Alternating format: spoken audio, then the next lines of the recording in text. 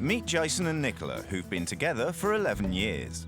They live in a 5-bedroom mansion in Wales with their 2 children, 2-year-old Morgan and 7-year-old Lewis. Meet Jane and Dave.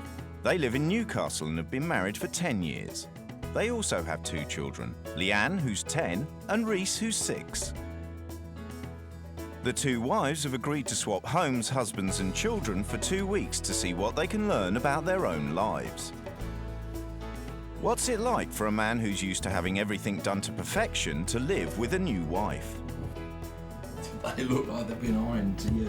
Who in the right mind would iron the shirt and then fold it up on the bed? You just wouldn't do that, would you?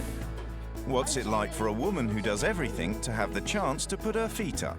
I feel bad sitting here watching you do No, it. no. You know, why should I have to sit here and why should you have to do it?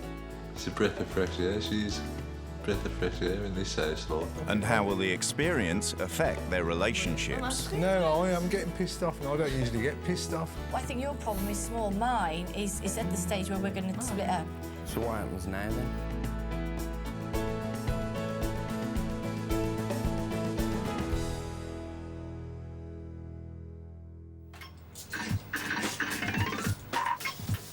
Jason is a financial services manager.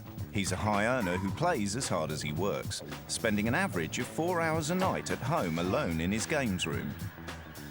Can you see the dirt, look? Because I refuse to clean. Look at the fingers all over there and look at the dust. His partner Nicola is a freelance interior designer who's used her unique sense of style to create her dream home. Did my curtains. Just a nice little neat loop. I made this. It was going to be a pair of curtains, so I've just stapled it up. I've done all this myself. No help from Jason. When she's not changing rooms, Nicola's busy with both children and all the household chores. It's not dinner time, Morg. I'm just an unpaid slave, A basically. well-paid slave. How can you say you're an unpaid slave? Bloody ain't paid. If I ask her, right, a normal wife, I would say, "Excuse me, darling, is there any chance of ironing me a shirt, please?" And she would say, "Yes, husband, of course." Right, however, Nick would say, "For a £5." No, I Right? would not. Well, no, you Says wouldn't. if You'd you say pay- for a tenner, yeah. So Nick gets paid for everything, and I mean everything, don't you, little sweetie? Everything Nick lost. gets paid for. She doesn't do anything for nothing. Do you blame me? I have no involvement in the rest of the house. That's all Nick's work, really. So I come in here and this is mine. So everything I want's in here, really.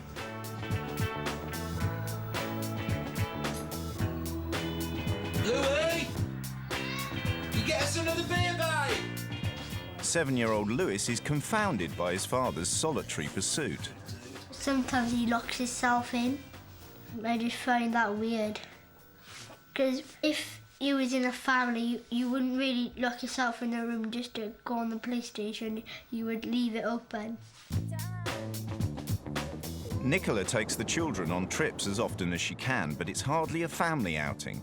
Jason rarely makes an appearance. But despite all their differences, they do share one common value. The one thing we agree on is money's nice, isn't His it? money's now. We like spending money. Yeah.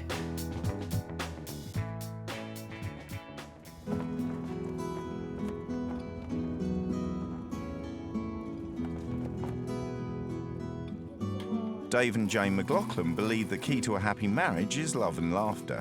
Jane works part-time in a charity shop and Dave works in the canteen. Between them, they bring home £160 a week.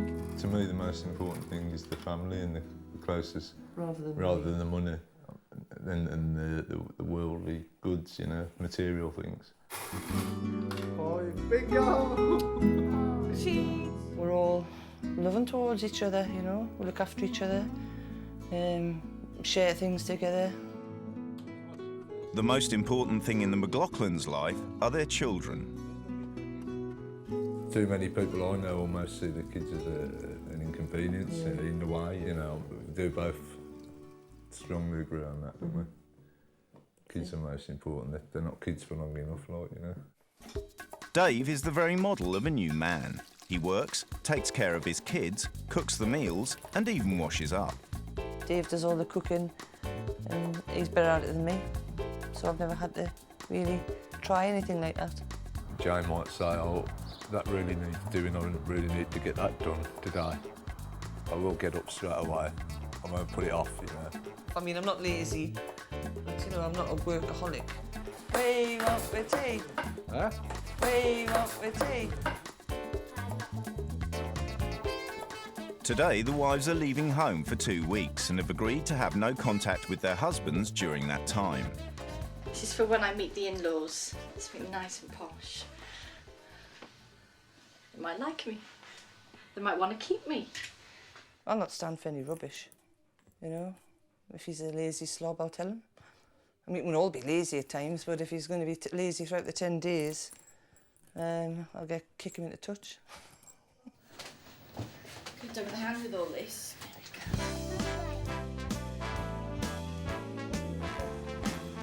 None of them know who they're going to be living with, and they're all in for a big surprise, as what they will soon discover is that their new partners are not exactly strangers.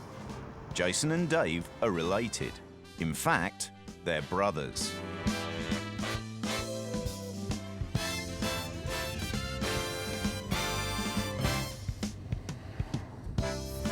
The two wives have never been close. They have nothing in common with each other and haven't met for 9 years. They don't know each other's children and have never been to the other's house. It's lovely. Very nice. Obviously don't like gardening. Chandeliers. Before they meet their husbands, the wives have a chance to take a good look around their new homes. Oh, it's better than I thought, actually. Oh my God. What? It's a fish. Oh, mills. Oh, yucky. What's this one? Oh, even worse. Where is it? Should never smoke in your lounge, just like your best room.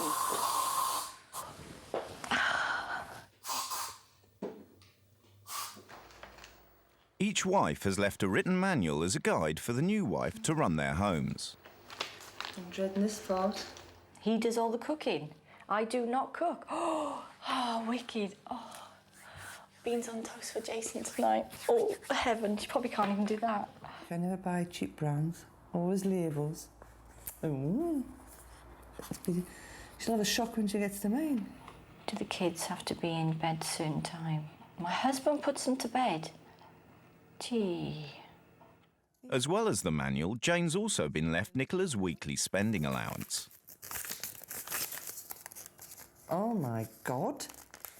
This is what she spends. So I've got £60 on food. Got £7 there for travelling. Nicola too has been given a weekly budget with instructions on how Jane makes a little go a long way. That leaves about 40 quid for food for a whole week. Oh, God. I feel sick. It's finally time for Nicola to meet her new husband. Oh, what have I left myself in for? Please let him be nice.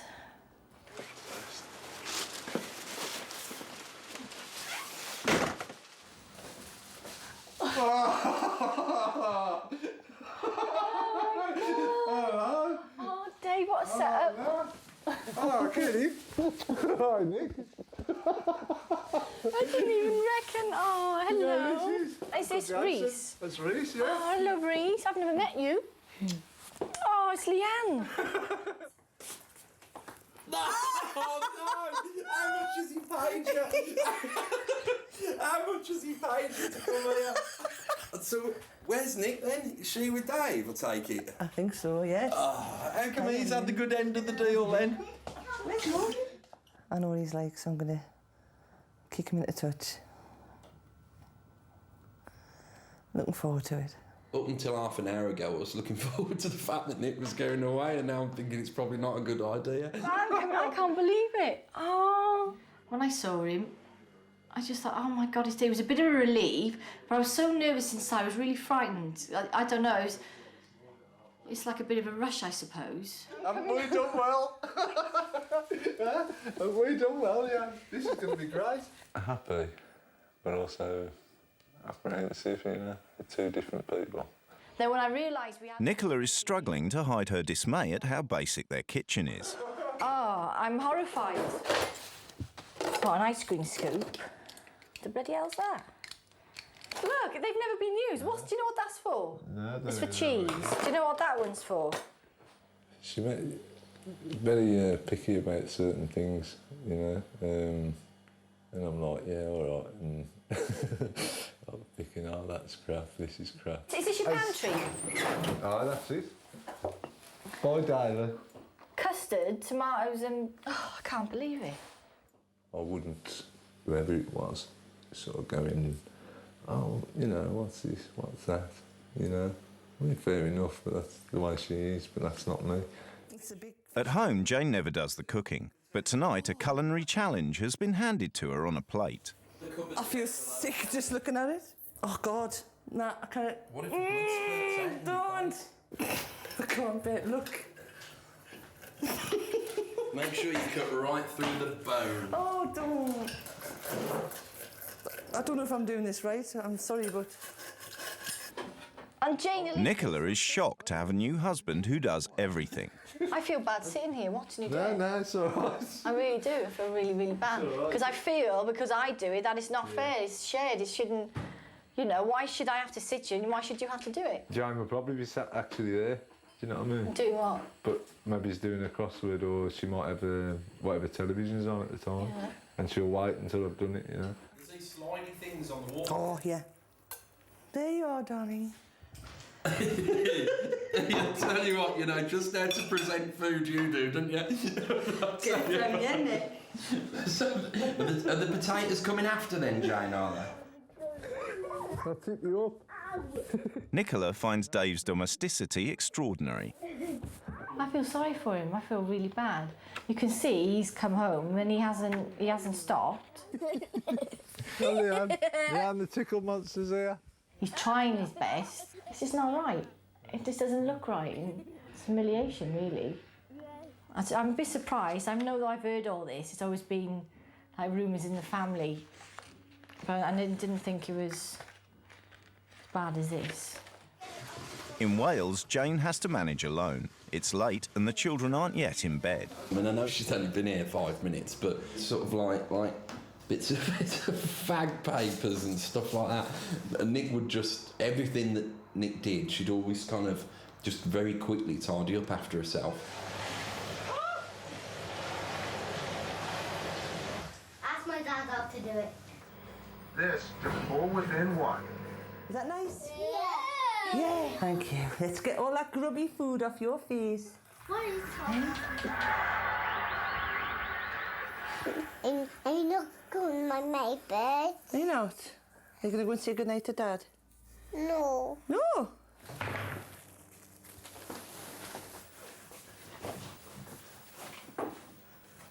Is that you for the night?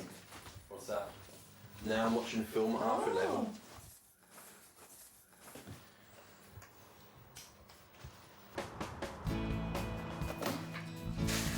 Jane and Nicola have exchanged homes and families for 2 weeks. They were shocked to discover that the husbands they've swapped are in fact brothers, whom the wives have only met a few times.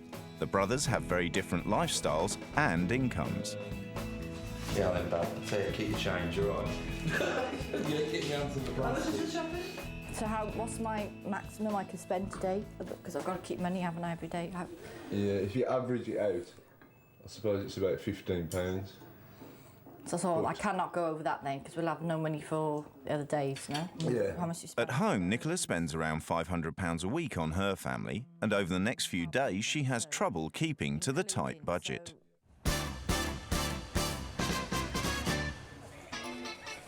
Might need some candles. God, I've never seen these. £2.99. Oh, bargain. Get the smell out of the lounge. 11, 12, £5.99, 13, 14, £1.99. I'm sure we can stretch that. 50, 60. Oh, I haven't got enough. Oh, I'll get that for Leanne. I'll sink at the bottom. Spending my budget again, aren't I?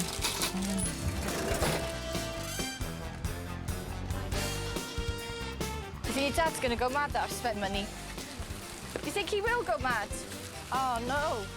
Today, Dave asked her to only buy bin bags and gravy, but Nicola has gone and blown over half the weekly budget.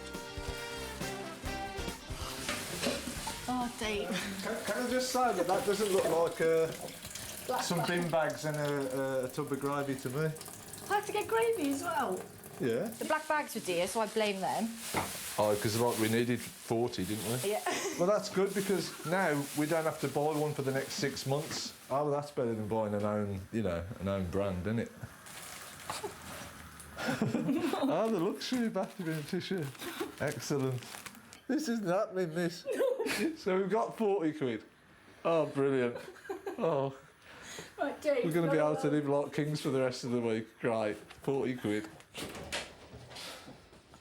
I haven't bought that much, really. I only bought an air freshener, a laundry basket and some clothes. I can't even, sort of tell her off. I'm just laughing, I just find it funny. I might not find it funny come Saturday or Sunday when I've got out to eat. Are you going to get some more beer? No. Was that? Hang on a minute, we're living by the normal rules now. I know, and I said no, because I don't. Doesn't matter whether I need. Although Nicola would normally go and buy Jason's beer, if he paid her cash, Jane isn't prepared to be bribed. No. You will go if I pay you. No. You won't go? No. I'll give you some cash to go. No. Hello! 30 quid me last Oh, night. fuck. 50. Wave that one in the face as well, sure. Get lost. Alright then, how about 10 and 20? Go on, Jane. Let me take you 5 minutes. You'll be there and back by the time I've cracked my first can open. Oh, 30 quid take weeks wage to me, but I can't. Well, I was expecting it because that's what they do, isn't it? And normally she'd just obviously take it. She'd be in that car now, wouldn't she? And it's be enough. That's a lot of money to me, and it's obviously means nothing to him. You just feel like slapping him. You think, God, you just got no respect for anyone, have you? You know what I mean? Dave and Jane would say they were happy here and wouldn't want my life. But I know that they're kidding themselves and they're lying because they play the lottery. And people say, oh, money doesn't make happiness. It bloody does. It makes happiness. You haven't got to do what they do. They can go out and spend when they want it because it makes you happy. And I think if I had more money, me and Jess would get on even better. I think we would. Yeah, 100%. I'd love him even more if he had more money. If he was giving me like £1,000 a week and things as an allowance, I'd love him even more. He could pay me to love him. But money doesn't appear to be buying love right now in the Welsh household. Jason's shirts haven't been laundered to his exacting high standards by Jane. They look like they've been ironed to you.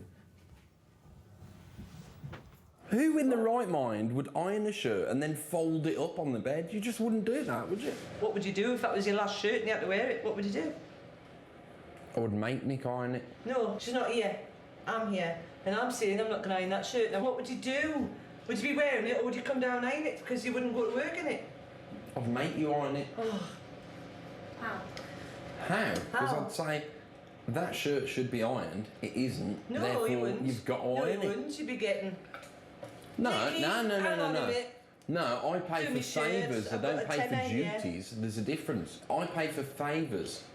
A favour is, will you do that for me? In return, I will do that for you. A duty is something that you should do anyway. What? Chew up on your chicken, will you?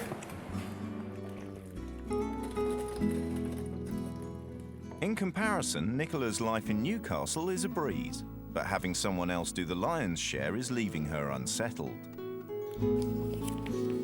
I know Dave does everything for her anyway, but a really big eye-opener because he's so opposite to Jace. I do feel sorry for him, really. I suppose it's because it's like looking at yourself. It's a reflection of what I do. And I couldn't do that to someone. I wouldn't walk all over somebody like that. Jane's patience with Jason and his laziness is being sorely tested. Right. Can I have a chance to put my feet up while you have your tea, please, sir? Please, sir. You've had your feet up all day. Please. You know, it's time to work now, man. Please, boss. I'm just saying. You're that mollycoddled. No, I'm just saying. And it's Nikki's fault for doing it in the first place, because she's obviously took over from your mother's role. I mean, I work all week. I never get any time to myself when I come home overnight because I'm home late. My heart bleeds. So hard done to, aren't you? Nicola's happy she can finally contribute with her one chore of the week. It's an opportunity for her and Dave to talk and to discover they both feel they're being walked over. But you just think some people, you get to a relationship where they take advantage, like Jane does and Jason does. They take advantage of us and they know you're going to do it. Yeah. But I think when Jane comes back, one of the things you should do is leave the dishes. And if she doesn't wash them, leave them for breakfast. And if she doesn't wash them, leave them. And when there's no dishes, she's going to have to wash them. All it is, we've got two lazy buggers. Really lazy, right? And they deserve each other the next 10 days. I think today she's going to be thinking, I have had a day of it today, and I've really... She's not very happy. What are you doing? What are you doing? Why didn't you go to the toilet? I thought you were a big girl now. Bit late going now. You've already done it.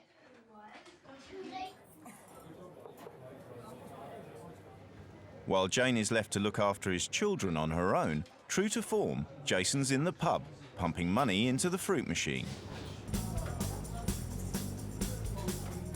Jane has to take Lewis to his karate lesson, and Morgan's only just out of the bar.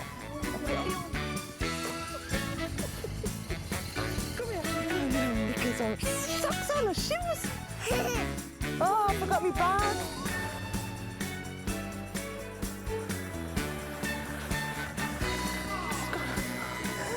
Because you've got nothing in. Come on then. See you in a minute. Come on then.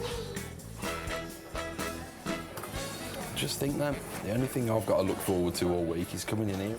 Jane is finally coming to terms with how little time Jason spends with his children. He's never taken his son to karate.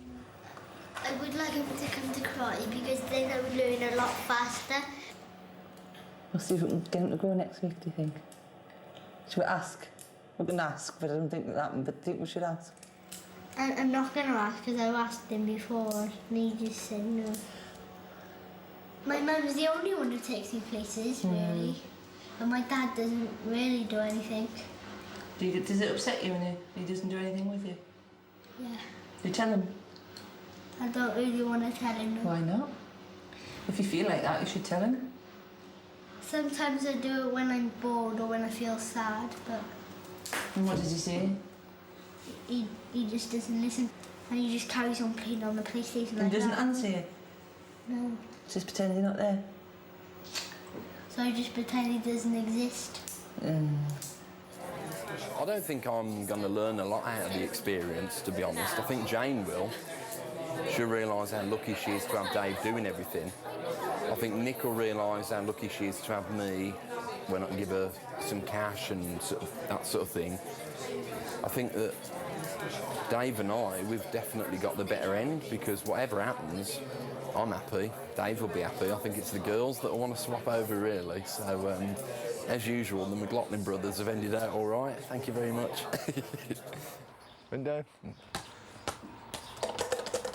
2. Stand back. A good dad, your dad, isn't he? Yeah. He does a lot for the kids when he's playing with them and that. It's not something his brother would do. Brother would just sit in his office and put the radio on when we were waiting to go out. So he's a good dad. Every weekend, the McLaughlins have a family day out. Oh, that one's got loads of money. Dave saves up 2p pieces all week to take his kids to the arcade. Nearly. Look, yeah, there she was. Oh, wicked.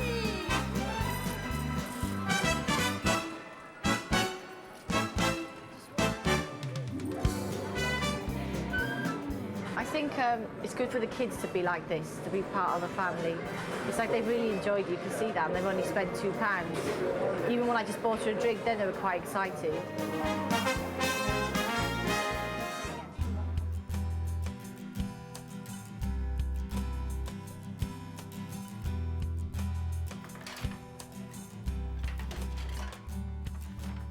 It's been quite upsetting to see Lewis He really wants his dad to join in more with him, and he's actually like pleading with me for next week to try and get him to do this, that and the other, but he knows that next week he'll not do it, you know, and he thinks he's given up before next week even starts, you know. He knows his dad won't want to do it, and he won't do it.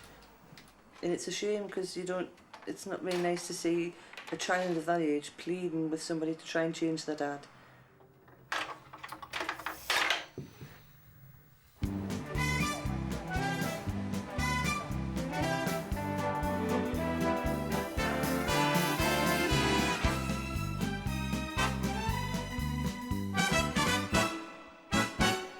The day out with Dave and the kids is forcing Nicola to face her feelings about what her own children are missing out on.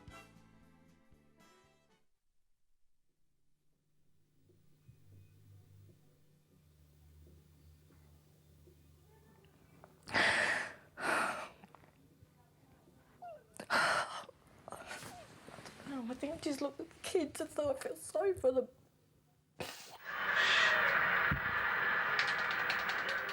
Why didn't you get Louis to come and play a game with you? Because I have my time, and then he has his time, and my time is now. When's his time then? Occasionally I'll let him on, but he's got his own one upstairs, hasn't he? I just think you have kids and you think you want to do everything right for them, mummy, dad, the family. I just looked at them and I thought it's not their fault. They probably see it all.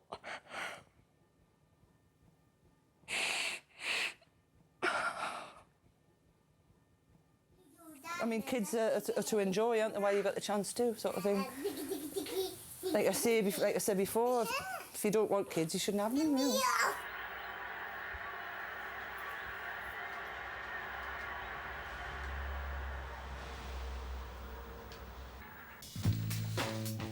For the past week, Nicola and Jane have been living in each other's homes, following the instructions in the other's manual. Yeah, it works. Jace, get off your backside. But everything's about to change, as the wives introduce their own set of rules. In Wales, Jane is wasting no time and has hired a locksmith to attend to the door of the games room. What's going on there?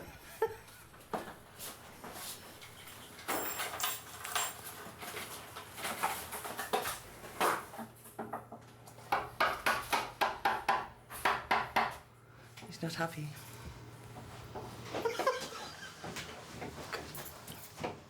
Right, these are the new rules for this week. Number 1, no entry to the games room. I just think that's a bit harsh. Try it and see how you can get on. Why can't I go in it while you're in bed? I can't see what's the problem there. Because it'd be locked. Okay, the first one is, I think we should be going out doing things for us. Going out maybe as a couple next week, even if it is just going down the pub for a quick half or something like that. Number 2, spending time with the kids, playing board games, playing out in the back garden, whatever. Being a dad to them, you know, so you can experience it. Getting them up and dressed. Before you go to work, yeah. So or over the weekend. So if I'm out the house at 7:30 in the morning, right? Yeah. You want me to get them up, dressed at 7:30? Mm-hmm. I think you're a bit of a wimp. I think she's walking all over you and you're too laid back.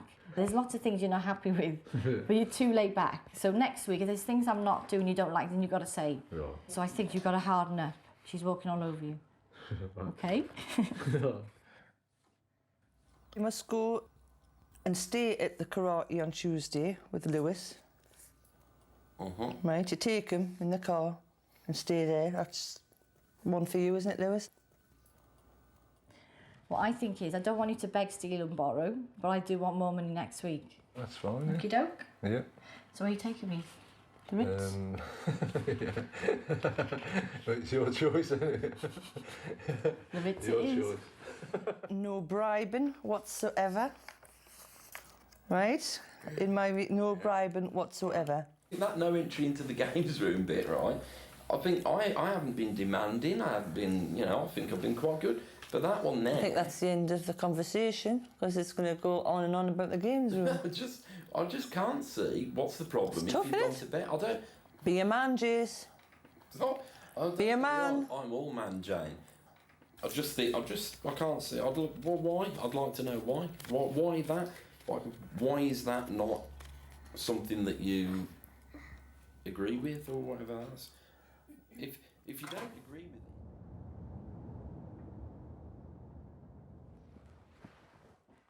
Dave has a dilemma. Nicola wants more money and nights out, but the only cash in the house is the £50 holiday fund for the family trip to Butlins next week.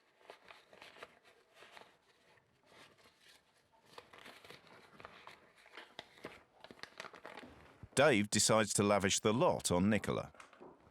When I go on holiday, I don't mind sitting there with nothing as long as Nick's had a good time tonight. Oh yeah, lovely. I've got one of those heaters. Oh yeah. Trusty. That's nice, isn't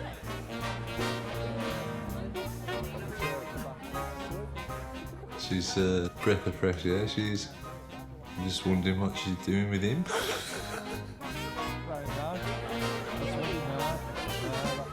Get your priorities right. I certainly wouldn't be locking myself away in that bloody office on a flipping PlayStation, you hamster.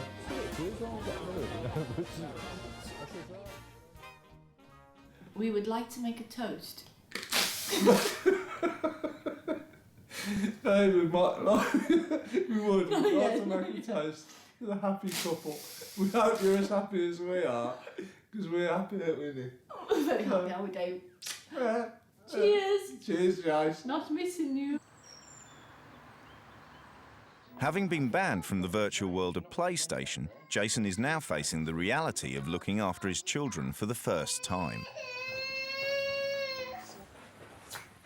I think you and me are going to have a word with Auntie Jane, aren't we? Totty? Totty, who's done this? Me. And Auntie Jane's just ignored it, has she? Jane? Yes? What do you think I'm going to ask you? What? Oh, does this look a normal bedroom to you then? Well, that's what she's made it out to be this morning by the looks of it. So this morning she's done this, so last night... Yeah, this is what it's like every morning when you get out of bed, She pulls the place apart. This is what it's like, Jace. Have you not been in a bedroom before? Yeah, but every time I've come in here before, it don't look like this. Well, that means you haven't tidied it up yet. No, if this has been like this all the time, this is the first time I've been in here this week.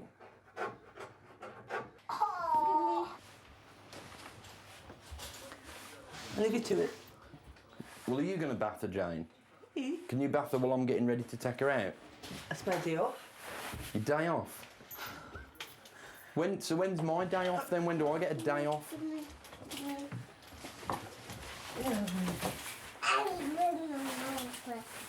Right, get your clothes off, you're having a bath. And you, Louis, get everything off. Jessica, that's good.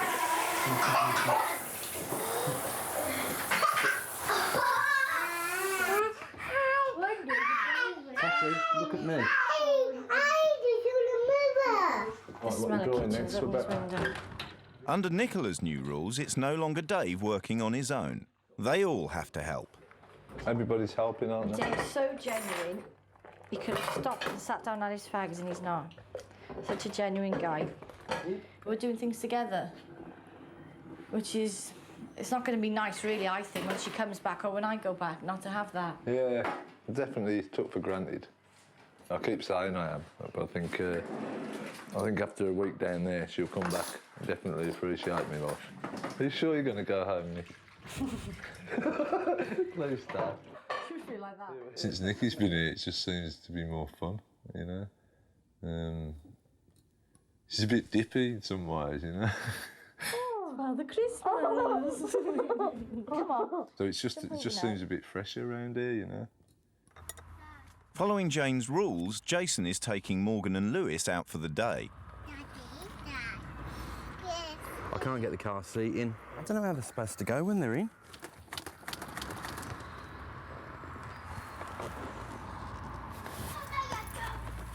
It's the first time he's been alone with both of them since they were born. We coming today? Yeah, we might not be going anywhere, babe, if we can't get this sorted. We're not going. Daddy, just said you can get a taxi. I'm not pissing about with taxis, Lou. I'd rather not go.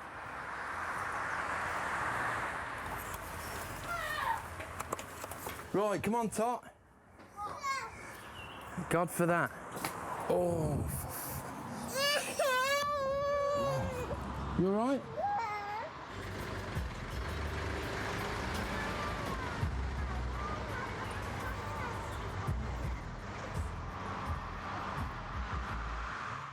In Newcastle, Nicola is beginning to see how rich family life can be, even without the trappings of wealth. She's also starting to doubt her future with her own husband. Seeing Dave doing what he does, I was just thinking, I don't want to go home. I look at him and I see me, and I'm not happy doing it. I'm not a slave, and if I wanted to be a cleaner and a cook and a mother and a nurse and all that, I could get paid for it. But I think being away now is reminding me of all of my life now, my whole situation of living with him. He's a bully, and he's just very selfish. Stop. Oh, Tots. You can't catch me. Come on, Lou, we've got to go somewhere else. There's too much muck here, it's ridiculous. Come on, then. Louie! Jason's day out is going from bad to much worse. Now Lewis has fallen in the river.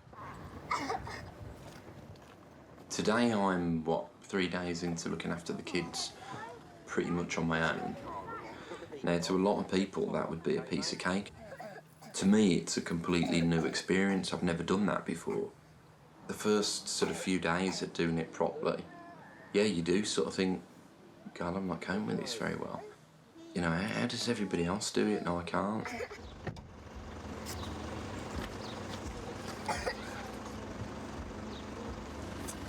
Right, well, we've got to go home, haven't we?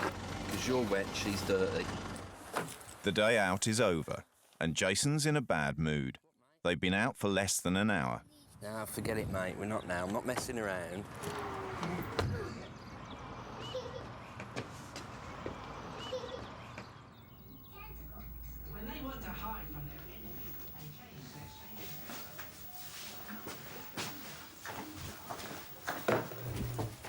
As the day's gone on, his attitude's changed. The shit's starting to hit the fan now, like, you know, because his routine's changed. He's very moody and grumpy and snappy. There's a lot going on in his head, you know. He can't sort of, like, relax. He's just on edge.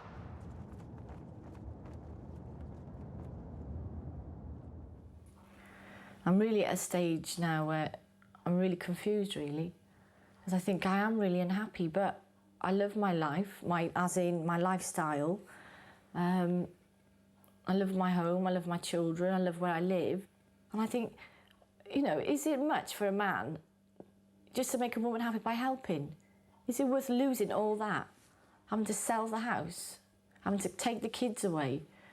It's just not worth it. I just don't understand how he's like it. And the only reason he's like, because he's selfish. He doesn't give a damn. He doesn't care because Nick will pick the pieces up. Nick will do it. Nick does everything. Well, Nick's fed up of it now.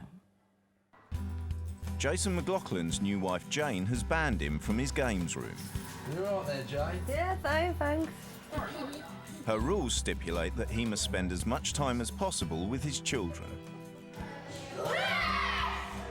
Tonight, Jason's home early from work to accompany Lewis to his karate lesson for the first time. The past few days have not proved easy for the novice father. This is sort of a very personal thing to try and succeed at, really. It is a bit of a fear of failure, really. But not like a fear of failure of a driving test, where it doesn't matter. You know, because it does matter, doesn't it, when it's kids? It's, you know, it's a serious issue. So you fail at that and it's a big problem, isn't it?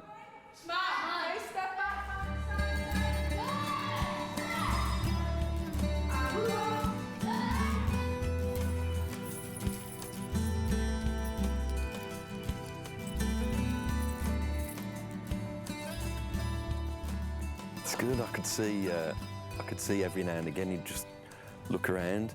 It was obviously he can't sort of wave to me or anything like that, can he, in the middle of a lesson? But every now and again he would just have a quick glance to the side to make sure I'm still there watching him. So yeah, it seems to have made him happy. He was, I was going to say he was like a little kid coming down in the car, but he's a little kid, so that's only natural he should be, isn't it? Battleships? No, we need a proper game we can play properly, babe. Not one that lasts about 30 seconds, because you'll get bored of it, I know you. You know, you buy a dog, you know, you need a dog licence for it. You have kids, and there's no manual, there's no licence. It's just, well, you know, these are yours. You've got to turn them into human beings that are, you know, good, grown-up, decent kids. How Nick does what she does, I'll never know.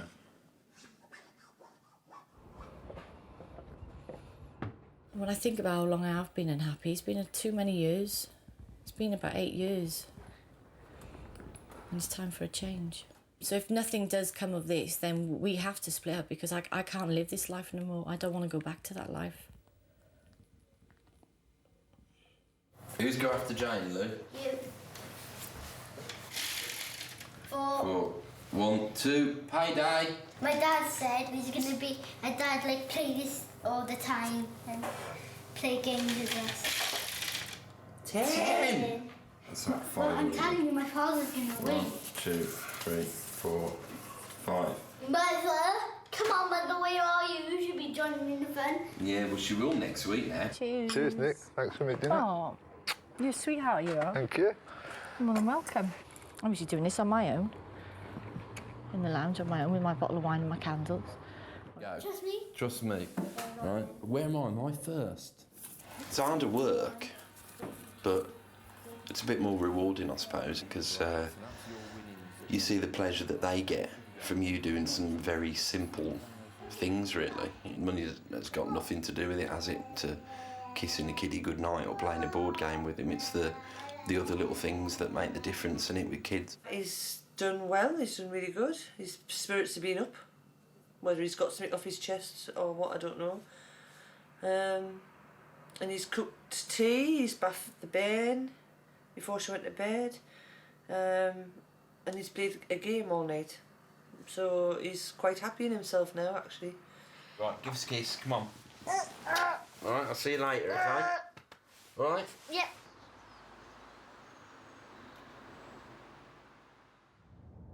It's the final day of the swap, and within hours the couples will be reunited.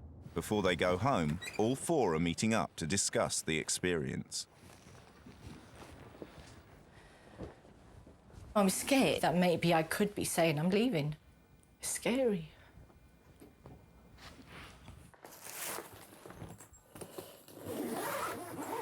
Just really just appreciate what you've got, you know, when you see how the others argue or whatever, and don't spend time with the kids. 2 brothers, total opposites in some respect, you know. Spud! Nicky, all right? You look different. aren't I know you.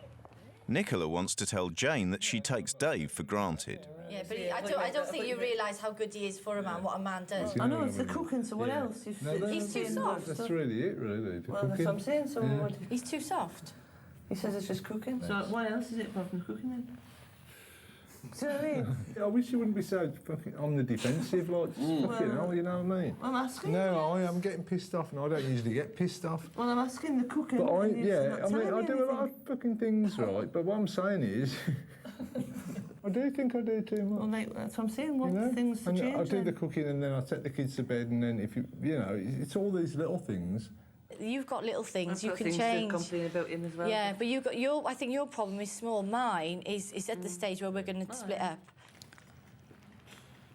Because I've been so unhappy. If you're just going to say you're not coming out... I'm not saying that. no. I need change. I need change in my life for me and the kids. I need that change, you know. And I think what I've gone through this week, every day of my life, has been misery.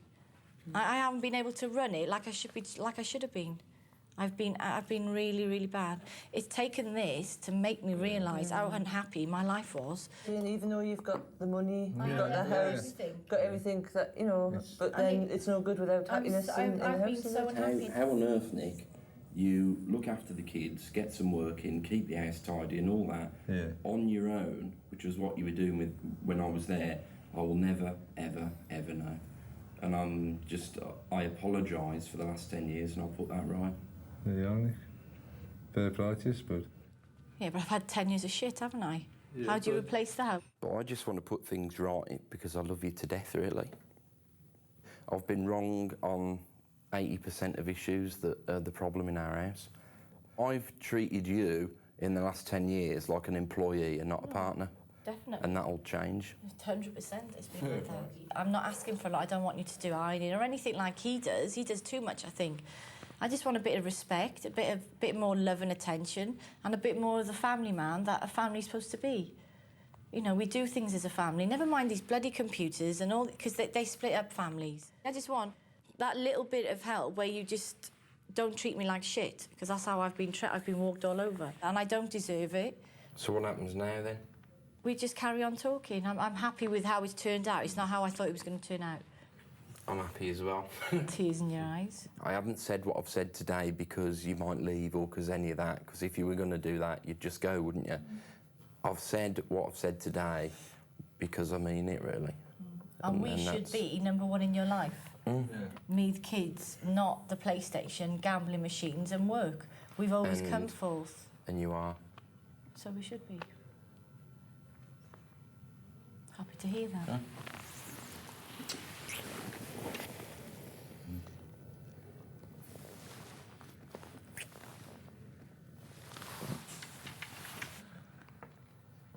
Think how happy Louis will be. He's got what he wants on his birthday. Yeah. A happy mummy and daddy. Yeah,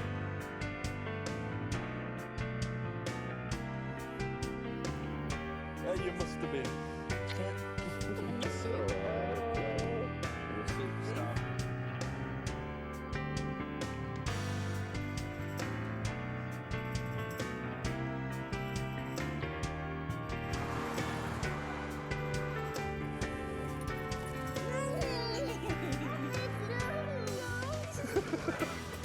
Hey! The 2 weeks apart has had a big effect on the couples. Whilst there were happy times, probably for both of us, there was the worst times ever, and yet we've come out of it learning everything we needed to. You haven't told me what you think about me and how much you appreciate me. You tell everybody else, but you don't tell me. I hope he sticks to it, because I don't want to go back to that whole life of me. That Nick 2 weeks ago is gone, and if I ever have to go back to that life, I won't be here. Yeah, and she just bloody relax a bit and tell me, because she's never ever tells me that she appreciates me or anything. Yeah. Oh, I appreciate it. Thank you. Well, that's fine, yeah. If he can just get a little bit of his brother in him, he's on the way to being Mr. Perfect. Mr. Right. Jason is still a changed man, and he recently took the whole family on a children's holiday to Disneyland. Jane now appreciates Dave and does most of the cooking. And now, after 9 years of little contact, the whole McLaughlin family spend a lot more time together.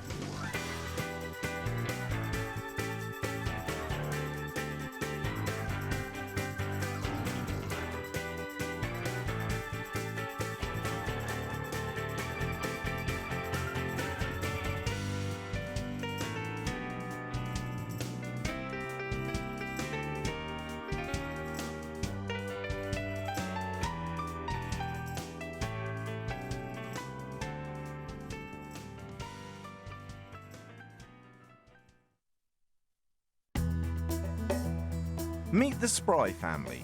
Colin and Emma have been married for 10 years and have 2 children, Charlotte and Marcus.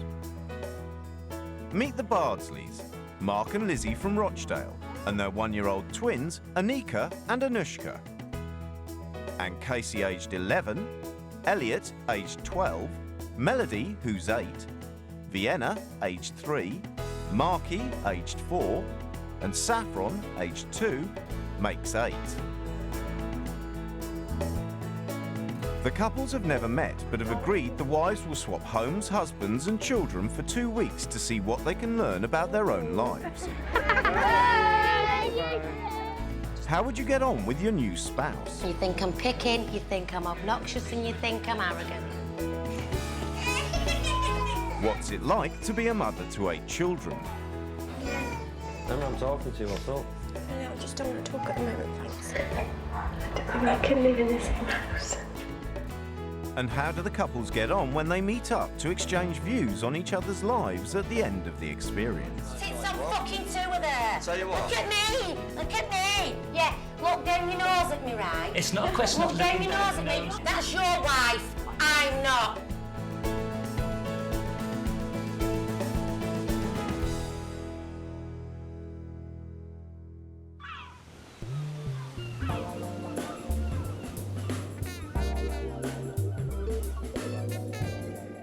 Colin and Emma Spry live in Devon. They own a £180,000 detached house, have 2 cars, 2 children, and take 3 holidays a year. We are aspirational, aren't we? We are ambitious. I get that from my parents. I get that purely from the fact that I've worked hard all my life, and it'd be really nice for us to have something and say, that's ours. Colin works as a nightclub manager and Emma has an office job, but they're about to open their own restaurant. Behind is the bar area, bright lit bar area with the entrance going down to the kitchen. I feel everybody, again, has to have a set goal and put their all into reaching that goal, and that means working hard. The lifestyle that I'd like to have would be a mansion, a swimming pool, butler, maybe. In Rochdale, on a council house estate, Lizzie and Mark Bardsley live with their 8 children, 5 of whom are under 4.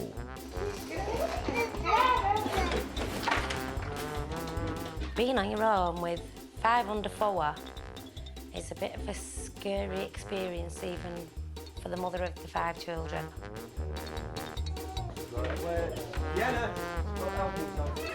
Mark, you don't start being nasty now because you can't have a yoghurt.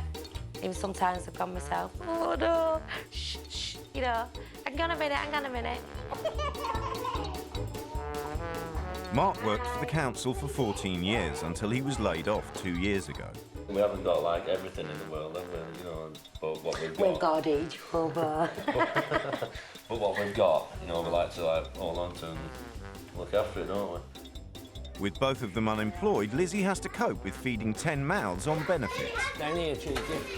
Mark, how hungry are you? Starving. Not with my shopping bill, you're not.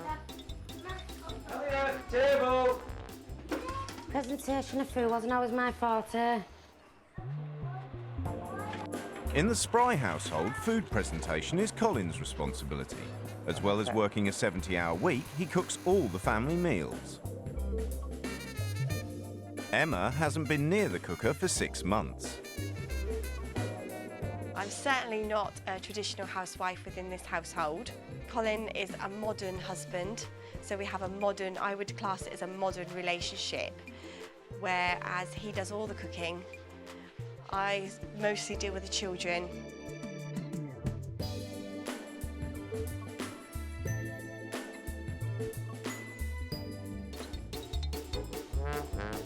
Lizzie has to serve up 270 meals a week and comes from a family of 10 herself. The rewards are brilliant. You couldn't wish for bigger and better reward. You know, seeing them, you know, like Minushka, she's starting to walk and all the rest of it.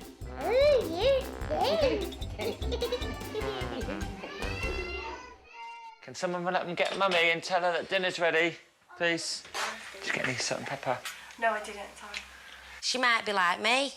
I don't know. I might just take it all in a stride or whatever. But I think anybody who has 5 children, 4 and under, will agree with me. It's hard going sometimes. I think I communicate well with people on all levels, but I'm not a natural mother figure. To blow it, Marcus, because it's a bit warm. This other woman is going to find it sheer hell.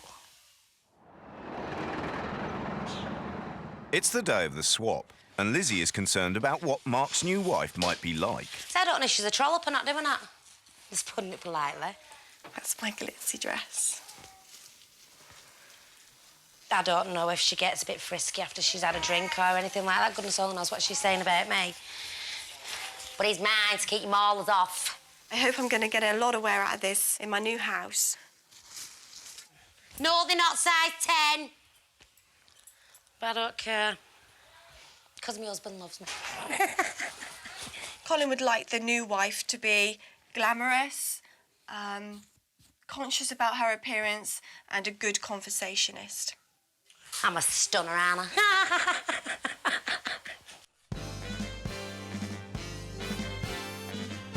The couples have agreed to have no further contact till the end of the swap. See you later. See you, Mum. See you later. See you. Have fun. Mum. Great time, darling. Enjoy.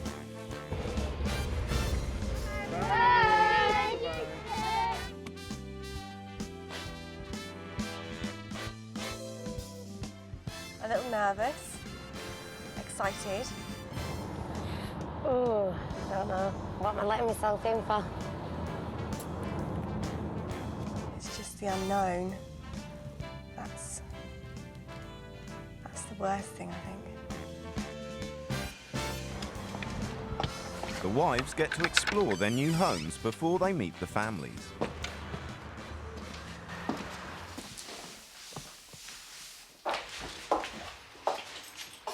Here, very poor shops at Sainsbury's. Children could be twins. Oh, dishwasher. Boys. 2 boys. Wonder how many of these I can drink in 10 days.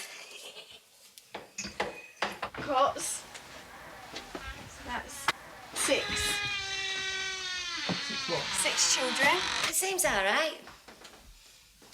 And 2 more. 8. 8 children. Blimey. Oh, little girl's room. A little bit nervous. It's been quite a while since I've been with youngsters. 2. 2 or 3. Never mind, it'll be a holiday. I don't feel that I'm a natural mother, but that'll be put to the test this week, won't it? Each wife has written a manual as a guide for running their homes. Colin cleans the home on Tuesdays and Thursdays properly. I do every meal, okay. Colin gets up at 7:30 and makes tea. He then prepares breakfast and dinner for everyone. I wash the clothes, clean the kitchen. Cleaning the kitchen, this is Colin's domain. Washing up, I do the pots and pans. Cleaning the bathroom, Colin. We are both at home, so we both look after the children. We believe in hard work and do not like people who don't have life ambitions. We are achievers and aspirational. So nobody works.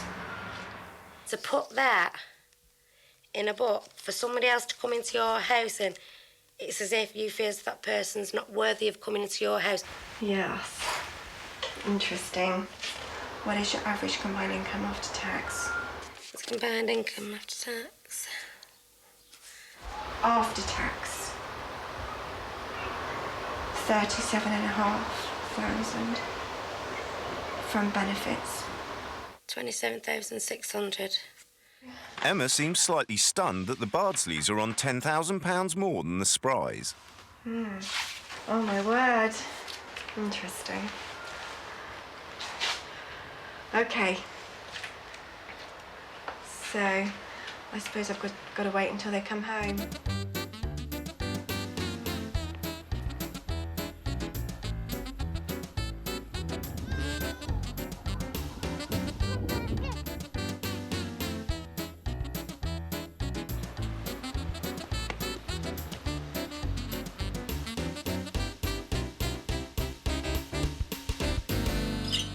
Hello, Marcus and Lizzie. Which one are you? Charlotte.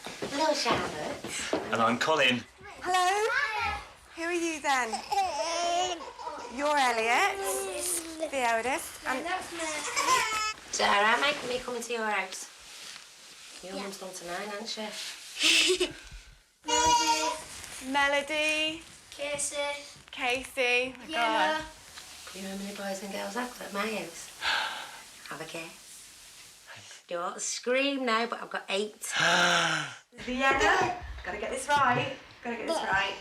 Casey? No. 8 children. Well, this is going to be a breeze for Lizzie down here then, isn't it? You're Casey. Saffron. That was Saffron. Saffron. Anika Anika. and Anushka. Anushka. Yeah. Okay. And you, Mark? Yeah, I am. My mum doesn't like cooking. I do. Last time my mum burnt the pizza. I have to inform you, I don't cook. Right. All right. All right. I just pre-warn you, so it'll be something probably basic. Right. There's Rochdale, right? And in Rochdale, you have all the little towns. I think we're going to get on like a house on fire. I hope so. She's very bubbly, got lots to say, lots of personality.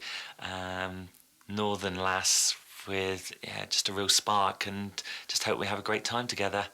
We try and bring some fun to the household. If I had to sum Colin up in one word, I'd say wuss. Bearing in mind that you've got to get up at 8 in the morning or 7:30. And I would ideally like to be in bed just after 10 tonight, so That's I don't fine. want it to be a late one. The way that he dresses, even down to his socks. You know, and the way he like padded down the stairs, like in his like socks. I'll see you in the morning. All right, see you tomorrow, Colin, and see what's on sale now. I don't know, and he's starting out. He's all man and no balls. And a man without any balls is no good. Excuse me, that's a lager. Oh, little deprived one. The only thing keeping me sane is beer and my cigarettes. No, it's not that bad. I must say, as soon as she said her husband does most of the cooking, it pissed me off. Because there's nothing like somebody else cooking for you. You can really enjoy the fucking meal. So, that were a real pisser when I found out she don't do much cooking. Arrived today, a little bit shocked. 8 children. Quite young. Right, how many tins of beans did you put in, Elliot? 5. All the bag. Yeah. Tell Elliot in. Get Elliot in. Pack it in, fight in. Get to bed. Food. Elliot. Into bed. Right, guys. 5 minutes. Yeah, 10 o'clock. Thank you. Elliot, you just had a wee. And where's your bed? Show me bed. Chaos. Absolute chaos in my first impressions here. She'll have to rough it and see how she goes. Not a break away from the children. That's all for tonight. Let's see what tomorrow brings. The wives begin their first week in their new homes. For Emma, this means looking after 8 kids, while Lizzie has agreed to take on Emma's part-time office job and picking the kids up after school. It's her first day's work in 10 years.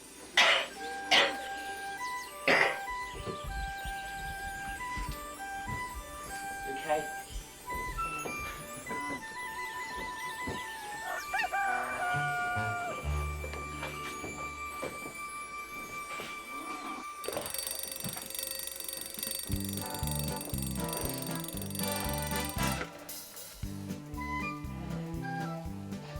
My executive pants. But I'm a bit apprehensive about going now. We were out half an hour ago and now it's like, Lizzie's day at the office. This morning.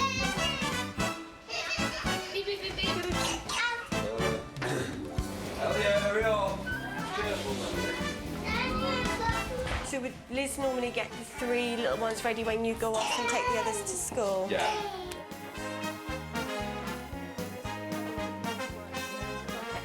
I'd like to introduce you to the staff first, if I may. Lizzie, this is Alex. Hi, Alex. Hi, nice to meet you. All right. Welcome to the team. Thank you very much. One of our trainers. I mean, from our perspective, Emma does a really good job here, doesn't she? So, Absolutely. so I don't think she'll be doing a good job at my house. you reckon that she'll find it tougher than this? Yeah. So yeah. you don't think she'll want to stay then? No, because at the end of the day, she goes home from me, doesn't she? The kids are there 24 hours a day.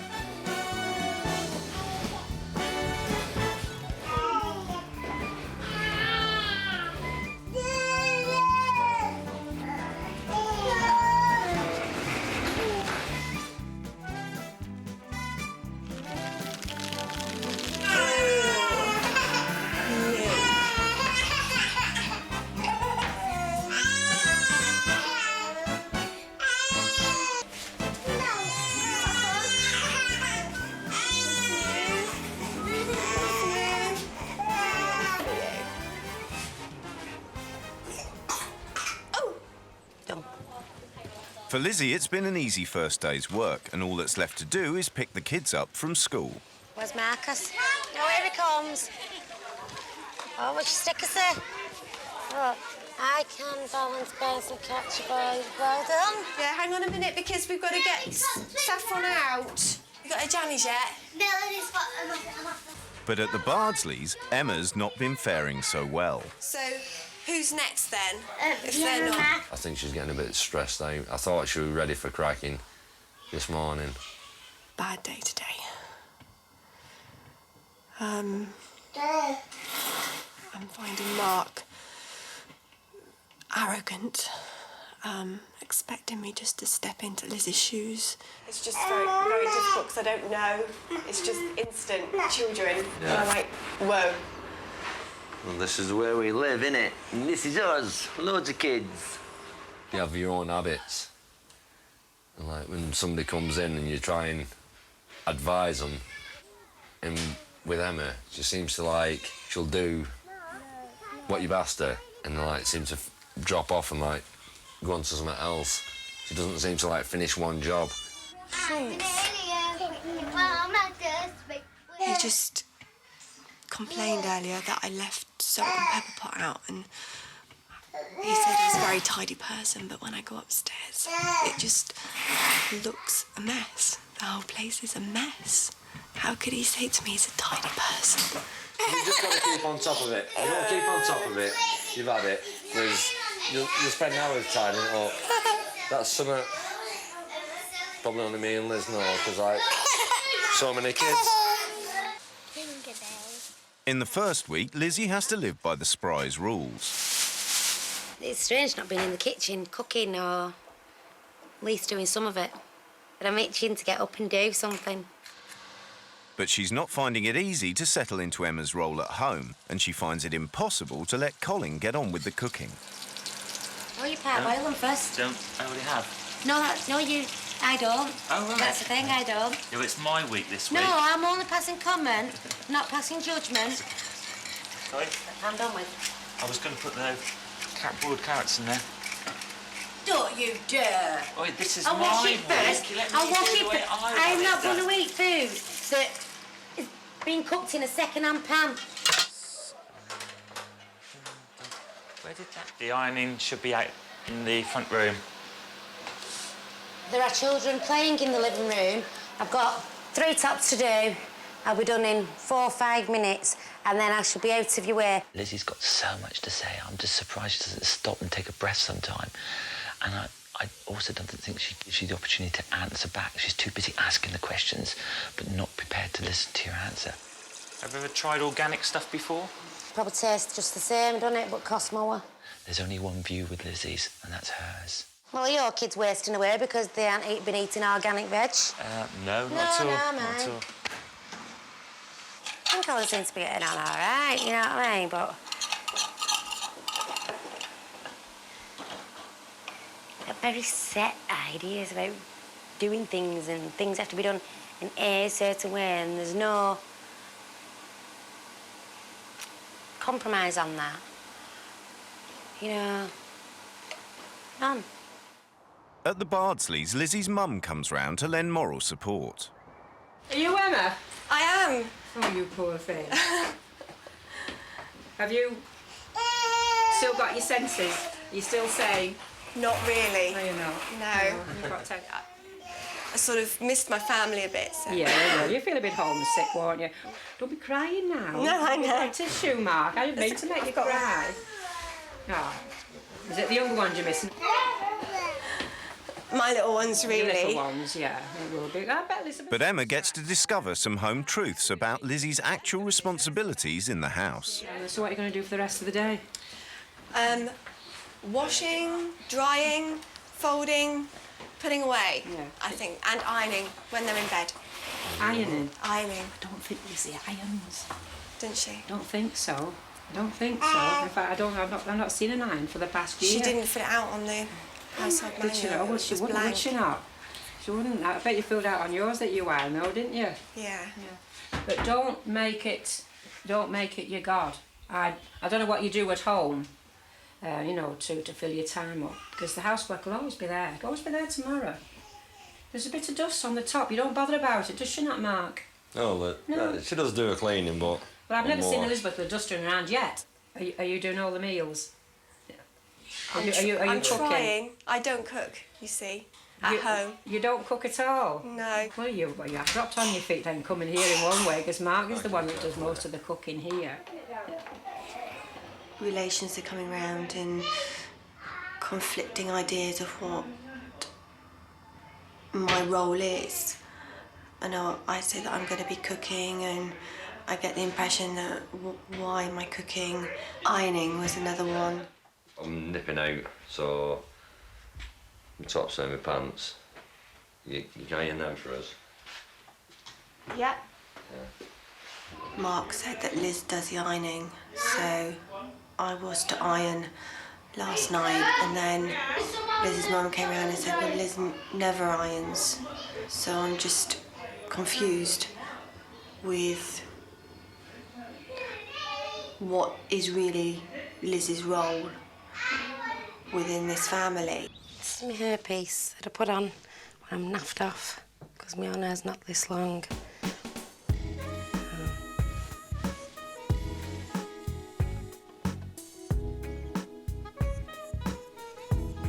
Instant, long hair. Makes you feel $1 million. Job's a good one. For Colin and Emma, romantic meals out are an important part of the marriage. And tonight, it's Lizzie's turn.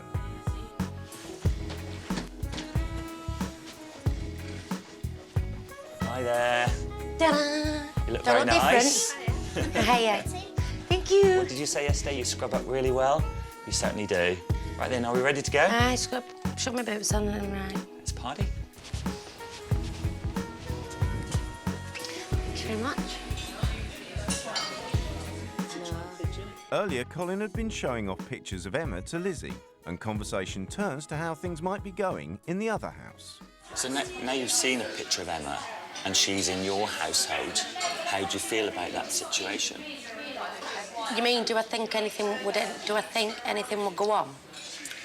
Well, that and the whole feeling that you have with actually just her being there. I didn't know whether or not my Mark might find Emma attractive. Oh, well, she's pretty. Emma didn't know whether or not you might find, no matter how much she trusts you, another woman in your house is a threat. It is a threat, and I'll be honest, it is. It's a threat, you know, coming into your house. You've got the trust in the relationship, that doesn't come into it, does it? Because... Yes, it does. It's always in a woman's mind, always. Right. I don't know whether or not Emma were going to make a pass at my husband. If she's had a drink, you don't. You do not know what is going to happen. Right. I'm not saying Emma's like that. No. Because I don't know Emma, but no. I didn't know that. I didn't know. Emma didn't know whether or not I was going to come in and I was going to be the biggest slapper walking. You know what I mean? And say, oh, yeah, Colin, you know, come on. You know what I mean? Yeah, but she knows Even though me you well said enough. no. If you trust your fella, then that shouldn't come into No, it. it's not the point. It's... You're not there to control the situation. Right then. All right. At the Bardsleys, the last thing on Emma's mind is seduction. Oh, kids, all right. After being told by Lizzie's mum, sister and neighbours that Lizzie doesn't do as much work as the manual suggests, she's determined to confront Mark, who's just returned from the pub. What, make you a brew? Yeah. Is that what Liz would do? I don't think so, would she? Yeah, about stuff. Pardon? Yeah, about stuff she'd do it. Would she? Yeah. That's something then, I suppose. Well, what do you think she won't? There's a lot of reasons why I don't think she would. Name one. Relatives and relations? Meaning what? Just saying that there's a lot of things... There's a lot of things in this household manual that she doesn't actually do. Somebody else does it. That's somebody else being who? You. Well, what gives you that impression? Pardon? What gives you that impression? Well, what everybody has told me. Well, what they told you? They said that Liz doesn't do any ironing. She does. Well, in the manual it was left blank. You said my wife doesn't fucking iron. Well, that's what the manual says. I'm not stupid. I'm not saying that. I'm not trying to insult your intelligence. The household manual is a complete load of crap. What do you mean, the household name? Pardon? The household name? The household manual. Manual? Yeah, it's full of lies. Well, how do I know that, Liz? Shredding. That manual needs shredding.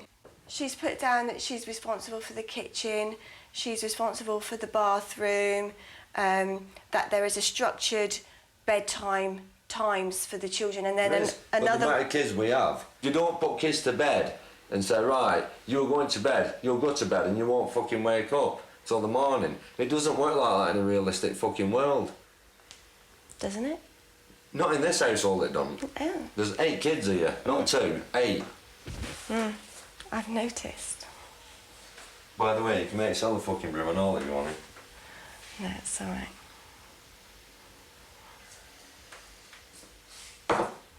I do take sugar in my tea. You do? Yeah. Not in coffee, in tea. Right. Please. How many sugars would you like? 2, please.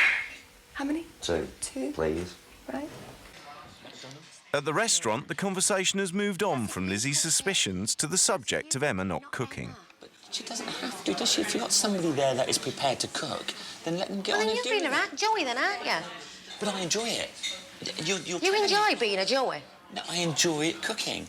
I enjoy doing it. Yeah, but why shouldn't Emma enjoy cooking for her children as well? She doesn't have to enjoy that. If she because chooses she's not prepared to give up her time selflessly to, to cook something healthy for her children. I just think that you are... You think I'm picking, you think I'm obnoxious, and you think I'm arrogant. And you don't like me, do you not? Well, hey, life's a bitch. And on that note, I shall go and intake some nicotine. Excuse me. I think I've got a lot off my chest. But I don't think he likes me. At the end of the day, I'm not rather bothered. I'm not his precious little Barbie doll that is on a little pedestal.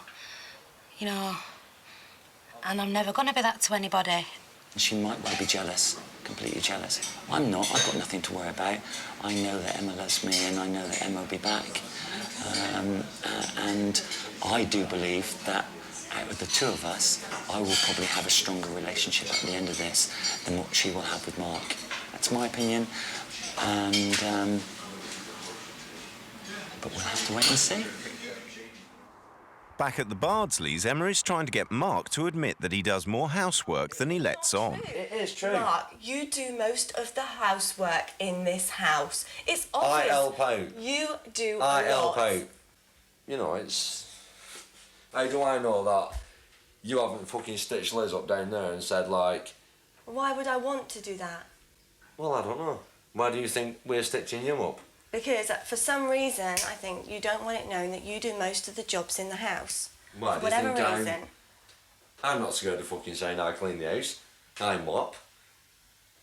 I'm a man of the fucking, Yeah, I know you are. 21st fucking century, That's so right, to speak. and those men do a lot in the home. I'm not fucking shy of fucking saying, I will fucking put the washer on. I will fucking mop the floor. I will fucking bath my kids. Or, I'll go and clean the fucking windows. That's right, because That's you the do way you're it. brought up. Yeah. But that shouldn't influence you in any way. You should have just walked in here, looked at your manual and said, fuck me, right, that's what Liz does, I'll fucking get on with it.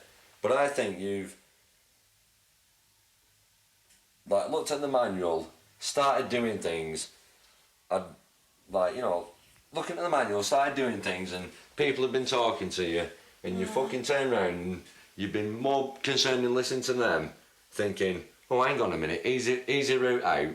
Oh, Mark does his welfare share, Well, you do. Well, I do. It's I called know. teamwork. It's called helping out. You have to in a family like this. But I think you thought, fuck it, that's what she does. Fucking, Well, I'm supposed to do I'll what do a she little does. bit and watch fucking Aren't Dick. I? Yeah. I'm supposed to do what she does. No, she does. And you do But she not. does more than what you fucking you have done. She's trying to make me look a fucking dickhead. It doesn't fucking matter. It doesn't matter if they fucking do fuck all and they write a load of fucking shit down on the manual. You've got to fucking do it. Because that's the rules of the fucking game. She's been too busy listening to the fucking people and making her own mind up and thought, fuck it, I'll take a back seat on this one and let this prick fucking do everything. Well, hey, this prick's fucking woke up. He's took notice and he's putting his foot down. Emma! You can just give us an hand with twins.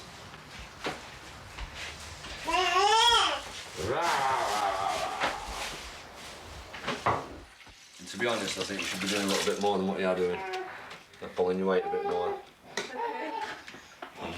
That's fine, yeah. I'm not having a go at you. Just, You are? I'm not having a go at you. I'm just feel... It's a contradiction. No, I just feel I've got to tell you. You've had kids of your own, you should be used to it. I have got kids, but then my children weren't so demanding like your children. Some people are used to kids and others aren't.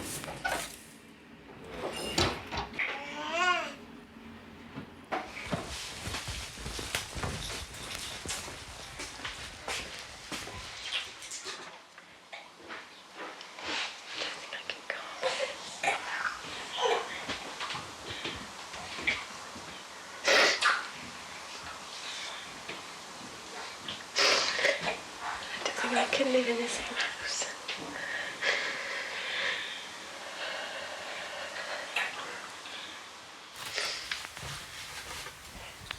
Mummy. Today is the twins' first birthday, and though under wife swap rules no contact between the couples is permitted, Lizzie has been allowed one call home. Hello? Hello? Hello? Hello, you alright? Yeah, you? Yeah, you with me? Yeah, yeah. Alright, kid? Alright. What's that, to twins? Yeah. Wish them happy birthday. Hello, Betty girl. I can hear Nika talking. Yeah. It's made me appreciate you a bit more. Pain in the ass and all that. Same here, and all you. Cheeky feet. Yeah. But, what do you think of her? Not bad. Alright. You're being nice, aren't you? No, not really. Just being myself. No, but be nice to her, 'cause she pisses you off, tell her. Oh. Her husband's a right ponce. She's pretty. Think she's pretty? Not my type, but not ugly. She's blonde. Huh? She's blonde. Yeah, I know. So you don't think she's pretty? You don't fancy her then? No. You sure? Yeah. She doesn't do anything for you? No. That's all right then. Fucking hell. I'll let you off. There's only one woman in my life, and you know who that is. It's me. It's you. Excuse me. She's sat there now. Emma? Have you done the bottles? Oh, where's she gone? Full of Give her a pistol. shout and find out whether Liz Emma? has gone. Well, she don't fired off. Oh, she's still at the back door crying. Is she? What's up? Emma, I'm talking to you. What's up? I just don't want to talk Tell the soft coat to sort her head out. What do you mean you don't want to talk about it? What's up? Finding it hard? Huh? Wife's a bitch, innit?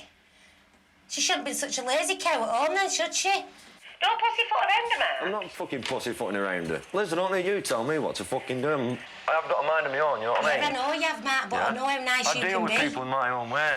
You know, she don't like it. It's tough shit. She's just got to, like, switch off and get on with it. But, I don't reckon she'll make it. I don't reckon she'll lose 10 days. Glad Matt don't find her attractive anyway, so it set my mind at ease and I'm not paranoid, because at the end of the day, you don't know if another woman coming to your house, no matter how much you trust your husband, you don't know whether or not they're going to find him attractive or fancy him or anything like that. But I certainly don't fancy her husband, so Matt's got no problems on that score. But I'm more and more determined to stick these 10 days out than anything now. Lizzie has declared her determination to last out the 2 weeks, and as usual, her lift arrives for work. Lizzie, it's 8:30. You should be up and ready for work by now. Come on, it's time to go. Emma would already been gone by now. At the moment, Lizzie's still in bed. I'm not really sure what time she's likely to get up. Emma would always be ready for her. I don't think she's ever missed Miss Trudy, any mornings at all?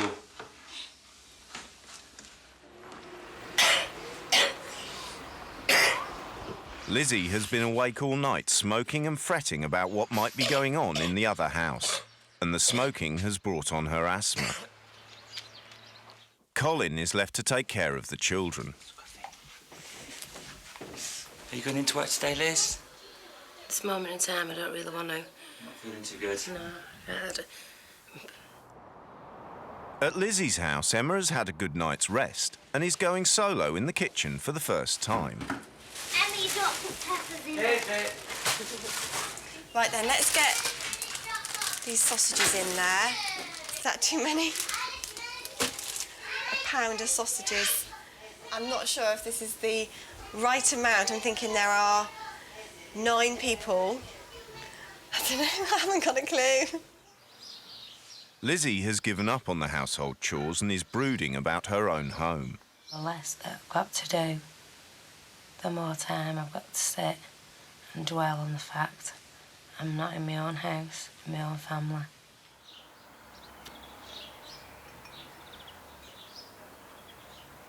Food's in the oven. It is. You start smoking. You know you failed. Yeah.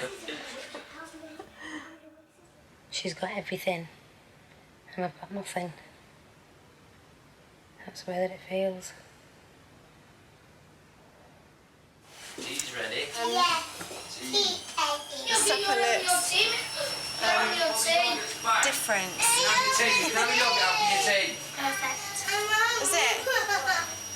Look at that. Perfect. That's brilliant. That's the first attempt. That's a 10 out of 10. It's really good. Colin, are you watching this? When she comes home, you'll be redundant out of that kitchen, I'm telling you. It's now quite late in the afternoon, looks like early evening. She's done nothing around the house. None of the kids have been looked after by her. She's done no packed lunches. She's just sat on her backside. And I love this expanse of glass along the side here. It drags in.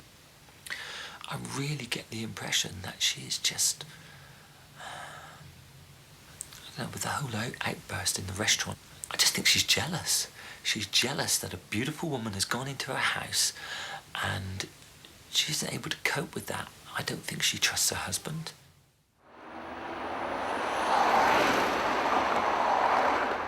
That night, Lizzie calls the other house. She's reached breaking point.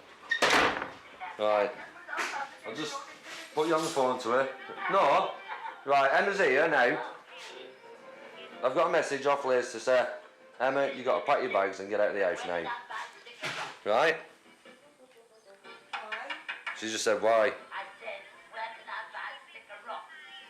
She just said, mind your own fucking business, it's her house. Right, happy? No? Yeah? Do you reckon you've been doing fuck all, you've ignored the babies, and apparently Liz has been busting her gut down there? Is she? She just said, has she? And laughed. She said, yeah, I fucking have.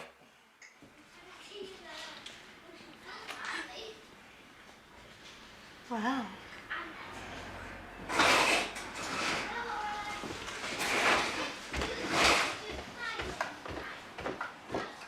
I don't know what's got into her. She's just gone totally off her fucking head. She's found a bit of background out about Emma. Called her a marriage wrecker. I mean, I don't know the fucking script of her marriage. She's just gone totally off her fucking head. Told to get that slag out of my fucking house and pack your fucking bags while you're at it. I don't know what the fuck's got into her. With Lizzie refusing to allow the swap to carry on, Emma has no choice but to leave. Pardon? Oh, my coat's hanging up upstairs, isn't it? I don't think I want to go upstairs. Can ya? That'd be a big help. Thank you ever so much, Casey. Brilliant. Lizzie leaves the Spry household that evening and checks into a local hotel.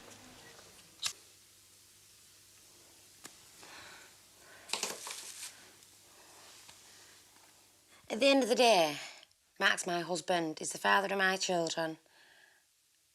And I love him to bits, but he's mine.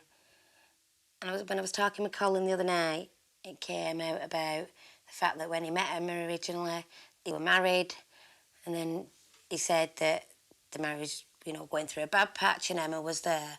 And here, presto, Emma and Colin get married. It's me straight away. Big red sirens, marriage wrecker. And if I'm honest, I won't say I'm a prude or a very moralistic person, but I don't trust her. As far as I'm concerned, I don't give a toss. If it were 10 years ago, 20 years ago, or whatever, to me, the timescale is totally irrelevant. She's a marriage wrecker, she was a dirty little slapper, and that's how I see her.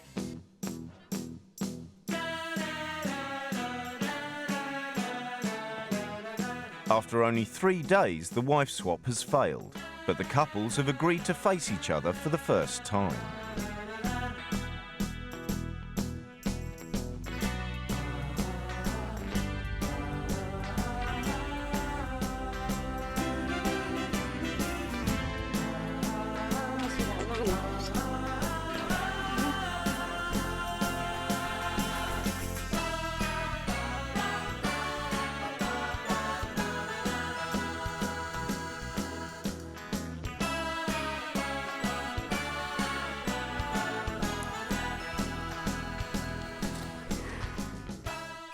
It's time for everyone to sit down and talk.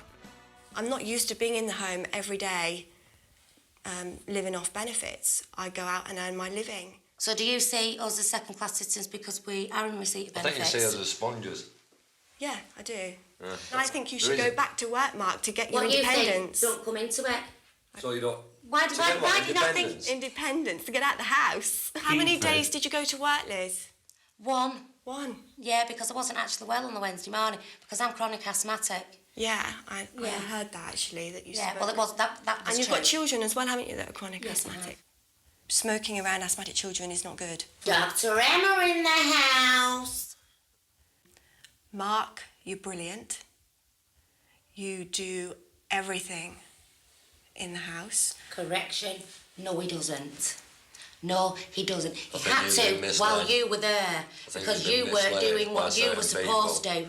Right. Your whole life and your whole lifestyle is an out-and-out farce. End of the day, you're so pathetic, right? Barbie doll, Miss Penelope. Yeah. You're pretty sad, really, aren't you? I am what I am, right? You might think, Gobby cow, whippity-doo for you. Do you want a Blue Peter badge or something like that? You seem fascinated by me, Liz. I do find you fascinating because I just can't get my head around it, to be honest. I feel flattered. Don't be, because you don't want to be. Yeah, look down your nose at me, right? It's not a question Look of down looking your down nose the at me. nose. You're sat there cocking your nose in it. Hey, Liz, don't you shout no, at me. just Do a not second. shout at me. We You had are a- no listen. better or no worse We than what had a I am. dis- I am not your wife, right? you're not, Right, thankfully. now, so don't you shout at me and dictate to me, I'm right? not dictating anything. That's your Liz. wife. I know. I'm not. Just leave her. Leave her, just... Right? Don't sit there flattening your eyelids at my husband, you fucking tart. Right? Your head's up so far up your own backside. Yeah. Yeah, you can sit there like that and think, I think the yeah, problem is, Lizzie's Liz, sat there being a gobby Liz. cat, and Emma's sat there being the civil, sophisticated I woman think she'd the like to problem think is she is. here And is she's there is not a two-way Here, I'm conversation, talking and I Liz. was talking first. Oh, we can speak. Okay. Here, What don't do you give mean my by that? husband permission to speak, Oh, you oh. new snooty fucking Sit mate. down, 'cause I'll have my say with her now. I'll speak when I want to speak. Okay. If you two are having an argument, and I've still... No, she's sat there being a patronising cow. You patronise Sit some fucking two with her. I'll tell you what. Look at me. Look at me. Right, sit Yeah. down and calm, let me talk with you. I think you could try and a bit very patronising towards us. I really do. I just don't think she trusts you, Mark. She sees Emma walking into that household.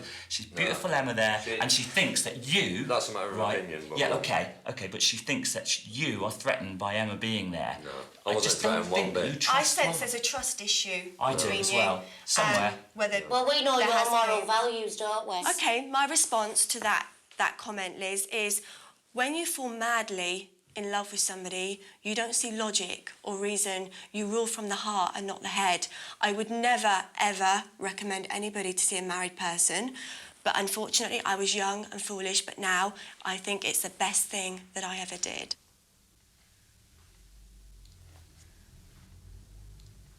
Your husband and your children are there with you the majority of the day because of the lifestyle we've got. And you love them and you tell them that you love them, but in such an extreme situation like this, you realise you love them even more than what, not a case that you care to admit to yourself, but they are the most precious things to you. They're not your belongings, they're yours. It's the first time I've seen you with emotion this whole week, Liz. She is normal.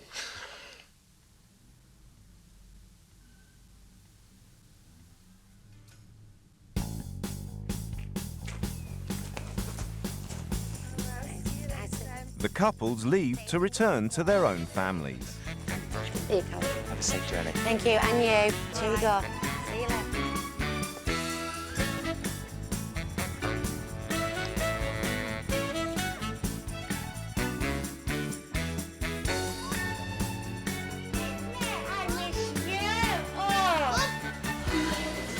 Matt, just give them thumbs out.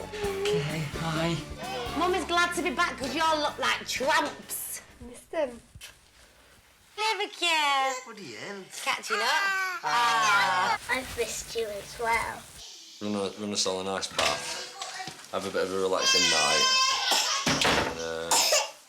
And in the morning, we'll see who does all the work. And it won't be me.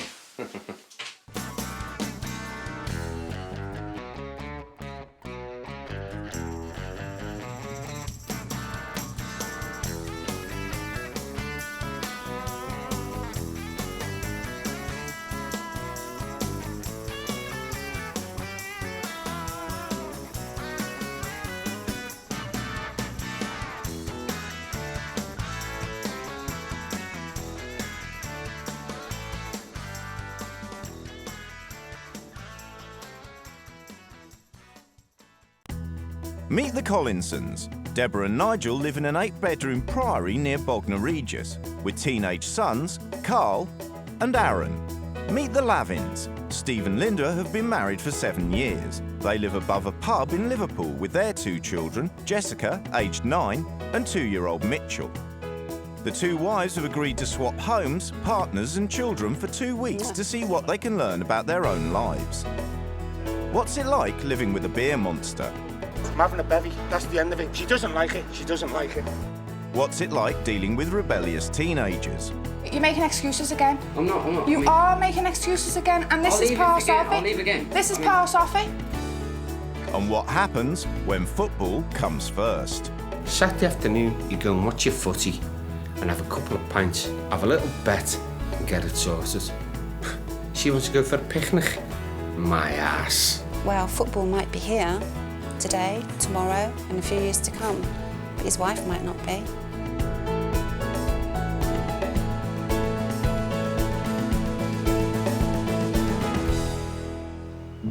The Collinson family live near the holiday resort at Bognor Regis. Hello, the Old Priory, can I help you? Deborah Collinson is a businesswoman. She's turned a 16th century priory into an exclusive guest house, complete with 4-poster beds, landscape gardens, and a swimming pool. You only get out of something what you're prepared to put into it.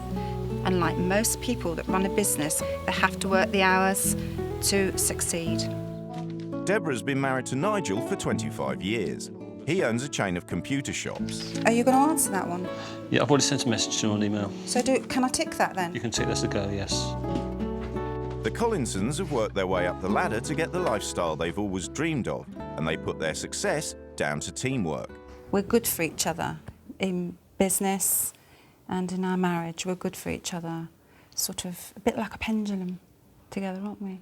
Yeah, one doesn't work without the other.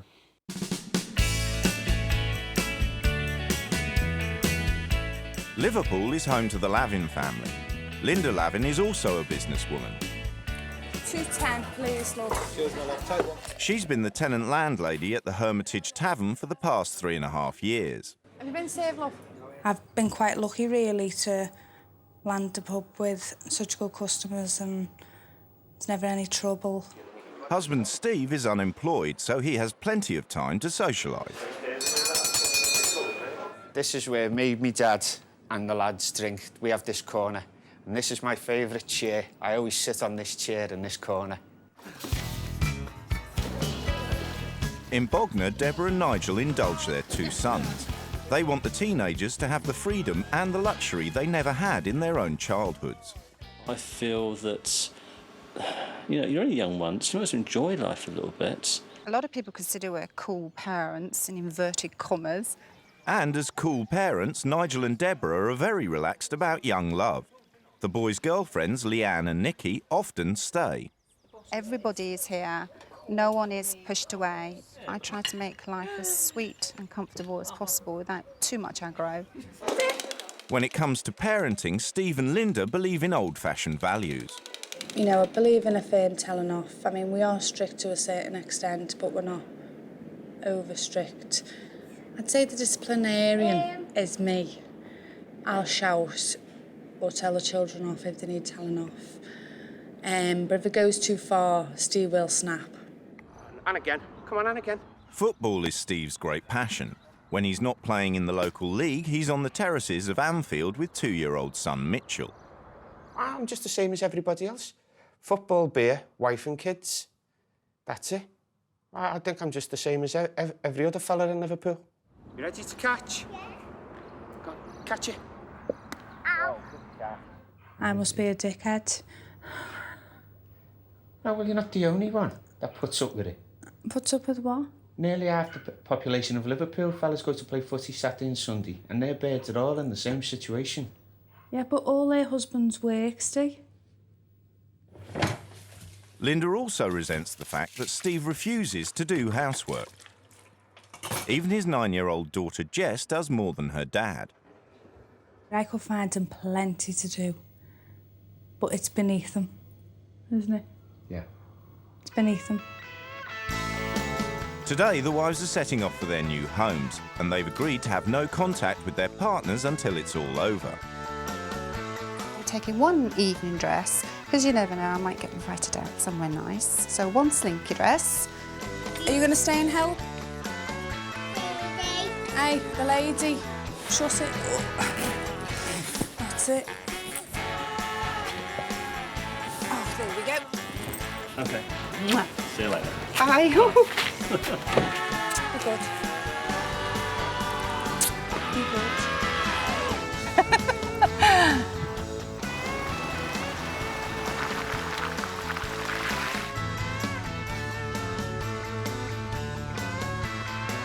Looks a bit farmlandy round here. All sorts of things have gone through my mind where I could be going. It's nice, isn't it? Is there any shops? So, from one business to another. Before they meet the partners, the wives have a chance to explore their new homes. Oh, lovely. Oh, isn't that beautiful? Her cooker leaves a lot to be desired. Oh, my word, I've gone from one extreme to another.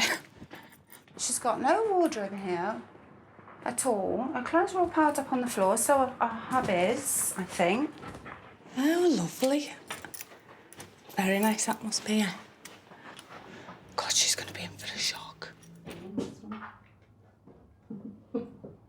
One door handle.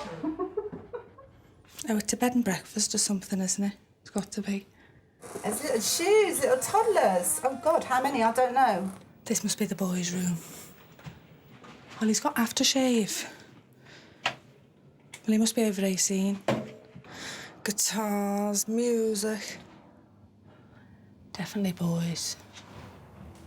There is nothing, absolutely nothing nice about it here.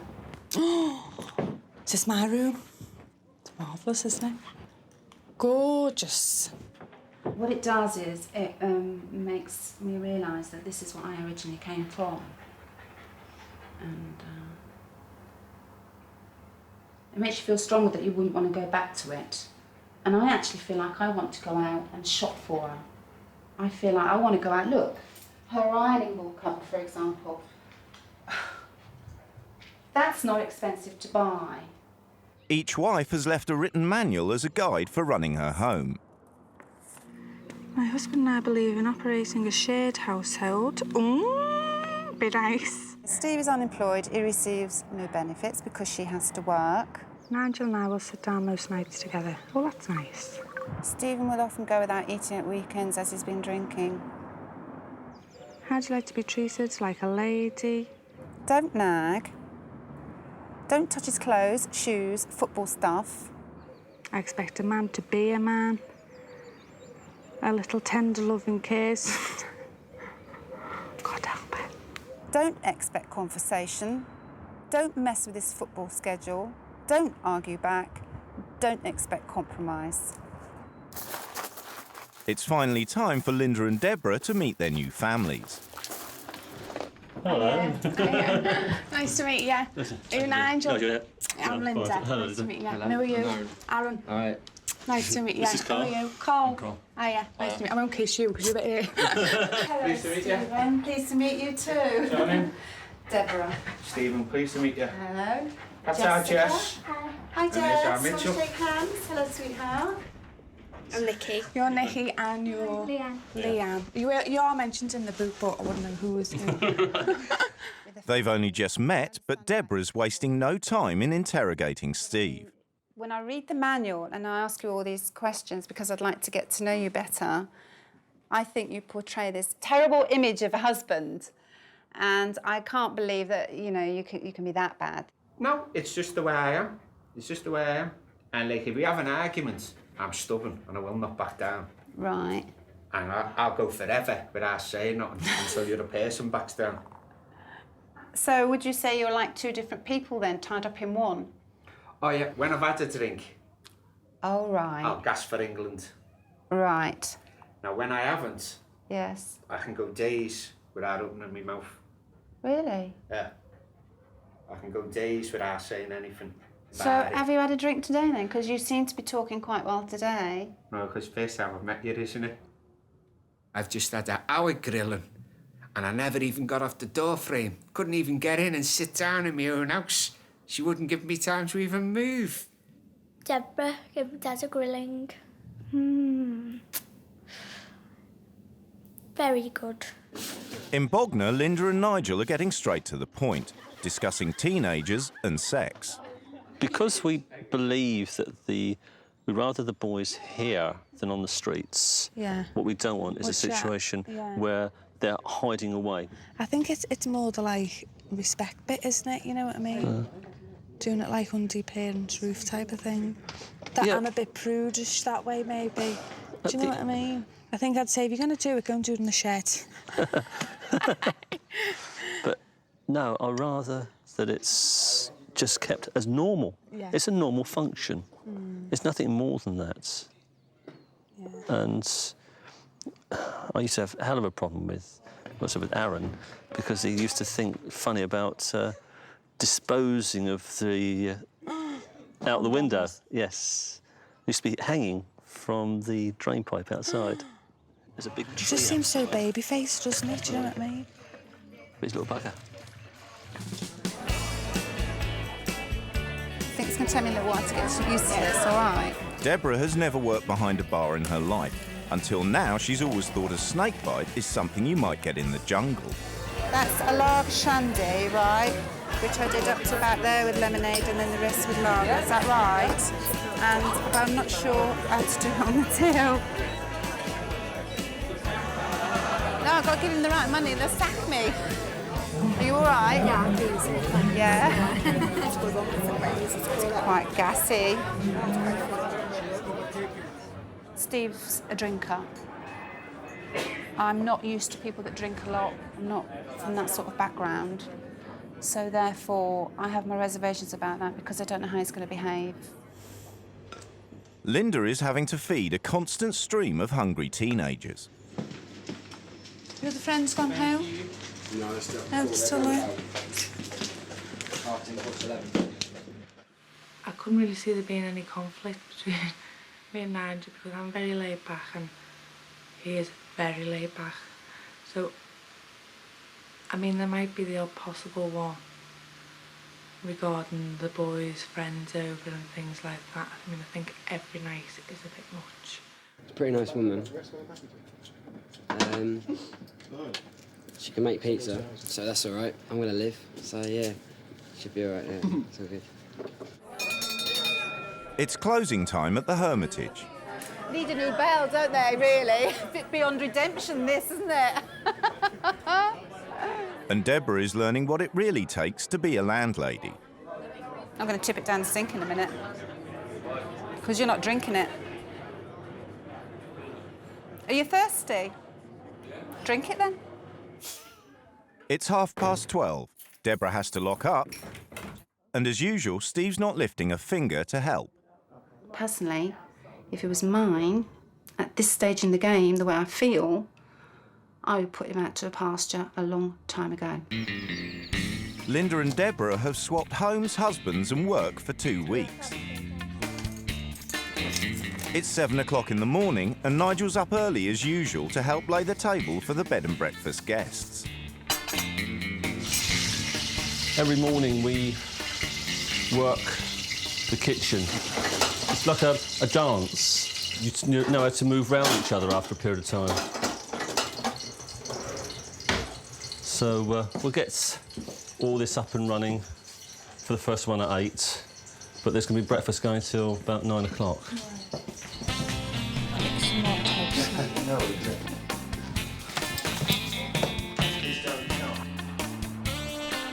In Liverpool, Steve is sleeping off the ale. So Deborah's had to get up early to look after his kids. Do you think he's lazy?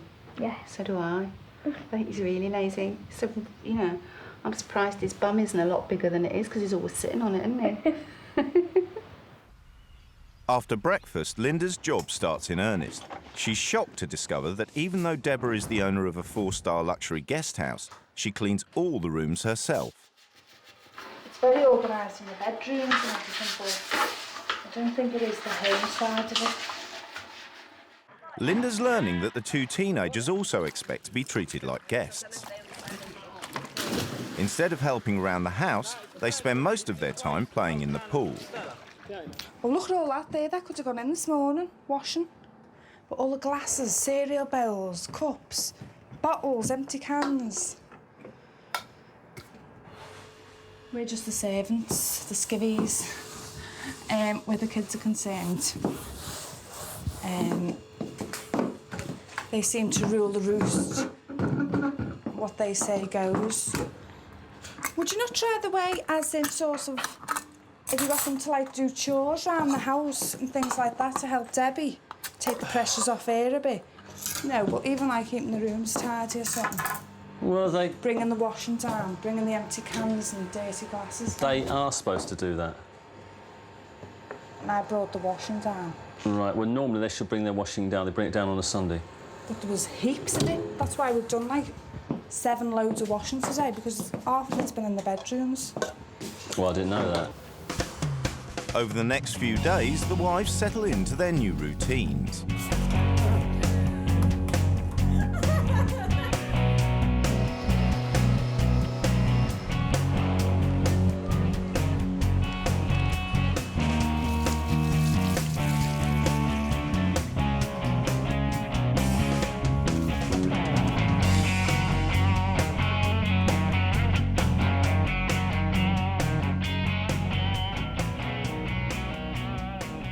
In Liverpool, it's time for Deborah to perform a weekly household ritual.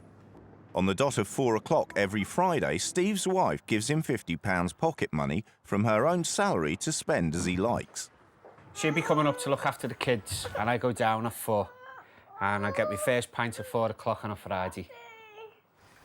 Well, we've been a warm day today, and we haven't had a drink all day. The first hour, we'll see how many we can get in the hour, and then we'll level out. And we'll set a steady pace then. Steve? Yeah? Where are you? Come here. Hey time. Oh, beer. I've been told £50 wages. For starters, yeah. Put in there. Drinks money for the week. There's your pocket money. Chat. All right. That'll do, mate. Chat. Okay. So you going down the bar now? Too right, I'm at 4 o'clock. It's 4:05. I've missed 2 pints worth already. My heart bleeds for you. It certainly does. Carlsberg, a tug and a castle, please.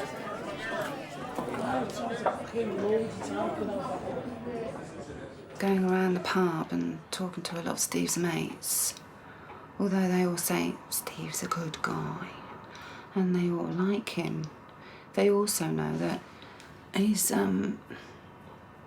he drinks too much. The boys are also up for a good time.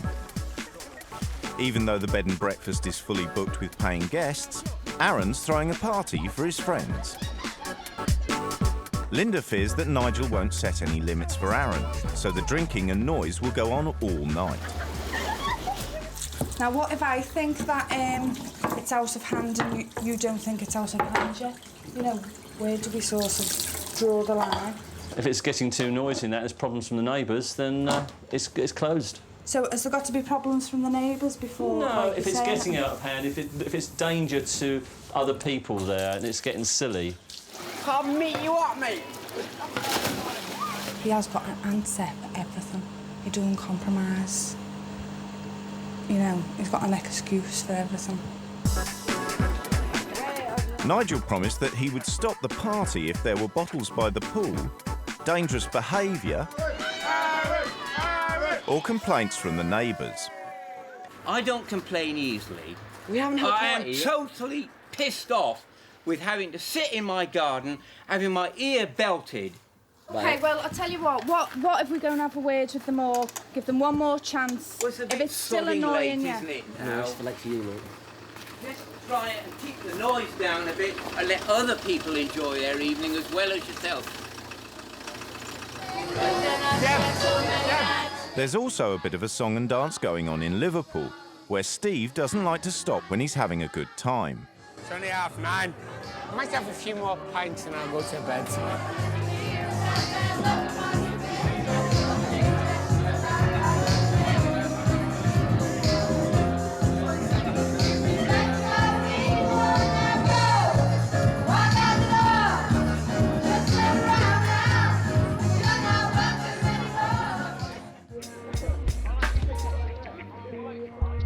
Even though the neighbours have complained, Aaron has turned the music back on. Linda's patience is wearing thin. What are you doing? Do you want the party to carry on? No, but it's over to 11. Do you want the I've got a party police to officer carry over. on?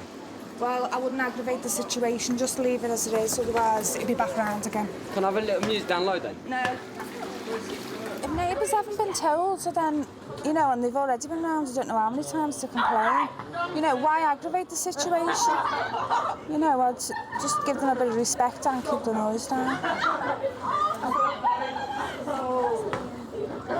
You know, it's best to... Rice. You get mashed in the food. It's the final straw for Linda. The music has been turned on again. This time the culprit's not Aaron, it's Nigel. I said no. No. It's got nothing to do. This is about the police and everything else. It's not about the police and everything else. About 11 o'clock, Dad. We're trying to mediate so it not cause any more aggravation.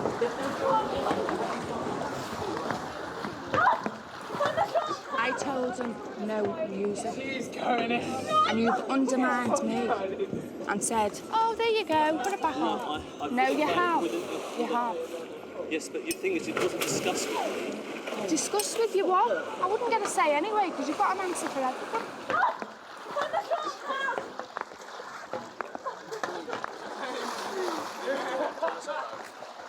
You've spent all your money surely tonight, Steve. You must have got through most of your money tonight. Has everybody bought you drinks?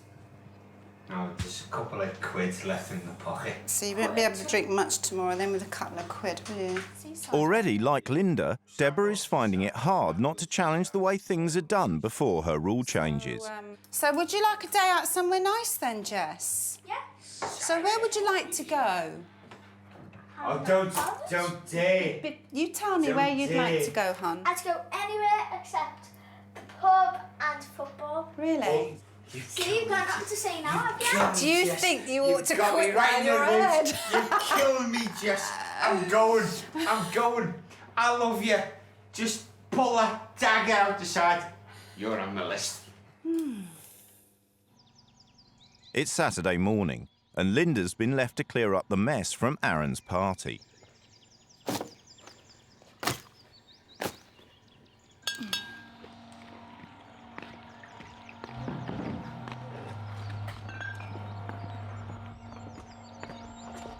I mean, how long did that take me then? 2 minutes. It's more frustration than anything else. Like a friggin' skivvy. This is probably a week's supply. And not from the residents.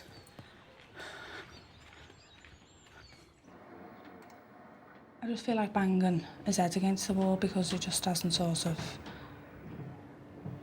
he hasn't got a clue. And I don't think he must respect his wife very much to let them do what they're doing. People sometimes mistake me for a weak man. I'm not a weak man. I don't live in this house. I don't drive a nice car. I don't run a successful business because I'm a weak man. Perhaps he's afraid of laying down rules and making decisions because the lads have had the way for that long that they just say, well, I'm leaving home. But believe me, it probably lasts a week and they'd be back because they've got it so cushy here, you know. They only want to be with a winner. They don't want to be with a loser. Do I look like a loser? I don't think so.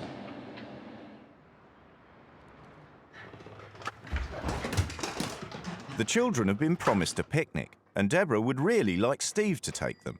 But he has other plans. I believe he's going out for a picnic, aren't you?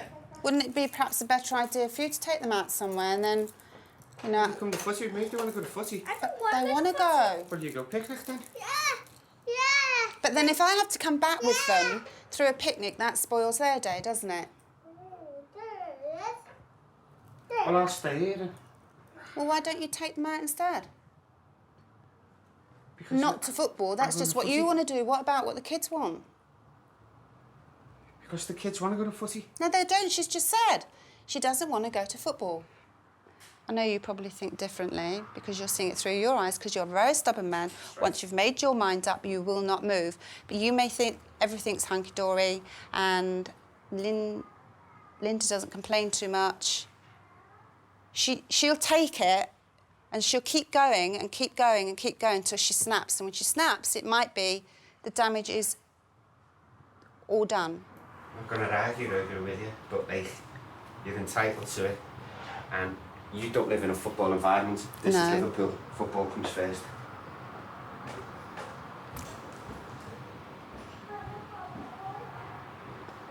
Well, football might be here today, tomorrow, and a few years to come, but his wife might not be. And that's how I feel about it. Ready? Deborah is happy to take Mitchell and Jessica out for a picnic because she knows tomorrow she'll be able to change the rules. Some crisps. Can't argue with her. She's a lovely lady, but she's not a scouser. Saturday afternoon, you go and watch your footy and have a couple of pints, have a little bet and get it sorted. She wants to go for a picnic. My ass. For the past week, Deborah and Linda have been living in each other's homes, following the instructions in the other's manual. But everything's about to change, as the wives introduce their own set of rules. Number 1, no drink allowed. Number 2, you have to be seen with a paper actively seeking employment or visiting a job centre or making telephone calls. Right, I'm going to start with Nigel first. You're a very helpful person and, you know, you work very hard and you're a provider, but I think you are a bit laid back. And I think you need to work with me this week with, you know, any decisions that I make with regards to the children. Get up the same time. We get up together at 8 o'clock. Take Chloe for a 10-minute walk every day and hoover every other day and dust. I think you're not quite responsible enough yet. I know you're 17, but I think you're a young 17, you know, to a lot of 17-year-olds that I know. I think you need to help around the house more, especially now that you're not working.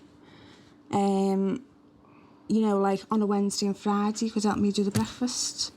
At lunchtime, I'd like you to prepare a lunch for myself, you, and in the event of holidays for the children as well. The evening meal will be served at about 5 o'clock, and it will be served at the dining room table with no television. Every night I'd like it to be in 11 o'clock, 1 o'clock at weekends. The simple reason being is I don't think you're responsible enough to be left to your own devices. I don't really want your girlfriend staying overnight. I think you're too young, personally speaking. And at the end of the week, you'll get your £50 salary for completing the above tasks. Okay?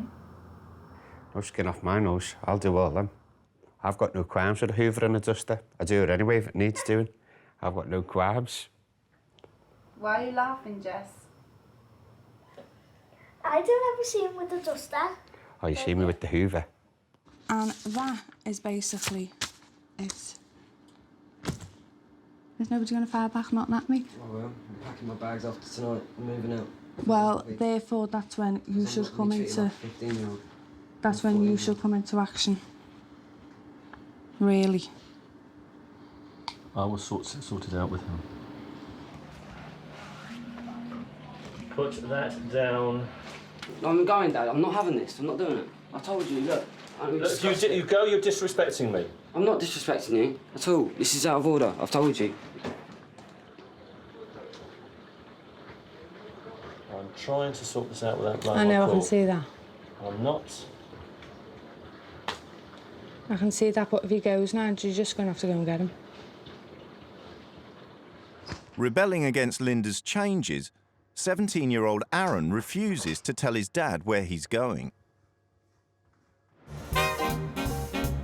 It's 8 o'clock in the morning and Steve's already out of bed, determined to prove he can stick to Deborah's new rules.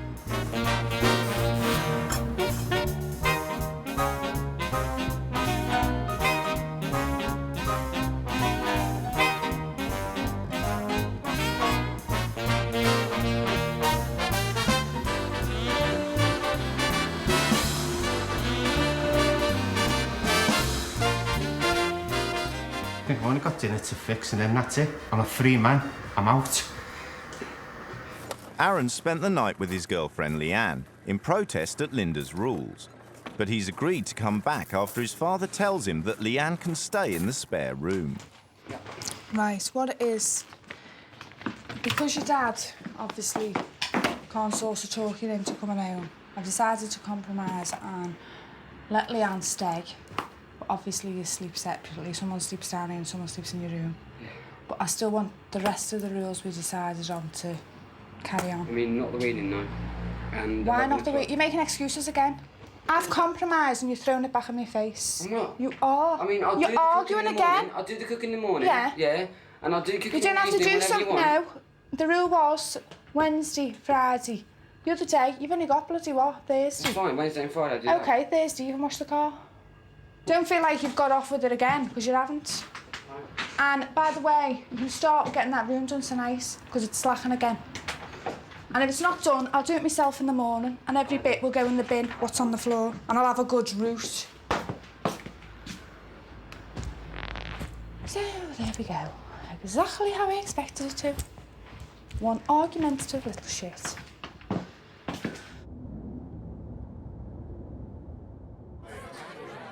It's darts night and a crucial match for Steve's team. But under Deborah's new rules, Steve can't drink. Diet Coke, please.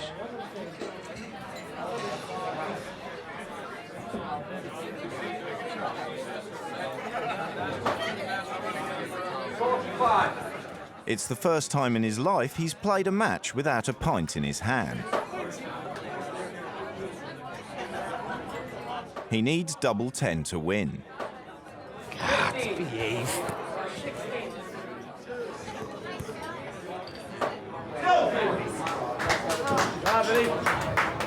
Okay. Once I got on the double, I got down, but hands just started. My hand just went on me. Like, GTs, that is. just couldn't keep it steady. It was going all over the place. Double 10's on my favourite side. I love double 10. How did I know? I don't like you being away. Nigel's delighted that by bending Linda's rules, he's persuaded Aaron to come home. But Linda's made it clear that she will not compromise again. None of this running around crap. No. You're here, right? Yeah, but I mean, can we change the time though? Only for like an hour, till 12, because I mean, Mum only put that rule down for when I had work. I mean, on weekends... We'll negotiate to 11:30, and that's halfway. Cool. OK? Yeah. You've given me, you know, an inch, but he wants a yard. Do you understand what I mean? Yes, but he hasn't... He's had his inch, and He now knew he can't have any more. But he knew the rules, but he's still got to argue on about it. Yes, He's that's still his got nature of him. He's still got to, like, you know, make that point. You just can't see, can you? I can, but I will have to... You don't want to see. I do want to see. Well, that's not the impression I get. And Well, if that's the up to way... you. I've got to... I'm late for an appointment with Mother. Right. Walk away like you usually do. You don't know me, forget it. Fine. I've come in this evening to sort this out, and when I come back, we'll talk. I don't want to talk, no more, no point. That's fine. It'll be a nice, quiet 3 days. Yeah. Her way of discipline and her way of dealing with children is to deal with children, her 8-year-old and her 2-year-old. I've got 2 young men, one 19 and one nearly 18. Slightly different ball game when you start dealing with adults. I feel like saying, frig yous all, get on with it. I'm going next week, I'm not really interested. But you know, that's not what I'm here for, and I feel like I'm giving in. If I do say that. Steve hasn't had a drink for 3 days, and he's still doing all the domestic chores. But Deborah isn't satisfied. She thinks he should be trying harder to find a job. You need to go out from here, start off with a part-time job. There's nothing wrong in that. People in this bar will respect you far more for the individual that you truly are. I feel that on the surface you feel you've got to put this strong image, macho image, you're a man. It takes more of a man to pull his finger out and get on with it and support his wife. I feel you're still going to walk away from me eventually and say, Linda and I have got it right, we've got it sussed. You haven't got it sussed. In Bognor, Nigel has taken up his silent protest. And Linda is being ignored. Aaron too is ignoring her, following his father's example. I don't know. I've kept to my side of the bargain. You know, I've kept the bed and breakfast running. I just feel like he hasn't kept to his side of the bargain. So I feel like I'm wasting my time, really.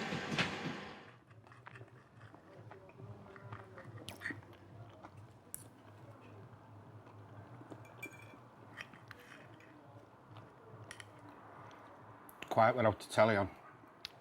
Isn't it? Should have the telly on when you're having your tea. Why? So you can listen to the news, watch the news, see what's going on. But normally, you know, what time's the news on? 6 o'clock? If you have tea about 5-ish, you can have tea and then put the telly on and still listen to the news. The television stops communication between people. Don't you want to talk to your partner? That's sacrilege, turning the telly off while you're having tea in the pool. There's no problem sitting at the table, but it's like a dictatorship. Shuts the telly off while we're having our tea. Everybody has the telly on when they're having the tea. I don't know anybody who comes in and says, get the telly off, we're having our tea. Oh, I'm telling you.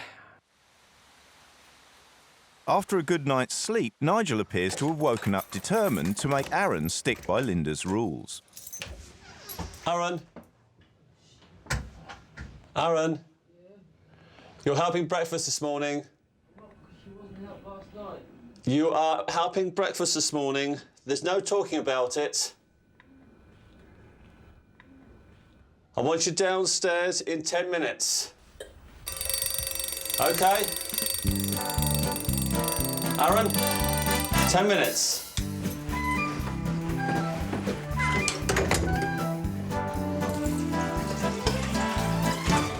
Morning, Aaron.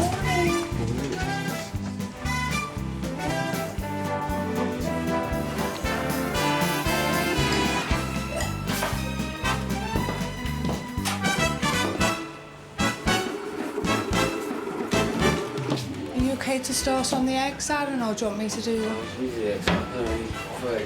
All right, would you want to put everything else on the plates now?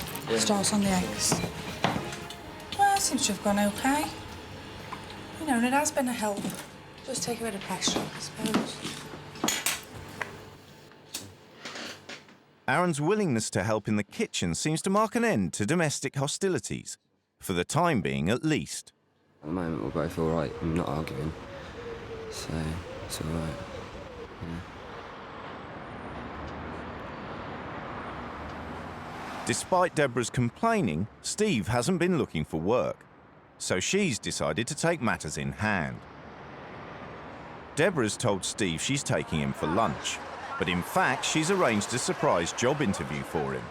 Steve's not very happy. I wish you all the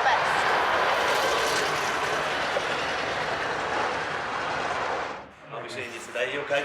No, not really. Right, where did you get told you were going?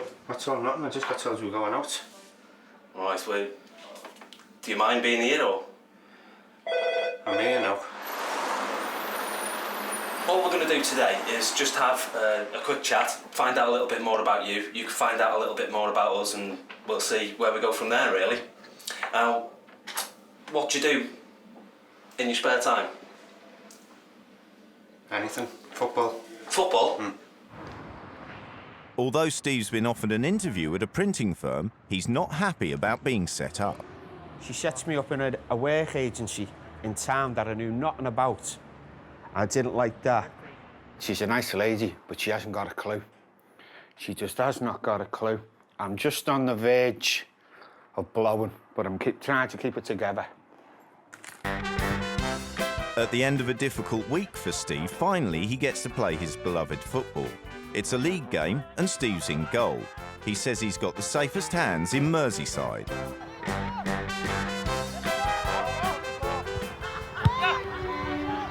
1-0. 3-0. 4-0. 8-0.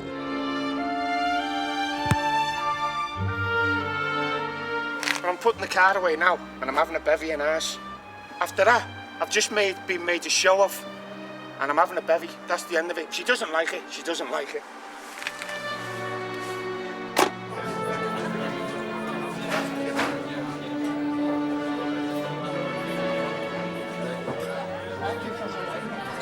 Sadly, Steve failed the test of no alcohol. In my estimation, it takes more of a man to pass a test like that. So therefore, I don't see him as much as a man. He's weakened. It's the day before the couples are reunited, and at the old priory there's been a sad, unexpected turn of events. Digby, the family sheepdog, has passed away, and Nigel and Aaron are working together to bury him. It's just upsetting, but in a way, it's just, it has to get to that kind of point to realise who your friends and family really are, if you know what I mean. Aaron did surprise me today. He worked with his dad all day, helping him bury the dog, and, you know, you could see it had upset him. And even earlier than that, he was up and he'd done breakfast, so, you know, there just seemed to be a complete change around in him the last couple of days, so, you know, I felt quite proud of him there. Half a bitter and half a drink lager. I think I'll go home pleased to see Nigel and happy that I'm going back to a safer environment. My husband is a provider, and he has made me feel safe and secure. And I don't feel that here. My husband's not a drinker. He's not always out playing football. He's not a betting man. He's a businessman. He's very focused on his work. My situation is a much happier one than this. My home life is happier, full stop, all round. It's Linda's last night, and to make up to her for their arguments, Aaron cooks a meal for everyone. The main thing from this experience has been Aaron and I have got closer, and he will do what he's asked of him. I reckon it's changed me quite a bit, and with my dad, I think going through this as well, it's changed the way he feels about things. It's the final day of the swap, and within hours the couples will be reunited. Before they go home, they're meeting up to discuss the fortnight's events.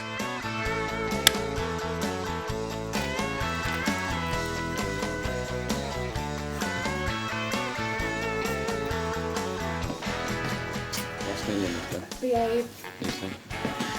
Bye-bye. Be good. Easy. Oh, is that what they call a friendship band? Oh, that's lovely.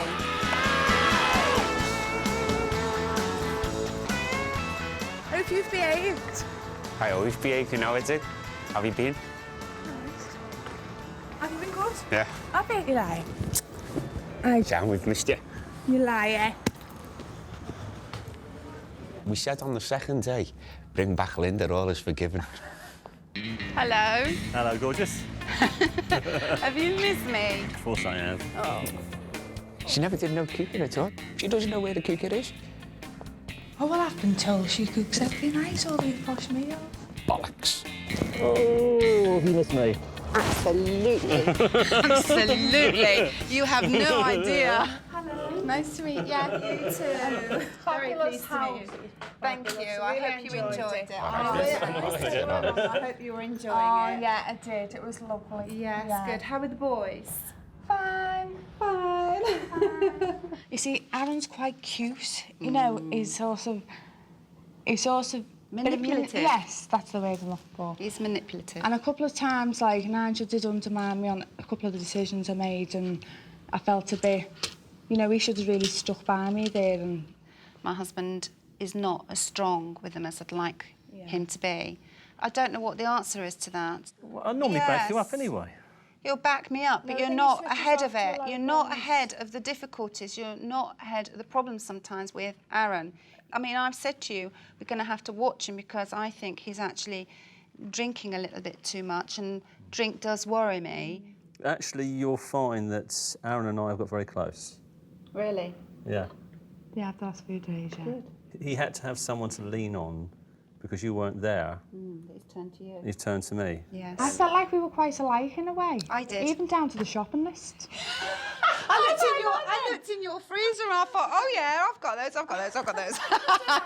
I think we are the stronger one of the relationships. Out of the men, we are the stronger ones, aren't we? Although we're strong and although we work hard and we've done everything to keep things ticking along, we do get to the point, don't we, where we feel we want more support, we need help. Well, I felt some of my problems with Aaron were a bit like the ones I had at home with Steve. I'm not from a drinking family. My husband doesn't drink. I am not used to drink. Yeah. And I felt Steve perhaps drank a bit too much. Yeah. And I also felt that £50 was rather a lot of money to be spending on alcohol. Right. But I asked him for the 5 days not to drink. He didn't go the full 5 days and he admits he failed. I don't think he would. As I said to Debs, we're from two different cultures. She's from the south, we're from the north. We do things differently. But Debs likes it doing her way.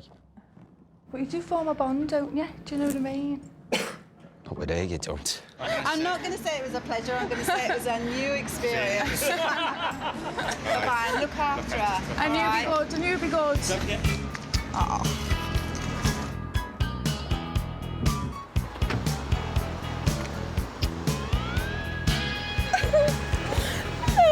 I forgot now to all you were. Stop crying now. You right? Yeah. That's lovely. Missed your mum. Eh? Got help from the other one. Got help from the other one. I'm happy to be home now. In the office? Back where I belong. She's happy to be home. I'm glad she's home. I'm just glad that the other one's gone back to there. Aaron's up helping with breakfast. And that's a first for him, actually. Thank you very much. Thank you. Lovely, yeah. Following Deborah's example, Linda insisted Steve get himself a job. He is now working in the printing trade.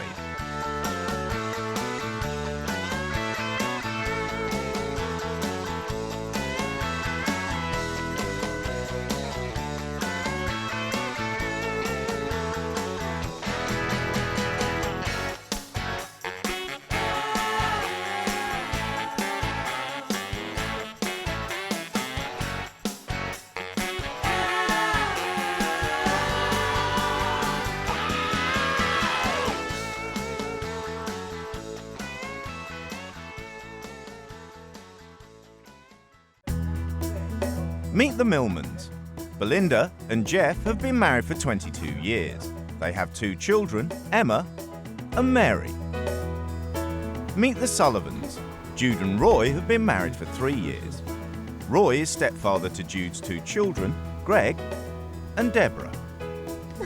The wives have agreed to swap homes, partners and children for 2 weeks to see what they can learn about their own lives.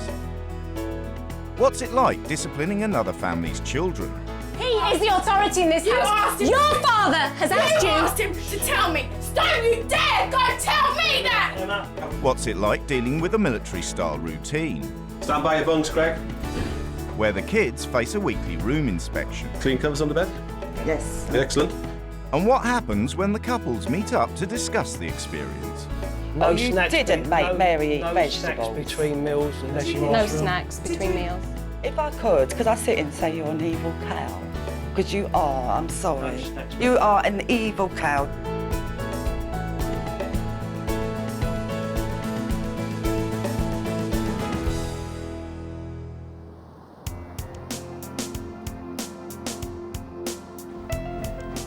Jude and Roy live in Leyland near Preston and both work as civil servants. Me and my husband both work full time, we work hard, and running a household isn't just down to one person. I think everybody should take responsibility for that. Roy likes the house to be tidy and he thinks everything should have a place, and once you've used something then you should put it back in that place.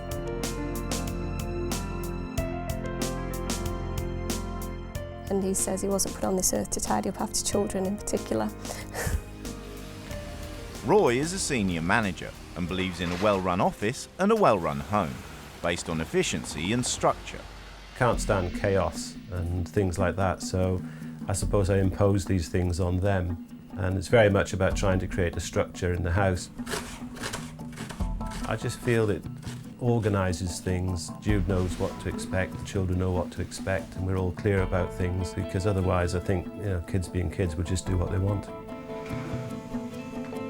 Roy is stepdad to Greg and Deborah, and together with Jude, who shares Roy's passion for order in the house, enforces an elaborate system of rules and fines to keep the children in line and on schedule. Basically, we decided to write out exactly what was happening so the kids would understand, and it's all about how much pocket money they get and how much fines they incur as the week progresses. There's one for Deborah, and we have a similar sheet for Greg. There's like a rule for everything. There's a fine they have, for instance, if the TV's on after they go to bed. We get fined as well for leaving towels in the bedrooms. The wet towel, if it's in their room, it's a £1 fine. I think that's just stupid. That's outrageous. Yeah. This one now needs to be updated for next week because they passed the bedroom inspections yesterday. Should be doing it next Belinda is a full-time mum, and Jeff does shift work on the London Underground. They live in Stevenage. They like a home with few restrictions and believe there should be no hard and fast rules. I love kids to feel free. I like them to have that feeling of freedom. Bedtimes, they can go to bed practically when they like. Summer holidays, well, it's about 2, 3 o'clock in the morning, I think. They get their freedom, but they must know with the freedom comes responsibility. Jeff is Belinda's biggest kid and doesn't support her with the children in the way she'd like. Sometimes Jeff needs to be serious. He needs to be a bit more mature, especially when it's with involvement with the children. Yeah, she's the one that dishes out the punishment and I'm the one that tries to get it rescinded. In the Sullivan household, Jude doesn't have much of a social life outside of the family. Roy is jealous and very insecure. He doesn't like me going out with my friends on my own. I try to combat it, but I suppose jealousy is a very difficult emotion to handle. Life for Belinda is very different. She enjoys video karaoke on nights out with the girls. I like to go out with the girls and we have a great laugh. Oh, I love it when we do go dancing because I do like a bop. I think the one thing that I would want to change about Roy is that he lightened up a bit. I think he needs to laugh more. He's too serious. It's the day of the swap and both wives are preparing to leave. Yeah, I'm quite excited. I like meeting new people, so it'll be good.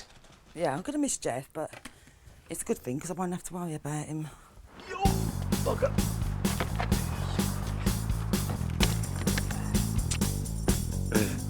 The wives have agreed to have no further contact with their families until the end of the 10 days.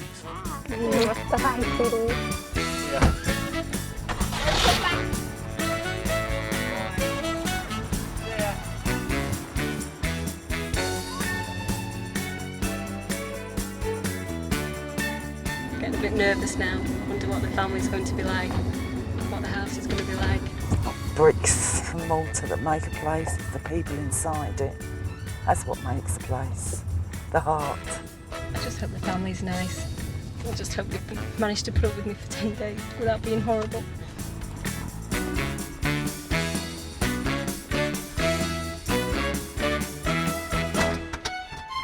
The wives get to look around their new homes before they meet the families.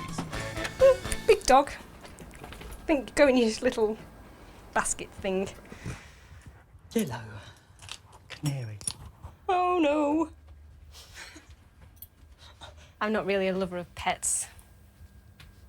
They need walking and exercising and cleaning up after, and they make carpets smell, I'm afraid.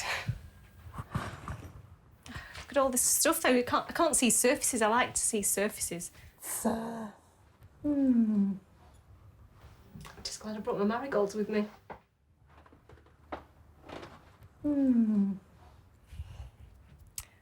Why are all the doors open and the drawers and everything?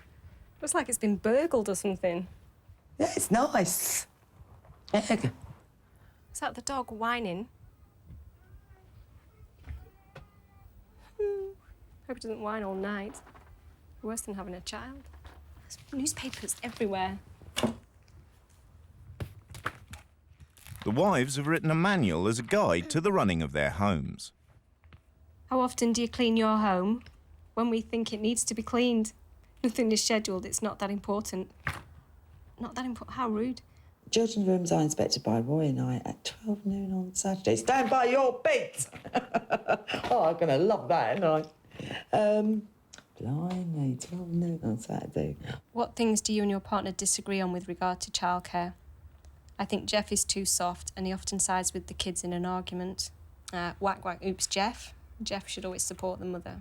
But it's like as if they've got the whole lives planned till the day they die. £70 a week on cigarettes. Sunbed. £6 each session. £6 to get bloody cancer. My God, that is just such an incredible amount of money. Seriously, it's not just being funny. Sunbeds, it is proven on cancer. You will not get me anywhere near. What do you generally do on a Friday night? I sometimes go on a girls' night out, drinking and dancing. Roy and I will walk to the news agent to put the lottery on and have a beer on the way back. What a fantastic husband, letting his wife out on their own. I think that's great. Boring, they go out as a couple. I hate going out as a couple. Bring it on, bring it on. It's finally time for Jude and Belinda to meet their new families. He's not going to put up with me for 10 days, is he? You all right? Hi. Pleased to meet you. I'm your new wife. How you doing? How you doing? Brenda, was it? No, Belinda. Belinda, OK. And what's your name? Emma. Hi, I'm Jude. Deborah? Deborah. Do you like Deborah or Debbie? Deborah. Hello, what's your name? Mary. Mary, and I'm Jude. And Greg. Greg. He likes Greg. He likes Greg. And you're Roy. I'm Roy, yeah. And you're Roy. You must be Jeff. I'm Jeff. Hello, pleased to meet you. It's the rule change I'm worried about when you decide you don't like what you got. You read the manual, I suppose? I've read the manual, yeah. Not too hard? It's very laid back, wasn't it? See, that's how we like. That's how we like it here. You know, don't fix it unless it's broken. That's our motto. Is it? So yeah. So you know what I mean. Well, we'll see about that, Jeff.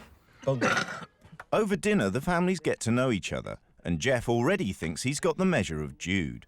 I don't think she's the type of person, if she spoke to you, that you would sort of do what she says. I think over the next few days we'll see if she's sort of the bossy type or the type just to sit back and just let someone else do it, really, and just let others give the orders. Are you allowed to put your feet up on the furniture? I don't like to get reclined out sometimes. It's totally chaotic, but I mean, it's my first day, so it's going to seem a bit strange anyway. I just feel like I want to change everything like straight away, though. But you know, I'm going to bear with it. I'll just roll on the next 4 days. Let's get some order. So, what time are you two likely to go to bed tonight? Depends on, I don't know, if we're tired or if she wants... I'm not tired. I normally go to bed around 2, half 1. If I'm bored. What do you do till like 1:30? Watch telly. We leave the telly on standby. Yeah. The lamp on the right-hand side switches itself off. Right. And these go off on that. All right. OK? I really thought Sergeant Major was going to come in with the children, and it was going to be a case of left, right, left, right, left, right. At ease. And I am a little worried. What Jude does from time to time is go into Greg's room and just puts a hand on the telly, and if it's warm, then we know it's been on. Because he's very fast with the remote control. Right. It's not going to be such a sort of walk in the park as I first thought. It's going to be a lot more effort to go into it. And, you know, for instance, now we're talking about various things. It's 11:30 and we still haven't settled down in the house. And those sort of things, because I'm a person who likes to be organised, disorganisation is something which doesn't sit well with me. What Jude normally does is either call them down to check their teeth and to make sure they're clean and sort of ready for bed. But now probably what she would do is go up, check they've done their teeth, make sure they're settled down, say, right, lights off and good night and all that sort of stuff. And you've done all the backs? Yeah. Oh, yeah. Lovely, lovely. Are we in bed? Yeah. I've been told to put my hand on your telly because you're very quick with that remote. Oh, it hasn't been on. It sounds like the children don't get any freedom and there's no real responsibility for them either. I'll turn your light out. Nice night. Aye.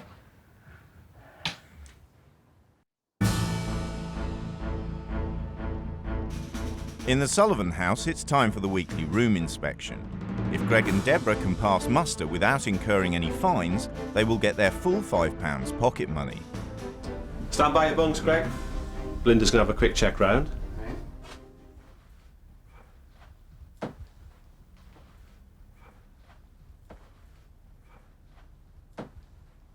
It looks neat and tidy, that's the Yeah. main thing, isn't it? Yeah. Head up all there. Clean covers on the bed? Yes. Excellent. OK, you can have your £5 now. Yep. There we go. All right, cheers, Well Greg. done. Thank you. Well done. Thanks. It's the same thing for Deborah, but of course she doesn't hoover the floor, she sweeps it. Right. And same thing. Yeah. The bed should be stripped and new stuff put on. Right, that definitely is. I think this looks very neat.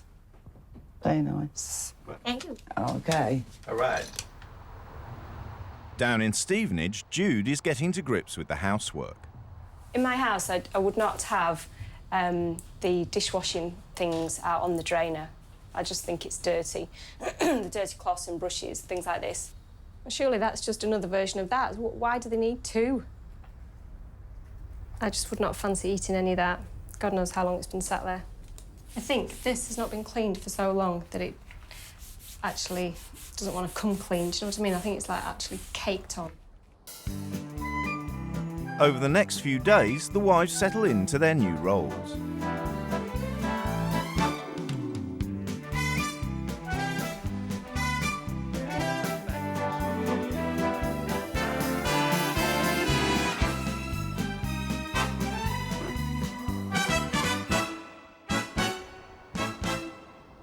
Despite Jude's reservations about the state of the house, she has enjoyed her first few days with the family. Bloody hell, she don't look no different, does she? Look. She should ask for her money back. The family have been really good fun tonight. They've been having a good laugh, especially at television programmes and things. It's not gonna, like, smell on you or something. The way they behave with each other, that is the way that I have behaved in the past with my family. Stop it now. But that has sort of had to be suppressed to fit in with what Roy wants. And now I can sort of feel it coming back out again. And I quite like it. I'm on your back. I feel a bit frivolous, really. So, in one sense, I quite like the environment that I'm in now, is that it's laid back, and I would be quite happy to go with that, but I would have to mix that in with the house would have to be tidy and the kitchen would have to be spotless. The Sullivans enjoy camping, and stepdad Roy is organising a relaxing fell walking trip for Belinda, Greg and Deborah in the Lake District. I like to sort of get there on time. I like to have myself sorted and established. That's just me, and I know what my faults are there, and I'm always organising and doing. I think it's because I try to impose that let's go thing on everybody else. Right, your job will be to go inside to hold the middle up, OK? Right. Well, it just needs to hold it up a fraction of the time. I'm getting there, I'm getting there. Right, so if you just push the centre thing here, yeah, right. That's it. Hold it there for just a short while, please. That's great, thanks. Yeah. That's up now. How do I get out? I got it. As well as erecting Roy's tent, taking on Jude's role also means a 4-mile hike for 40-a-day Belinda.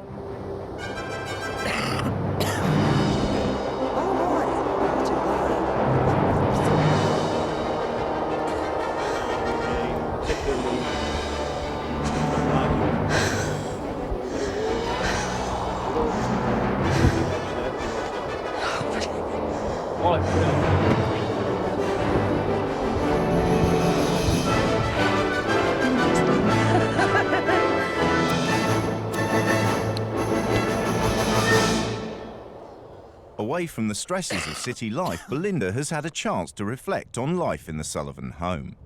There's no place in that house for those children. They're well looked after, they're well loved. There's just that magic ingredient missing. I don't know what you call it, but it's missing. It's Saturday afternoon. Jeff is organising a party, and Jude is worried about what the guests will think of the state of the house. So, what would Belinda be doing now then? If we were having this party tonight, would she be like frantically cleaning round or what? Not very much. Not very much, because she would expect a mess tonight, so it's no use clearing up and then clearing up again, is it? Be careful with glass and stuff. Yeah, well, we're not using glasses. Before the party, Jude is going out for a drink with Belinda's girlfriends, something she wouldn't do at home.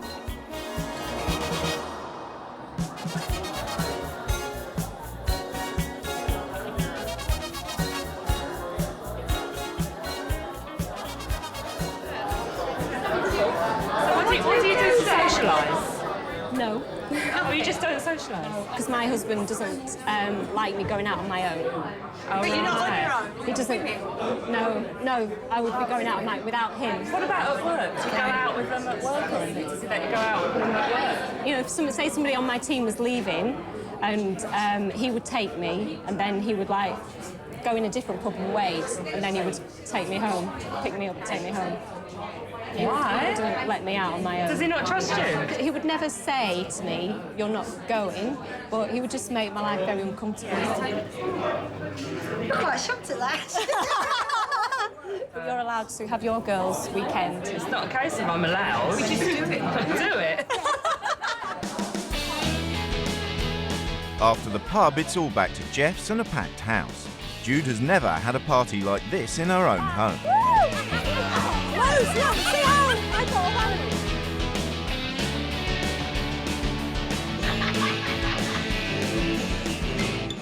I think Jude has now sampled the good life with all our friends and neighbours. Obviously, she's a bit quieter up where she lives, but I think she's seen this now and I think, God blimey, I think she's letting her hair down, so to speak. I've had a fantastic evening, absolutely fantastic. I just couldn't have hoped for a better evening.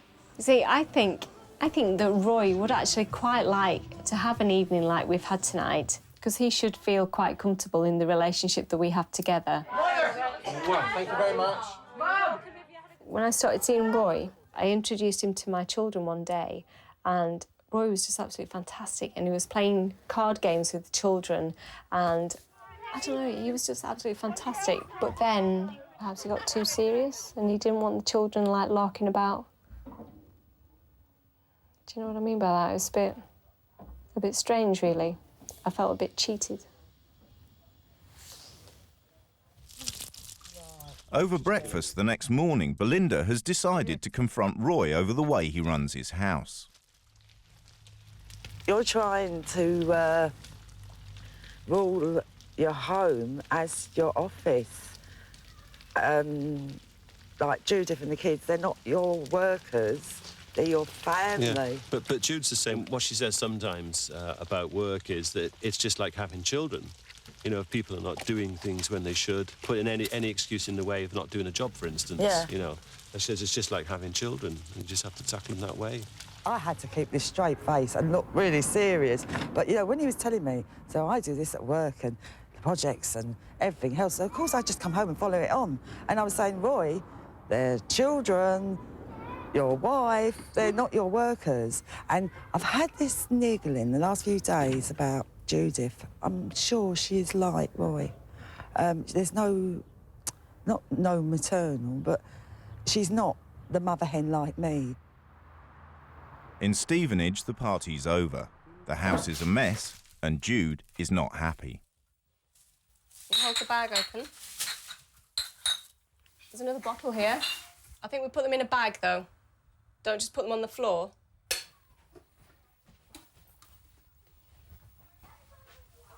And she is no longer amused by the way Jeff and the kids behave towards each other. Come and say like dish boy. Bitch. The three of them, rather, they just lark about all the time.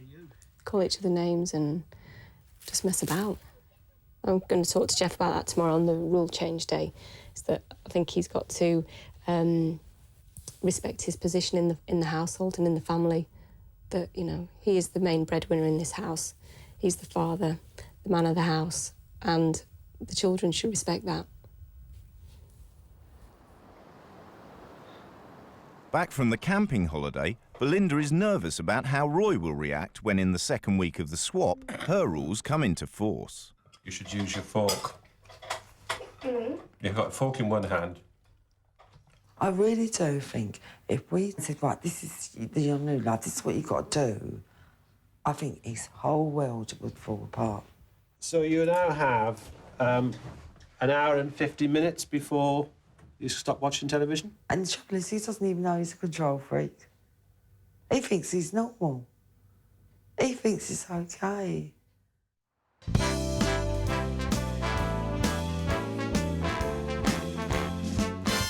It's rule change day, and both wives are wasting no time.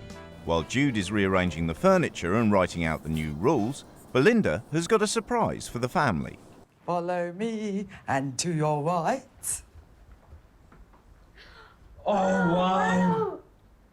Oh, isn't he cute? Oh. Right, there's a rabbit and a guinea pig in there. Belinda believes that having the pets for the next 5 days will bring the children a greater sense of responsibility. You can get their pee on you and shit on you, don't worry about it. Toby's had a pee on me, it's all right. Hello? Hi! New member of the family. Oh, dear. Oh, dear, oh, dear, oh, dear. Oh. What? What do you mean, oh dear? Oh dear.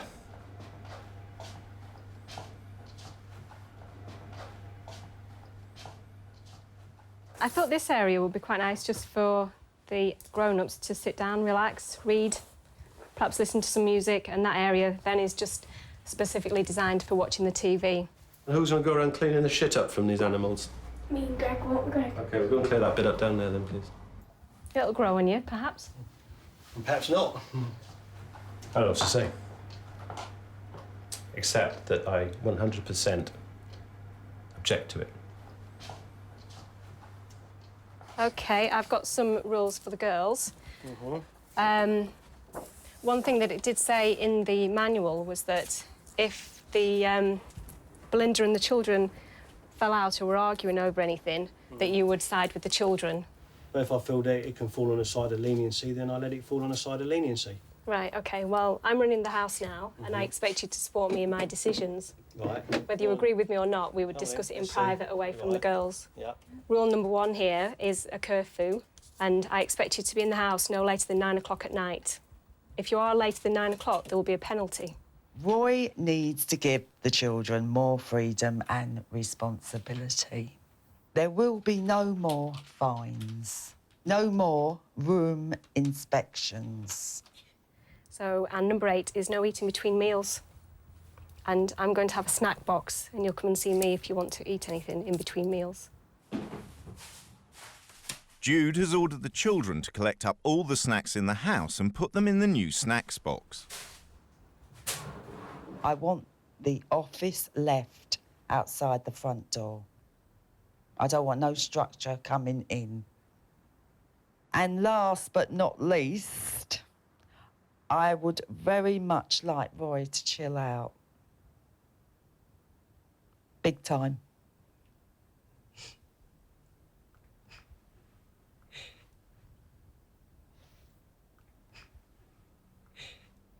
I'm not sure if they've gone down that well with Roy. I think Roy's a bit annoyed about some of them. Yeah. Like, he needs to chill out. Yeah, I don't think that went down too well. No. They didn't do no harm. Back at the Millman house, Jude is still giving out rules. And now she's upset the children by saying that they can't keep their pets in the house. Going out our bed. I don't think the cat should be in the bedrooms. Well, There you go. You do not speak to me like that, young lady. That's their... I am your elder. They are their You will cats. respect me. They are their cats, and they leave their bedroom door open so they can go in their bedroom. I did not stay in this house! And they clean their room. There you go. War's over already. I better get over now. You put the dog out there and he barks and wakes the neighbours up, you'll have the neighbours on your doorstep as well. So... Oh, blimey. Well, there you go. This? Yeah, this?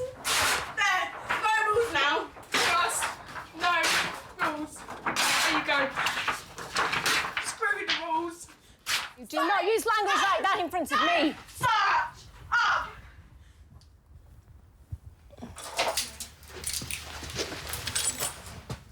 Well, I'll tell you, I cannot live with children behaviour like that.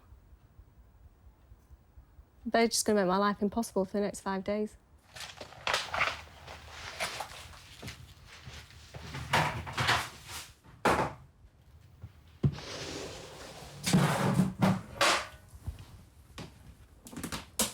What are you doing with that?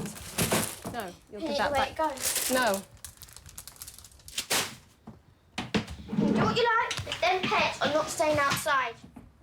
I do not have pets in my house, and I don't want them in the house. Well, sorry. Cosmic Rebels! Don't worry, you're not going on. That child just needs a good hiding. I think some of the rules are a little bit Victorian. I mean, that as far as I'm concerned, is not a modern-day mother. You know, that's harking back to Victorian times. Just the very fact that she's ripped it up doesn't mean to say that it's not going to happen. I think now she's shown her true colours. Very harsh and stern.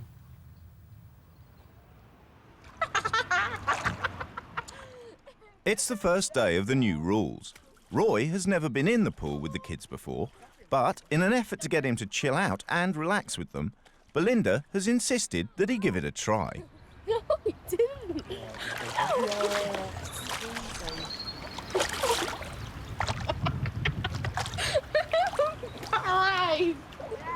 Alright. Clearly, you get enjoyment out of children enjoying themselves, don't you? Yeah. Yeah. And that's the difference, you see, because I just find that a noise. You now owe Deborah £2,560 million, okay? Roy is definitely not comfortable with the situation of you've got to enjoy these children, and it's not enjoyable watching him. I feel like it's torture. It is absolute torture for him, and I do feel for the guy in that sense. I think I've chilled enough, actually.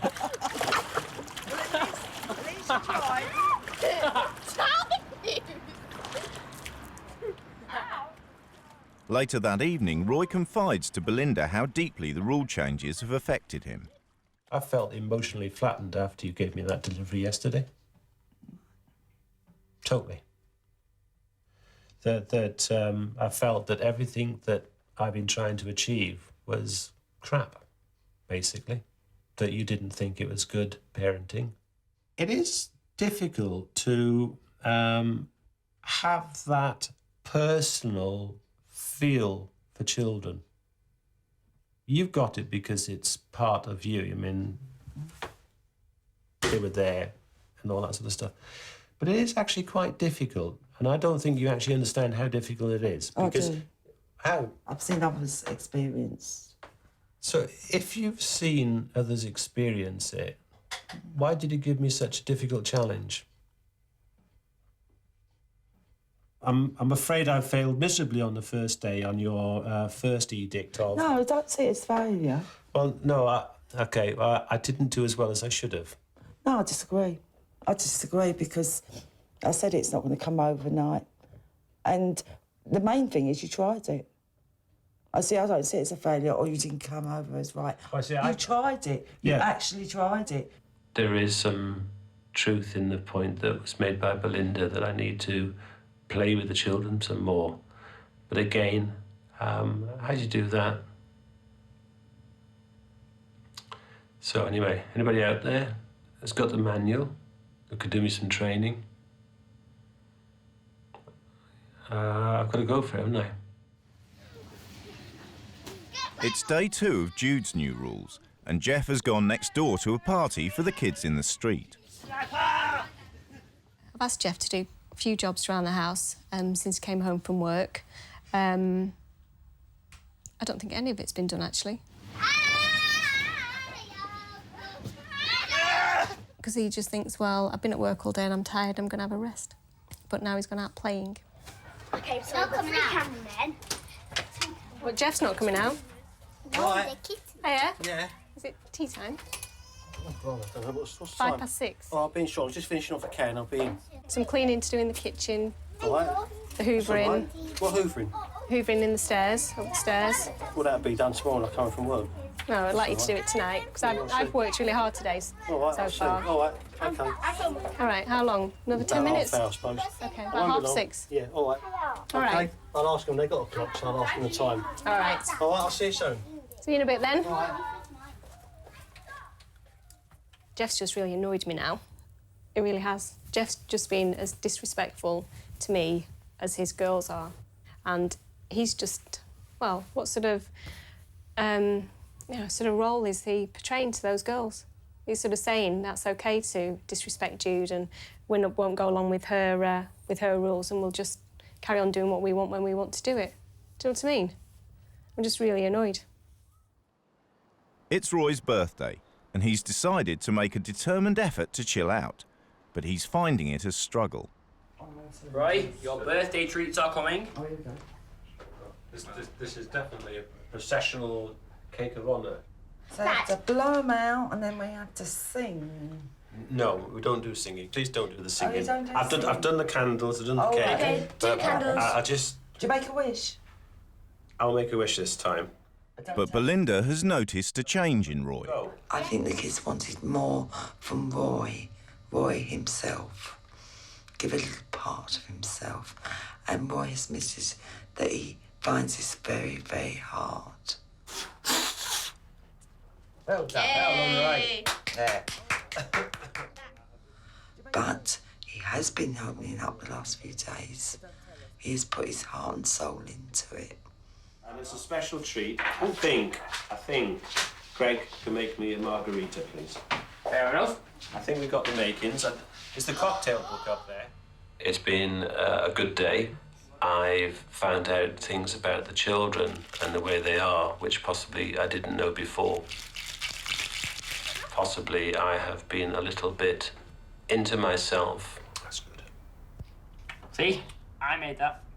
Not fully understanding their needs. Can I have a sip? You can have a sip, yeah. But you've got to drink it with the salt. That's that. I like the salt, though. I've enjoyed the things I've done, and contrary to popular belief, I can enjoy myself. It's just I don't often do it to order. Right. Yeah, just let him go. Forward. Turn to your left. I've made a connect with the children in some ways which wasn't there before. I'd like to think that's something which will continue. Slightly turn. Right. No, not now. What now? Right, go forward. Jeff's late home from the party, and he has to face an angry and hungry Jude. We agreed you'd be back at 6:30, and you came back at... Far, eh? What's It the time was now? 7 when you came back in. How long's that going to take to do under the grill? And I want a salsa sauce making. Do it in a pan, because you're going to put the chopped tomatoes in as well. But you know there's going to be changes. Mm-hmm. Do you think you're being very adult about this? Yeah, I'm doing it, aren't I? Have you taken the skin off, Jeff? Yeah, done. While you're doing that, you could be just tidying away.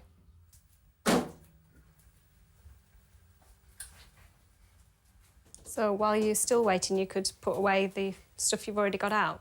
Do they need washing, the potatoes, before you put them in the pan? Or are they ready washed? What does it say on the bag?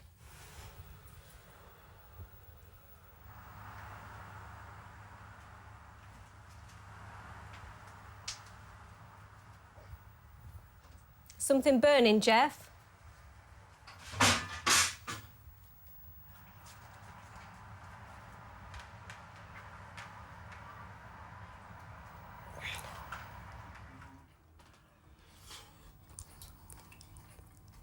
No. I'm off my food. Oh. Bloody couldn't go to a chip shop then, couldn't I? After an unsuccessful dinner, Jude is still angry, and things go from bad to worse. If I put it out in I front was of the actually door- speaking a minute ago, Jeff. Sorry. What I said Was that an was... important conversation about a red bin? I was having an important conversation with you first. I said, you're being disrespectful to me. You're No, I'm taking not. You are. You're taking the piss out of me. No, I'm not. Yeah, Jeff! Don't shout at me. all Will right? you No, let me you finish don't what shout I'm at me. saying? I take the rubbish out. I put the rubbish out in the night. I put the blue bin down with the papers and the tins, and I put the glass if there's anything to be done for that. Right? End of story. You will not speak over me, Jeff. You will allow me to have my word. You can speak. Right, listen, I've got another question. You were taking the piss out of me then, No. and that is not a good example to be setting to your child. He always does that. He does it to my Yes, mum. but not in my house. It's not your house. That It is the is point. my house for It these ain't few your days. house. Yes, You it haven't is. lived here for 4 Don't months. you speak to You've me been like that, here young for lady. 6 days, You will yeah. show me some respect as your Emma, adult I'll elder. show you no respect. Emma! You will. I said, Emma, shut it. Listen to me. Quiet, all right? You listen to me. These are my rules look in at this me. house for these few days. Listen to me. Can you take this in there, please? Why? Because your father has asked you. He is the authority in this You house. asked him Your to. father has asked You you. asked him to tell me. Don't you dare go tell me that. Emma. Rubbish. You listen to your You father. not live You in- listen to what Get your out father. now, 'cause I'll throw your bloody clothes out of this house. Emma. I know you're not my mum, so you don't know what to do. Thank Christ I'm not your mother. You'd get a good hiding now, young lady. It's not my mum, 'cause you don't give kids no freedom. You say no to 10 o'clock. Emma. Well, what's your mother? You give no kids no freedom. I mean, if she's not in the house by 10 o'clock, yeah, I'll get her out of the house herself. Emma. No, I mean it. Jeff, you should not allow your child to speak to me in that way. Hey, down here today. Go next door. Do as your father tells you. Cause you're here for now. You will respect your father. He's told you to go next door. Bro, Screw you and your bloody rules! I'm not writing your rules out again!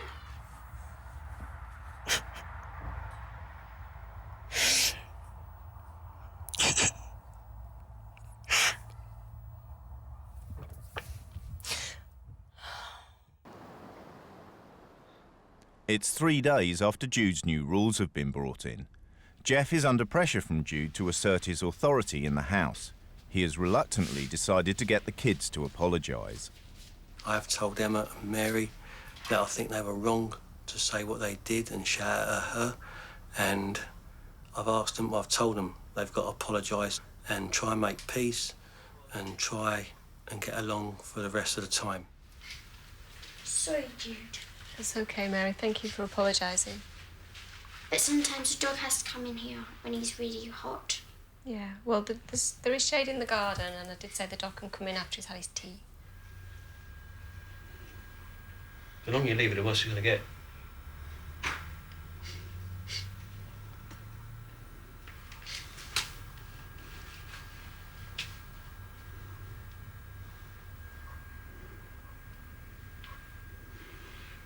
Do it.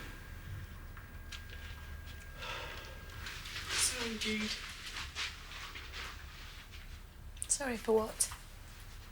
Having a go at you and giving up the rules. And are you going to move things in the kitchen that you moved this morning, please? I didn't know you.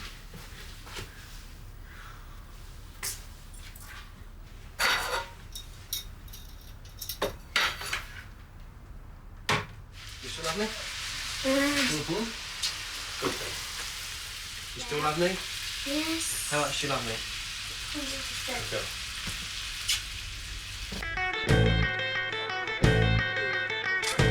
It's the last night of the swap. Belinda's taking the family bowling, and 5 days of trying to chill out seems to have had a profound effect on Roy.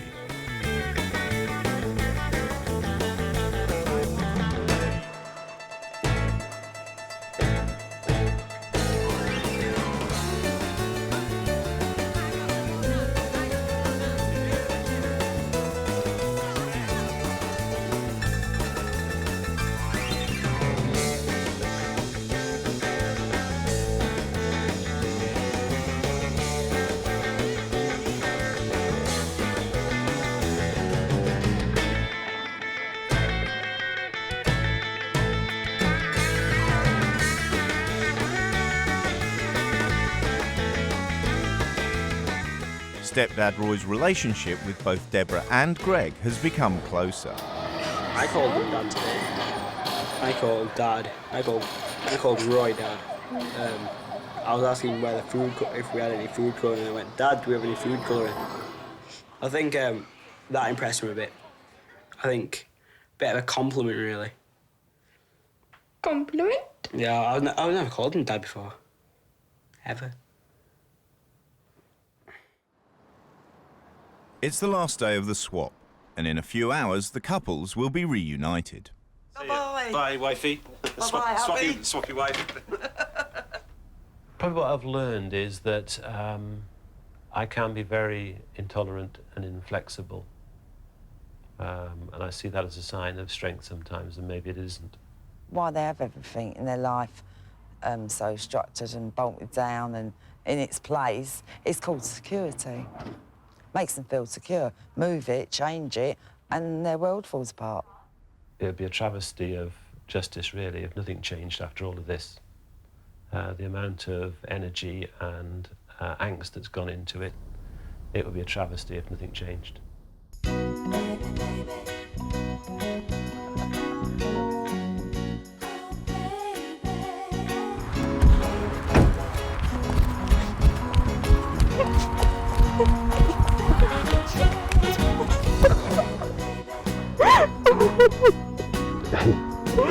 That's so stupid. Excuse me, do I have a run? No, I know. How you going? All right. How you been? No, I'm fine. You sure? Okay. Is that it? Let me look at you. Oh, bloody... It's not 10 years. Come on. I missed you. Yes. Well? Have you had a ball like I have? Well, it's been all right, but not too good, you know what I mean? It's been a long 10 days, and it's time for the couples to discuss the experience. I think the kids, the last few days, have really relaxed with you, haven't they, Roy? Pardon? The kids have really relaxed. I know Jude hasn't been here, so they've had to really rely on Roy. And I said at the time that there is no manual to be a stepdad. And No, as the kid there isn't one to be a parent. I always say that to my there kids. is, because you get to know your kids from the start, don't you? You're allowed to make more mistakes as a parent because you've got the inherent right to make them. As a stepdad, you have to be bloody perfect sometimes. And it's not easy. He's called you Dad. Well, he's done that before. I mean, it's just... Does he? Yeah. No. Well, I've heard it before. Well, grab I've him. never heard that. He called him Dad. He forgot himself. He just Dad. Oh, Roy. He just I forgot didn't himself. hear it, I must admit. He forgot himself. So that means that you've done a grand job. With Ray, you've come in and everything else, and you've got those kids' respect. I must admit, though, I did find the rule changes a personal challenge because I felt there's a slight on me. The rule changes you want to introduce, which were some of them against my basic principles I hold, such as no pets in the house. Yeah. Pets? No Well, way. I think sorry, I think, no way. You know, when I came in and saw those pets there, in the kitchen, one on the floor. In the kitchen? Were you Yes. preparing food? No, I just arrived home from work and found the things in there, and I nearly cried when I walked in and saw that hutch in the hall. I nearly cried. And already the excrement from the animals has dripped onto the walls, and it's You're absolutely... joking? No. And I so, mean, they had some of the other rules, Jude, as well, I felt quite livid about allowing them to stay up till 12 o'clock at night. Well, that's early in their household. Well, I don't care what's in their household. I think children do need boundaries. I do not think it's My appropriate. children have boundary I do not lines. think it's appropriate to be for children, well, regardless of the summer holidays or not, to be staying up till 2, 3 o'clock in the morning. Well, they don't always stay up to 2 or 3. They go to bed when they like. So it doesn't mean they've got to stay up to 2 or 3. They go to bed when they like. And many times, Mary's gone to bed earlier than school time. Why can't you give your children that responsibility? Oh, I forgot you go to bed at 10 o'clock and you can't I keep your work. children. I work full time. I need to be up early in the morning. I want to spend some quality time with my husband. Yeah. And See, that's what that's what I programmes your that are on house. the television It's after just 9 you o'clock two. at night are It's just you two. non-appropriate. You No, do it is not not just us two at all. Were my children disrespectful to Belinda at all? No, they were not disrespectful to Belinda. But But your children were disrespectful to me when I Why? brought the 'Cause rule they're not changes normally- in. they're not They were normally. abusive, they threatened me. Why? And I just do not feel that's correct behaviour. Well, mainly because of the rule changes, I think. Tell me about the rules. But Haven't you talked about the compromise. rules. Well, you know what the rules are. They will come in at a certain time, they'll go to bed at a certain time, they will not watch television after they've gone to bed. In by 9, bed by 10. They'll eat vegetables. No Oh, you snacks. didn't make Mary eat no vegetables. snacks between meals unless Do you you- ask No for 'em. snacks Did between you, meals. if I could I sit and say you're an evil cow? Because you are, I'm sorry. Well, mainly because... You are an evil cow. It's school holidays and they can have snacks. And if you've made somebody... No, they'll I have a was healthy, raised balanced child to diet. eat vegetables, and I swore my kids would not be made, and I'm not starting it now. No, I have my particular views, and they are my views. Are you ready to do go not now? force-feed children. Okay. Yes, run away, lose the argument. You do not No, we're force-feed going. children. We're going now because we have nothing more to say. Yeah, lose the argument, walk away. The couples head off to be reunited with their families.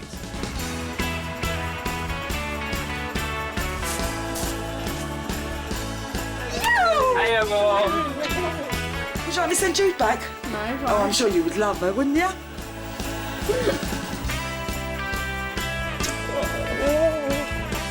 Tell me if I got it right.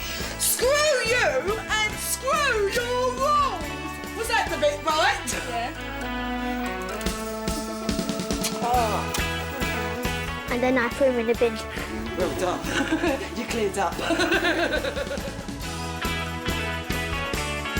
Thumper the rabbit and Gizmo the guinea pig now live happily with Belinda.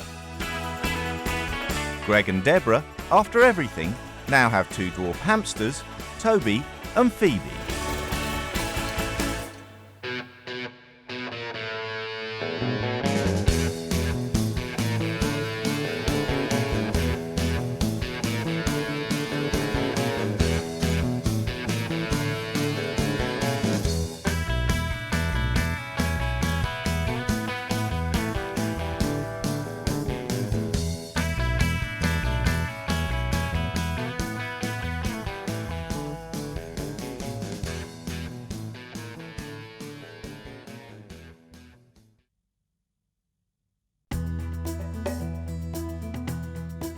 Meet Kelly and Raph.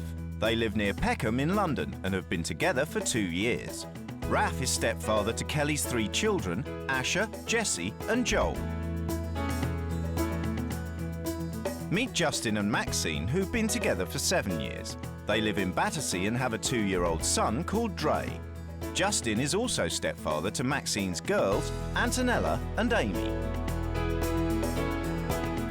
The 2 wives have agreed to swap homes, partners and children for 2 weeks to see what they can learn about their own lives. What's it like for a fast food addict who can't go without caffeine and cigarettes to live with an organic vegan who doesn't smoke or drink? The fuck is that? What? You gotta read that. Oh. What is it? What happens if you win over your new family? And what happens if you don't? No, I have. You just seen me ask. You've heard me ask about 3 times. I don't care. You're shouting. That's not communicating. I don't communicate with people who shout at me. I don't care. And what do you learn when it's all over? You like to be in control. Everything No. to go your way. As long as everything goes your line, you know what I mean, it's not a problem. Well, what the problem is you're not used to anybody standing up to I'm not. you. You're right, that's correct. You're not used to I'm it. not. You think you can apologise and it's all going to be okay, but it's not okay.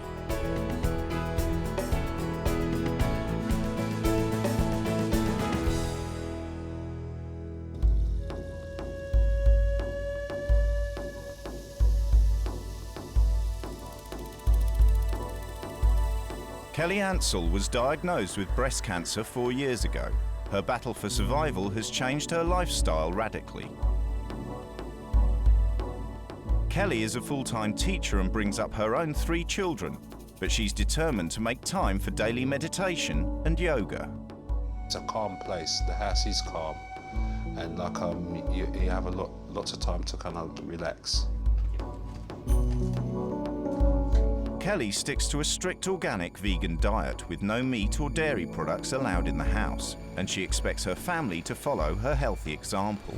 I feel it is very important to eat healthily. You don't get ill if you eat well. You look better, you feel better. You really get in tune with your body, whereas I think a lot of people aren't in tune with their bodies. But once you start eating organic and once you start eating fresh food all the time, you can't go back because it just doesn't taste right. And you just think, ugh, can't eat that, it's disgusting.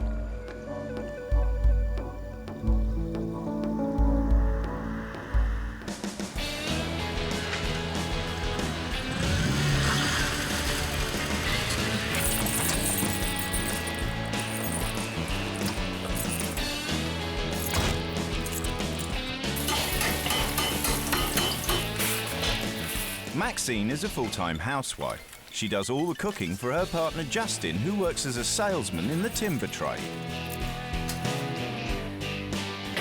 Maxine has never bought organic in her life. Girls, hello little man, look what we got for tray. He doesn't eat rice, salads, pasta. Anything that's good for you, green vegetables. He's chips, bangers. He's just a really plain eater. I am funny with food, I really am. Put steak in front of me, I'll eat it. Put chicken in front of me, I'll eat it. Put Chinese in front of me, I'll laugh at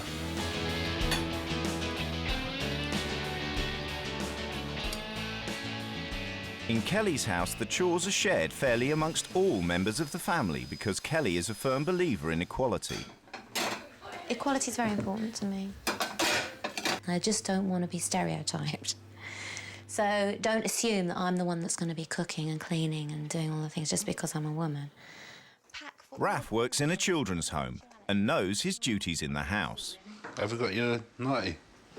Oh no, that's round there. Could you just get that for me, please? Kelly is a bossy person, and you know, when she wants something done, she'll get on my back until I get it done. What, this? What thing? Yeah. And like whoever the husband is going to be, he's going to be put into line. He's going to be put into line. I'm very good at getting my own way. Terrible, actually. Justin also gets his own way at home.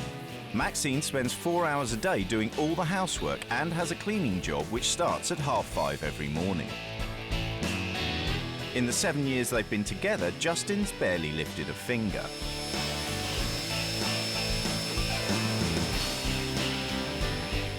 I tried to make a stand a few times, but he just don't work. He just worms his way out of everything and he just gets a buzz off that, you know? And I'm an idiot that lets him get away with it.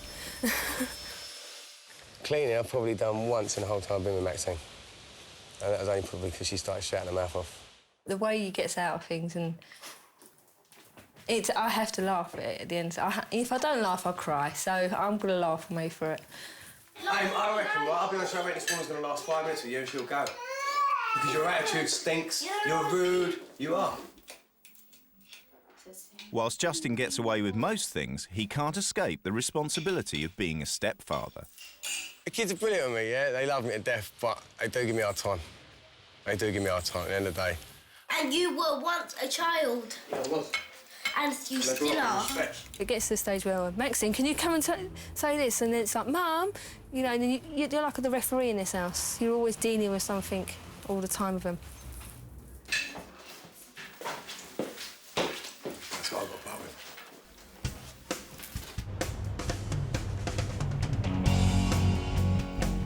Today, the wives are setting off for their new homes and they've agreed to have no contact with their partners until it's all over. Lovely.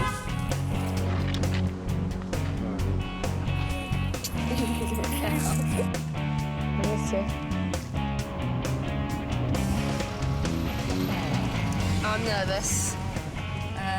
I'll just wait and see. I've got an open mind. I'm not going to make any judgments. Even when I meet them, I'm going to try not to make any judgments. It's someone bloody Peckham. You just pick up people's energy, don't you, when you go into their house and you...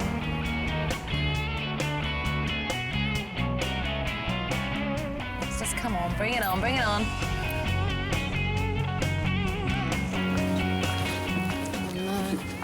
It's OK, not too bad. Right opposite a pub.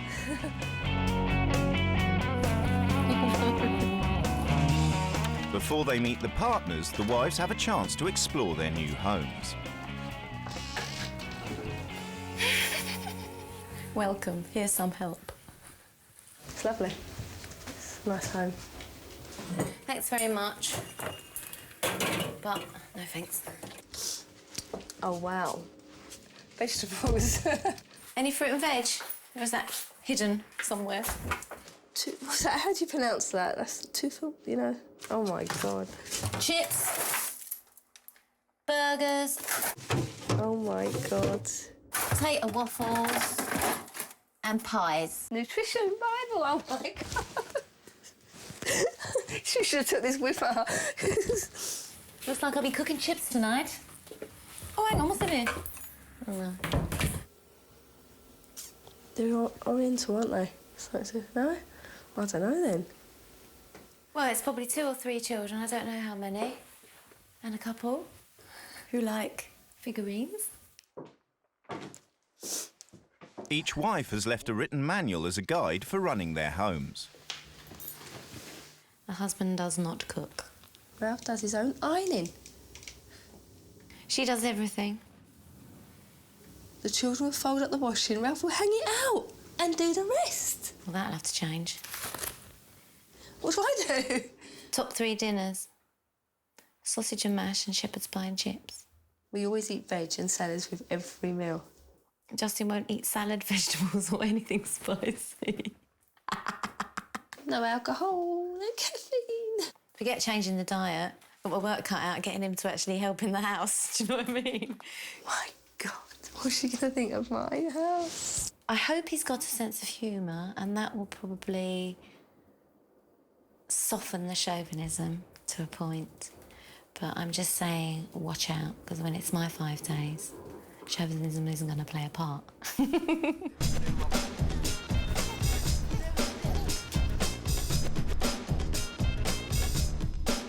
It's finally time for Maxine and Kelly to meet their new families. Hi, I'm Maxine. Maxine, my name is Raphael. This is Joel. Hi, Joel. Hiya. Kelly. Hi, Kelly. Hi. Hello, Asha. Asha, hi. Jess. Jess. Hello, how are you? Did you like our house rules? Did you like? I love the way your house runs. I think it's brilliant. I really think it's brilliant. Your mum's not going to like mine. What's your rules? Because I do everything in the house. You do everything? I do everything. Would you like a cup of tea or anything? Coffee? I've got one. I don't drink tea or coffee. I've got a herbal tea up there. So you're going to find out all about me. Great stuff.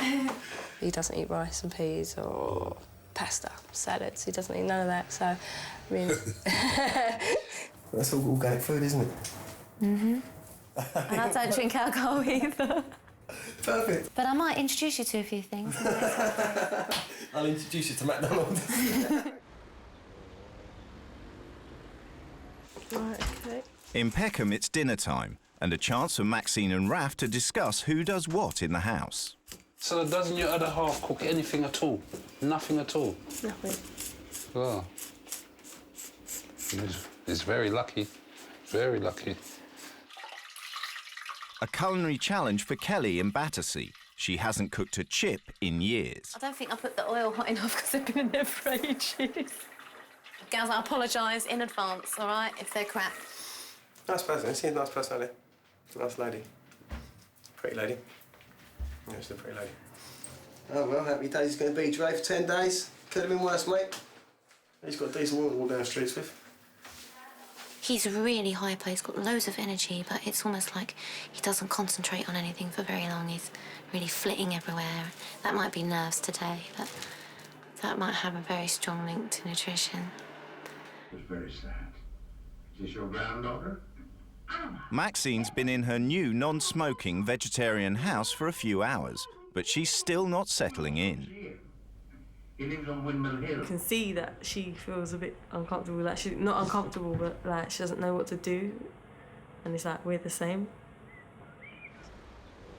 You know, hopefully tomorrow it'll get a bit better for her because I feel that as if like there's more in her and she's holding back a bit.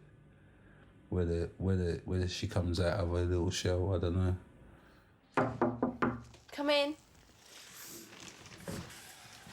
Just seeing how you are. Just saying good night.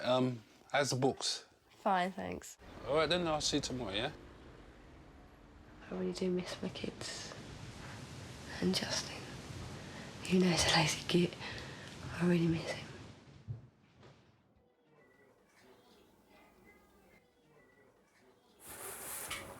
In Battersea, Kelly's got her hands full clearing up after Justin and the kids. You know what to do, don't you?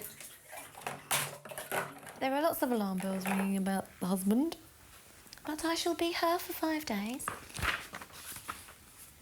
Well, through gritted teeth.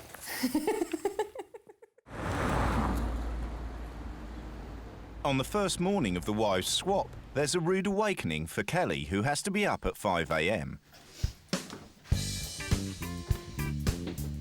She's off to do Maxine's cleaning job and she's only had a few hours sleep after a late night doing housework. To get up and go cleaning when it's obvious to everybody to get up at 5:15 in the morning is inhumane. I don't mind getting up early in the morning as long as I haven't got to stay up till 12 o'clock at night.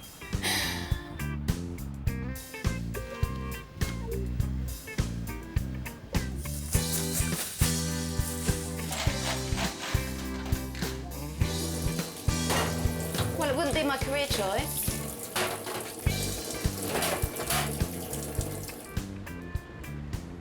In Peckham, Kelly's work is proving to be child's play for Maxine because she used to be a nursery school teacher herself. Fine. Can you do it, Nicola? What did I say? One at a time. No, one.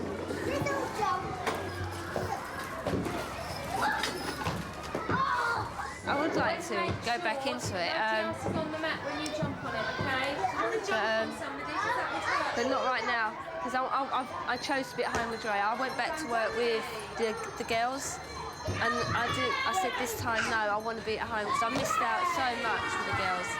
I want to be at home with Dre. It's been a long time since I've had little feet to deal with. It's usually big smelly feet I have to deal with now. It's 9 o'clock and Kelly's back home after her cleaning job. She now has to look after a 2-year-old, and then there's the housework.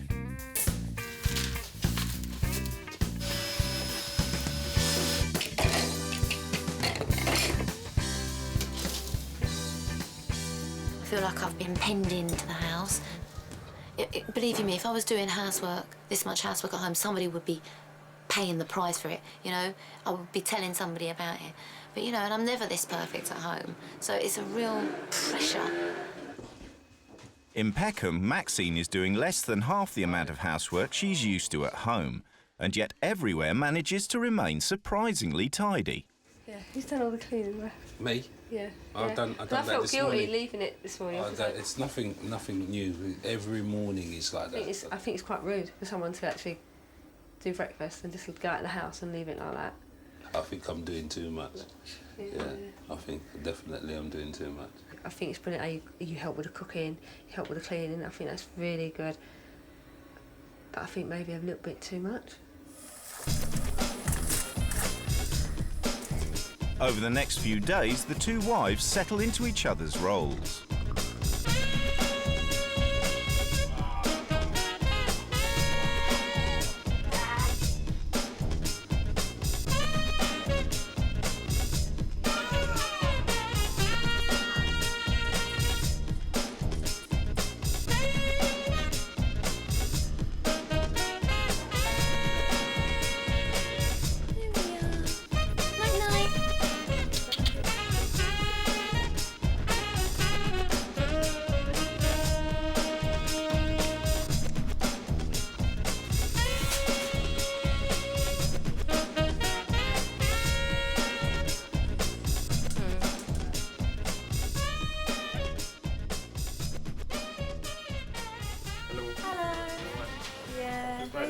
It's day 4, and while Kelly's been doing all the cleaning, Justin's been sprucing himself up. Why have the new haircut?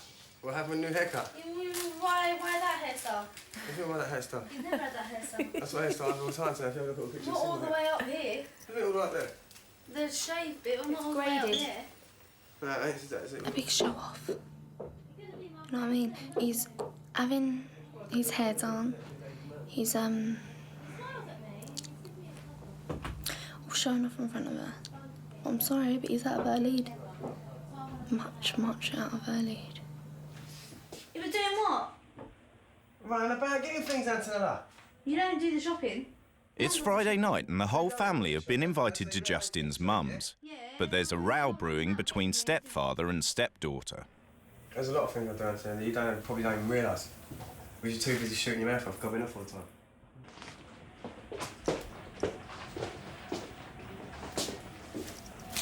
Welcome home. Justin, the thing is, she's been really good today. She's, like, really helped out. Don't laugh at me. Take me seriously. She's really helped out. She's had that baby virtually all day. Oh, I don't know what to say. So I think your throwaway comment about her that she does nothing has really upset her. I've only got to open my mouth and upset her. Yeah, but you've said that she doesn't help, and actually she's really been helping. Do you know what I mean? So maybe you need to go and sort of make amends, and then she might want to come with us, and she'll be all right. Bollocks.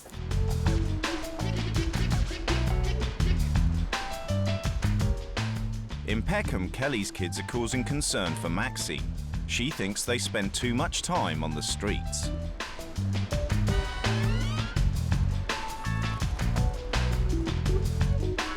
I just feel like they're all too busy and they're all rough out and got things and what they've got to do. Just don't seem they're here.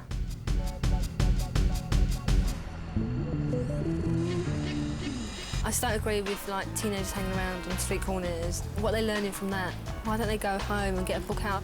I just think in this day and age you can't afford to let your kids out and not know where they are, and you know you don't know what's around the corner. And all I'm doing at the end of the day is keeping that person safe. She's discovering that it's not that easy being a parent to other people's children. Well, I want you in. I think dinner's at 6. Yeah, I'll just be down the road. Okay. He just wants to get out. I think he's had enough of me for one day. I definitely had enough of me for one day. Yeah. Have you listened to her side of the story? You know, let's not blow this out of proportion. I'm blown out of proportion. I'm not. You are, because now you're in the kitchen building a spliff, she's outside sulking, we're not going to Nanny's. We are. I don't know. Calm. I'll go and talk to Antonella. Hello. All righty there. So I'm saying that I'm supposed to take it and just take time to abuse. I'm not. I'm an adult. I go to work every day, you know what I mean? I work hard and I come home to that. No. Just let it be water off a duck's back. OK? Yeah, I know, I had the same problem with my hair. Yeah, it's a very bad hair day, I feel. Oh, I've got a bad temper. And I'm hot-headed and I'm quick off the mark. At the same time, when it's happening every day, you know, it's a different matter. It happens to me every day. It's ain't just one day, you know what I mean? It happens every day. You know what I say?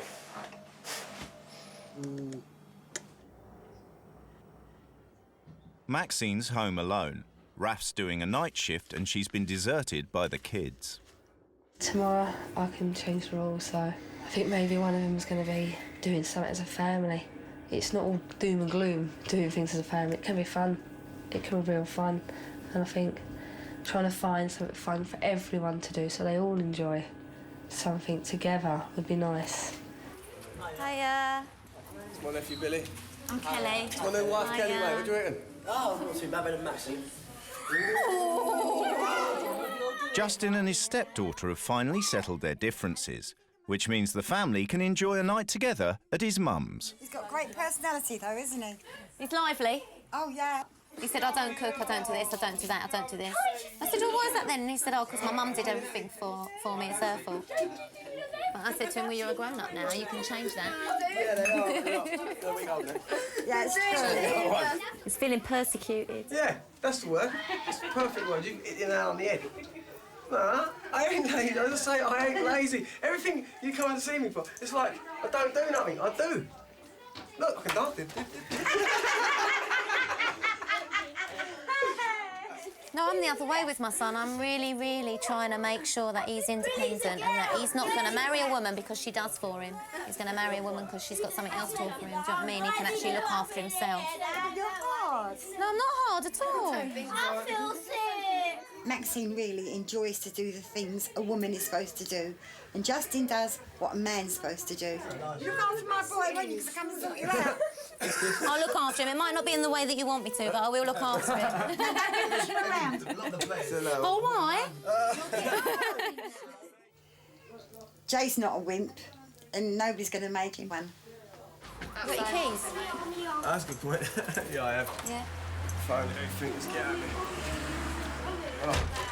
Things are going to have to change. I was debating whether to do things gradually, but actually I think I'm going to go for the hard knock. If he's going to feel something, he's going to have to feel it from me, and he's going to have to start living life the way I would want to live it. And that means looking after the kids. That means pulling your weight in the house. That means pretending that just because you're a man, that you're incapable of going in the kitchen. You know. Or I've never done it, I can't cook. Well, you know, you're going to have to, mate. This is life. It's a bitch, get over it. Yeah? Maxine and Kelly have been living in each other's homes and by each other's rules for a week. I didn't do you any salad, because you don't eat it, do you? Everything's about to change because now the families have to live by the new wives' rules. And for Kelly, that means finally being in charge. Chips once a week only. Once a week, Joe and Jess to play less on the street. Oh, no. Yeah, Joe, you're still allowed to play out on the street, only if I'm with you. I'm coming out with you. If you want to go up and down your bike, I'm coming with you. I want to do more things as a family while I'm here with you all.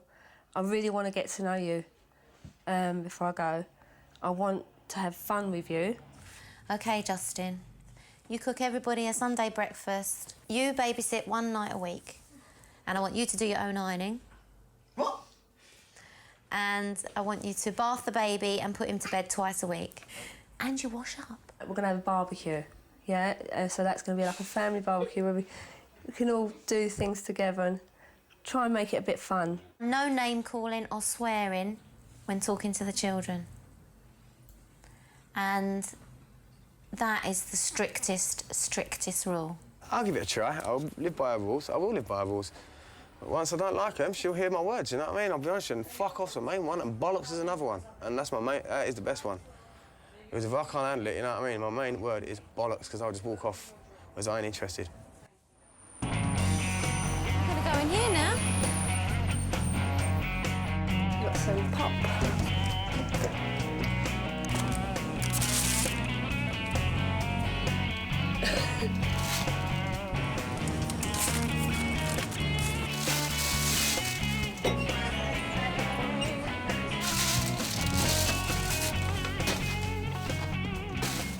Kelly's new regime is underway, but tonight she's had to go to work for a parents' evening. And for the first time in his life, Justin's about to experience what it's like not to get his own way. You've got to not. You got now. Lovely. We threw away all our crisp and drink. What? You're having a fucking bubble, ain't ya? Stickers are mine, ignore stickers. Hold on a minute. They weren't supposed to be in there. She's dashed away my Coke.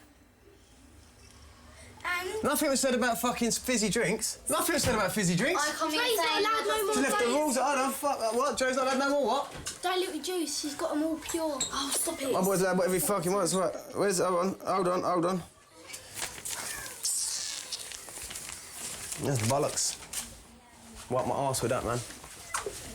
Coffee, Joe. You're not allowed to swear in front of kids. Sorry, I've got to cook dinner. All right, fuck. There you go. I'm cooking your dinner tonight. All right. It's a fuck. No, there ain't no fizzy drink. That's just from my packed lunch. Look, Amy's packed lunch. Yes, class, Amy. You got it, love. Cheers. There's one problem she's got because she hasn't said nothing about my fizzy drink, you know what I mean? That Coke's mine. I'm the only one who drinks Coke. She ain't said nothing about my fizz drink. Yeah, no, it says in your packed lunch, but it doesn't matter. I drink Coke. Do you know what I mean? She ain't said nothing about my dietary with my drinks. That's down to me. But that's my packed lunch, Justin. It looks like she's throwing it away. She better get down and shut by some. It's a fucking joke, I tell you. I know with that.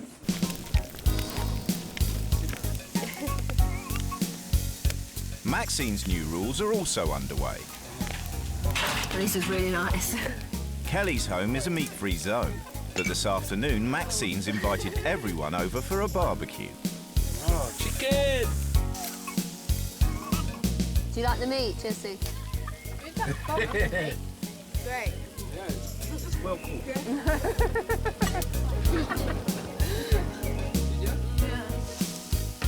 You want some chicken? Or do you want a drumstick?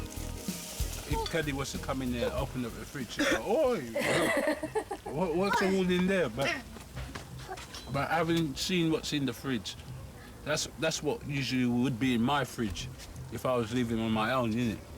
Although I don't eat them foods now, it's like nice to think of the old days. You see what I've got to eat here, Freddie? You see what I've got to eat here? Justin's sister has been babysitting for Kelly. The fuck is that? What? You got to read that. What is it? Parsnip in it. If the girls weren't, I'd say it's something fucking else. To add insult to injury, not only does Justin have to cook dinner for everyone, he has to eat the meal as well. And then stick it on from... Preheat ovens, 190, gas mark 5. That is fucking rank. I'm sorry, girls, I don't know how you lot eat this anyway. This is fucking rotten. We're not asking you to say just wet one. I can't do it. Funny dough. Joe, just put it in your mouth and... Yeah? You don't like it? No, I don't. Fucking up. Well, you tried it. Fucking horrible.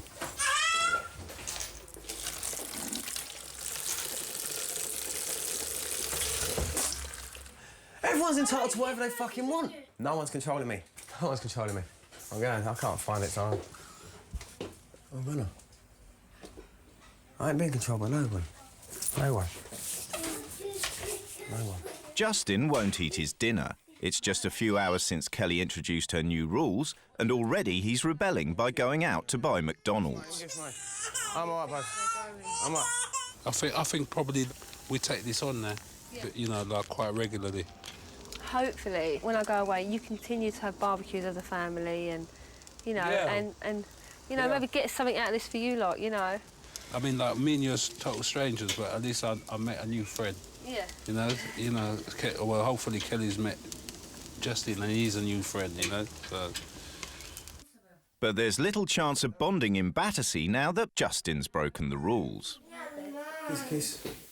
It's like it's day one of changes, and you know, you lot can't even be bothered to do the changes, really.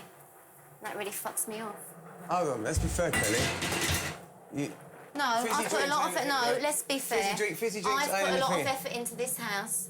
Yeah, for 5 days. I've spent a lot of my energy. I've been cleaning your floors, washing your clothes, ironing your clothes, cooking food for your kids, and the least you could do would be to do the changes properly for the first day. Hold on, no. My boy didn't eat, yeah, so he's going to eat. At the end of the day, if he wants McDonald's, I'm going to feed him McDonald's.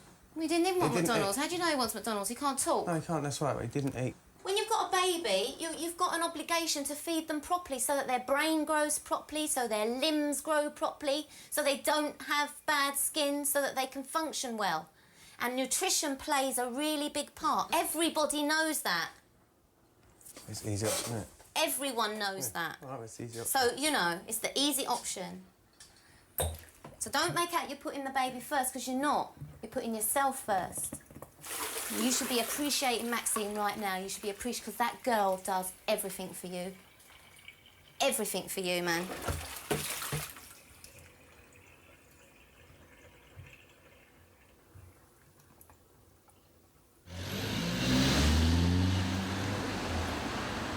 Jules! One of Maxine's new rules is being with 10-year-old Joel when he goes out so that she can keep an eye on him. A motorbike done all that? Oh, my God. Was anyone hurt? Yeah, I think so. Joel didn't like that rule at first, but I think, like, he's kind of, like, take it on board, because, like, he's actually asked Maxine in front of me, can he go out? And Maxine said that she'll come out and just be in the background, and, like, he's accepted it. So, like, Joel's taking on board at what she said.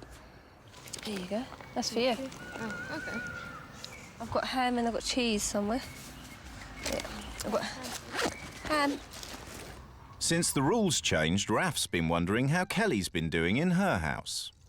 I know Kelly. She probably got Justin doing handsprings, and, you know what I mean? It's probably, because, like, it's her rules, so, like, she'll just probably get him doing whatever, like, help. I know she'll get Justin helping her, doing loads of stuff around the house. She'll probably delegate a few things for him to do around the house, so, like, you know, Justin, sorry, mate, second week, you're gonna have it bad. Since breaking the rules on the first day, Justin's making a real effort. But housework doesn't come easy to a man who's always been waited on hand and foot. In fact, before we go, I'll take a picture of this, because I've cooked this all on my own.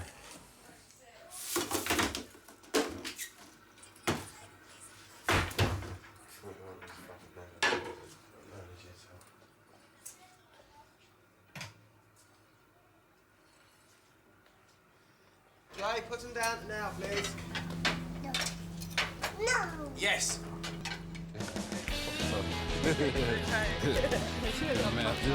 Maxine's hoping to convince the family that outings together can be fun. Tonight, she's taking them to the dogs.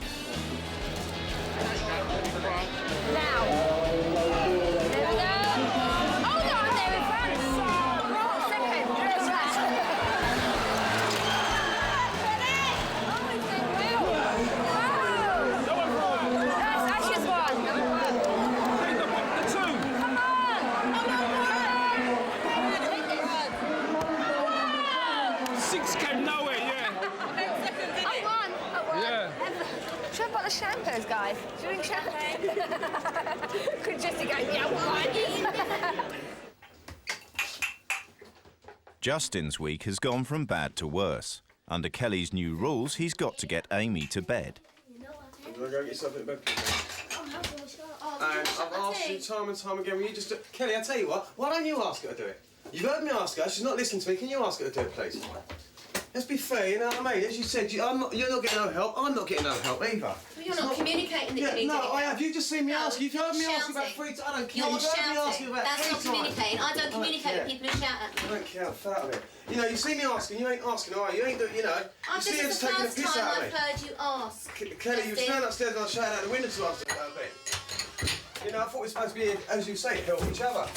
I ain't getting no help here. I'm coming home. I'm Well, fucking have you doing the helped baby. me No, since I'm you doing come the. in? Yes, I have. I think I've done a fair amount with the baby. You know, with his room. I'm coming home from work tired. I'm cleaning up his room. I've asked him to go to bed about 3 or 4 times. You've seen it happen, and you've seen it just like this happen. You're not doing nothing. Tomorrow I will do nothing. Tomorrow I will do nothing. Don't do nothing. No, Don't tomorrow I'll do Seriously. nothing. At the end of the day, you've been asleep every day. It's not fair, Kelly. Bollocks, I'm not taking it no more. I'm not. It's just appalling that he thinks he can talk to me. He doesn't know me. I'm a stranger in his house. I've been doing his washing, his cleaning, looking after his children, cooking, shopping, doing all the things that Maxine does. Well, and now I'm not doing them. And he's just kicking off. He's ignorant, he's rude, he's got no self-control. I was on my own. She heard me time and time again ask Amy to go to bed. Huh? You know, and Amy's still standing around. Where's the backup? At the end of the day, she can hear it, you know, she should be automatically backing me up. But it weren't happening. And yeah, I did flip out on her. Maybe that's what she fucking needed. Maybe that's what she needed. Kick out her ass.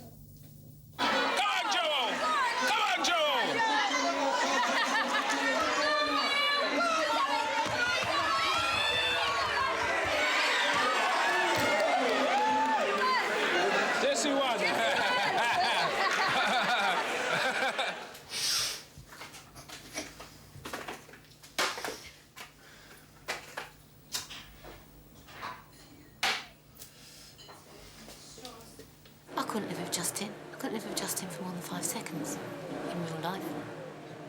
So, Maxine, you're either a martyr or you're a saint. One of the two. You need to strike a balance, girl. You need to tell it like it is and sort this man out. I'm doing my best, but you gotta carry it on.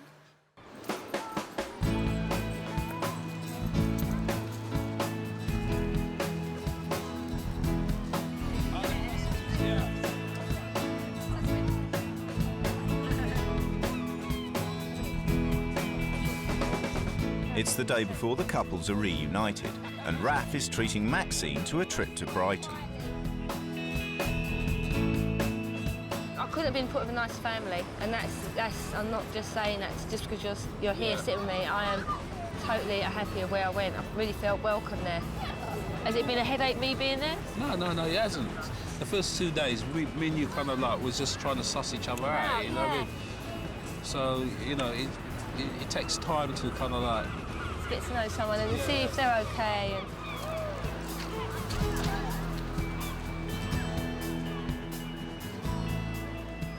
I'm trying to make everyone happy, I feel. And it's saying that I'm running myself down, you know? It sounds as if like you're kind of like the same personality as me, kind of, you know what I mean? Justin's going to appreciate what I do, you know, because Kelly's going to make him do something. And Kelly's going to come back, because she's had a man round that don't do nothing. Yeah. She's going to come back and appreciate actually what you do. Yeah. Do you see what I'm saying? So hopefully, you Yeah. know, that, Yeah. hoping that but that's what they come back like, you know, appreciate us. Because I feel like, you know, that we're the ones that actually do things for them both, you know.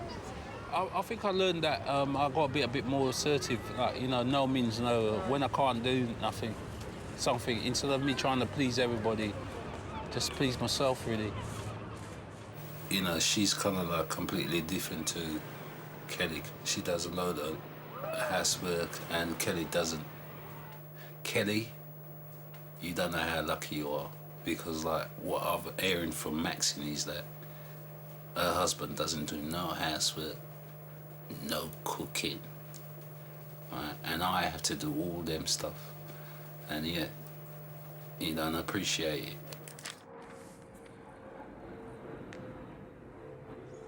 Living with Kelly has made Justin reevaluate his relationship as well.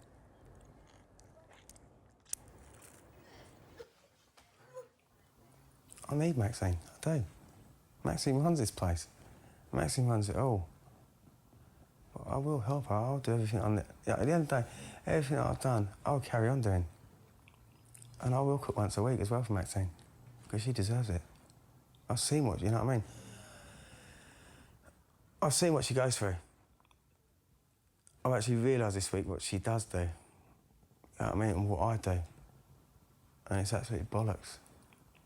So Maxine's worth her weight in gold.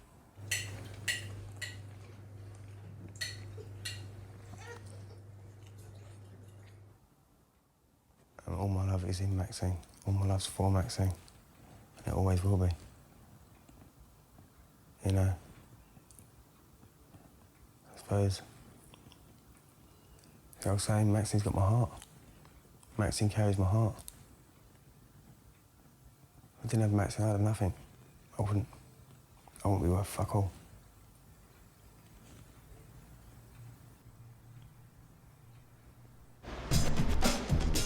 It's the final day of the swap, and within hours, the couples will be reunited.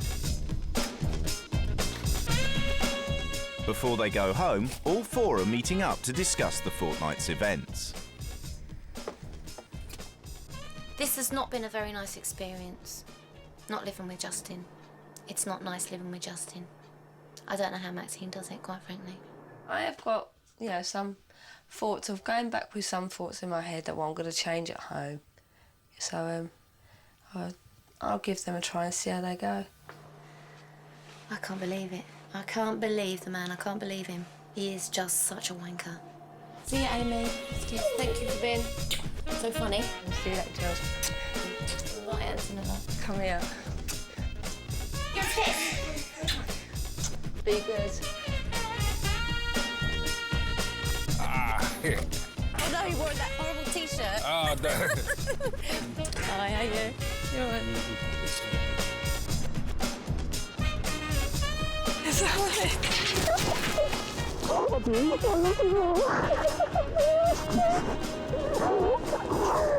Thank you so much, Maxine. I love you more, darling. All right, pal. There you go, mate. All right. Hi, Kelly. Hi, Maxine. All right.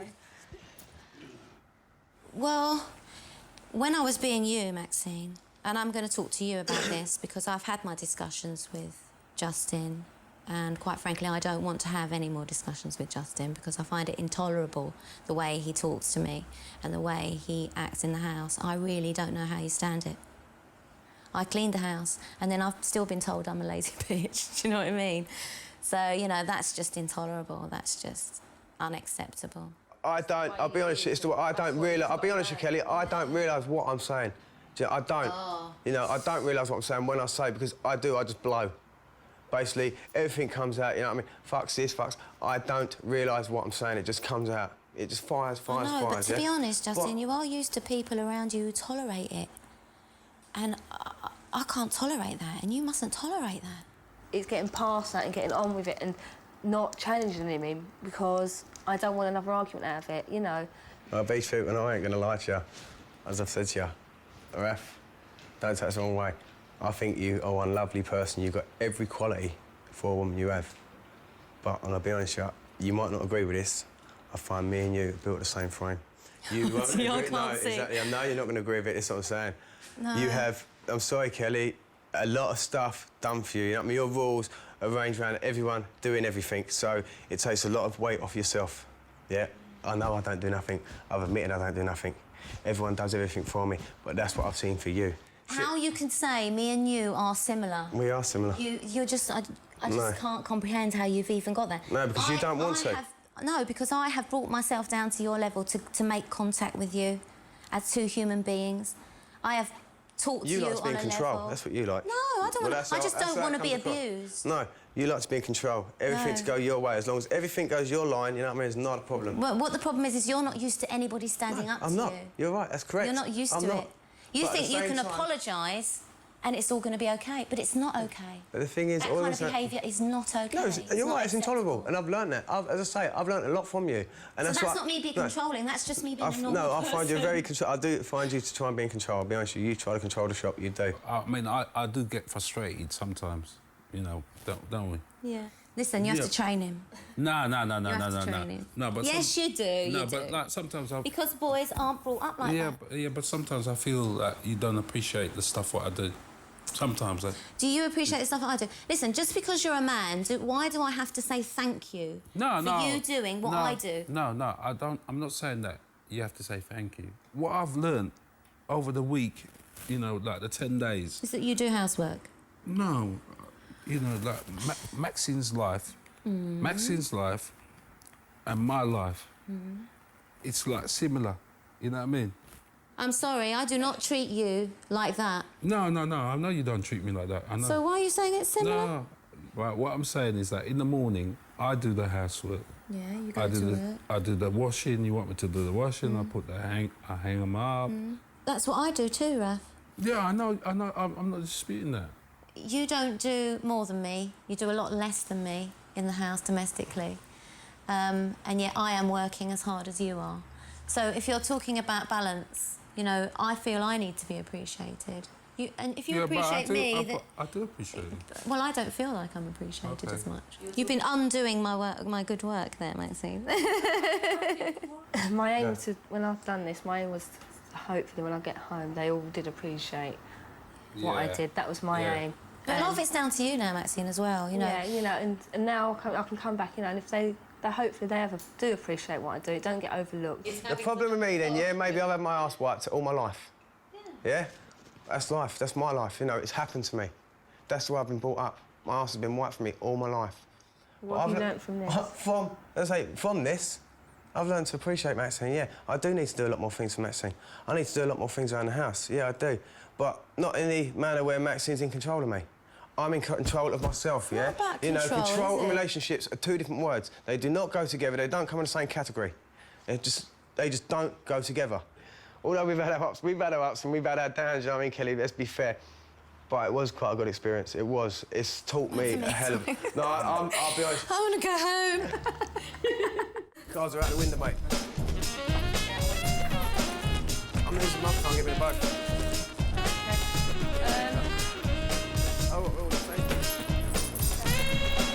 Right, we're going to say bye. No, she don't want to say goodbye, she's leaving.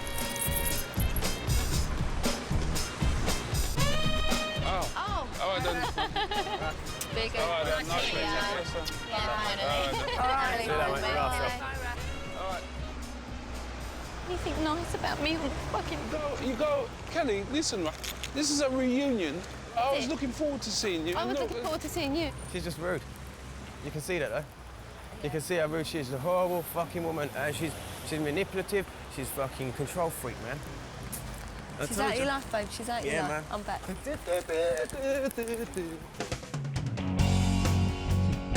Which one, the club? Look, see?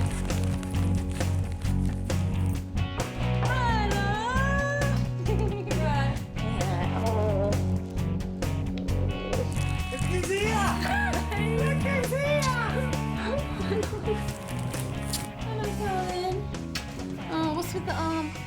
That has definitely go. I know who had that. In fact, that's going right now. Sorry. Evil milk. Evil milk. What's that? Hey, don't throw that. I could have a cup of coffee with that. Well, sorry. I'm here. My missus back. We'll sort it all out. We want to be together. We love each other.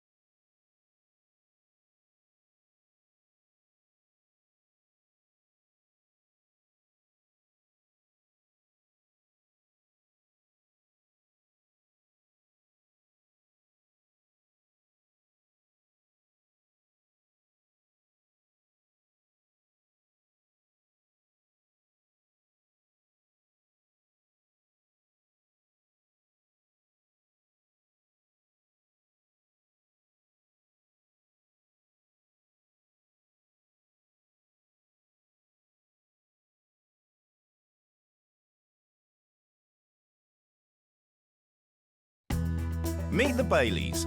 They live in Worksop near Sheffield and have been together for 8 years. They have 7 children: Charlotte and Jade, 17 and 14, Jamie and Ryan, 14 and 12, Kieran, 7, Aidan, 6, and Kirsty, aged 2. Meet the Deuce Mills, who've been together for 2 years. They live in Wales and have 5 dogs.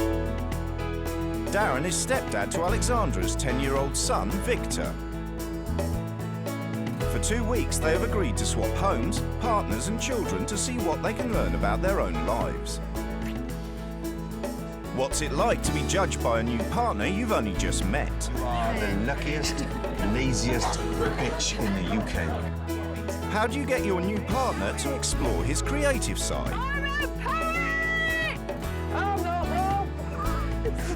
And what's it like when you just can't take any more? If you're not going to talk to me, I'll just leave.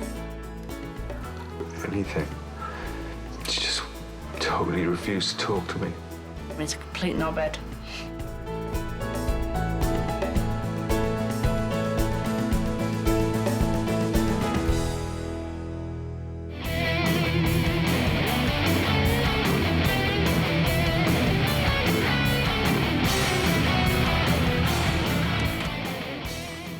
Alexandra Deuce met Darren Mills 2 years ago.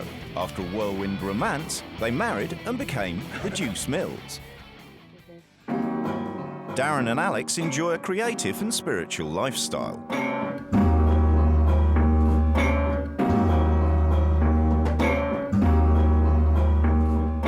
I feel that being creative brings me closer to spirit. If you don't have opportunity to be creative, then there's a real danger that you're going to stagnate.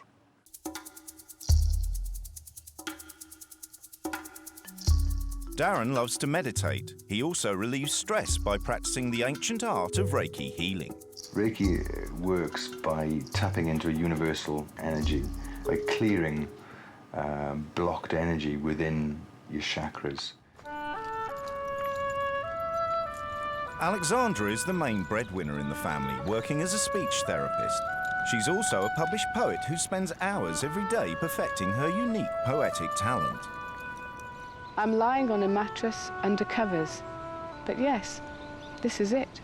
I am a huge dinner plate, larger than life, ceramic, thinning, expanding, stretching into porcelain. The old saying is, when you meet the right one, you know, and I knew the night I met Alex. Darren works a few hours a day as a bus driver. He's mainly a house husband, but he's no slave to domesticity. Alexandra does all the cooking, and Darren cleans when he feels like it. Yeah, as long as it's comfortable and as long as the place doesn't look like a dustbin, I'm happy, you know. At the end of the day, life goes on and you gotta live it. Yeah, and if you spend all your time cleaning, once you're gone, nobody's gonna remember you for cleaning the house, you know.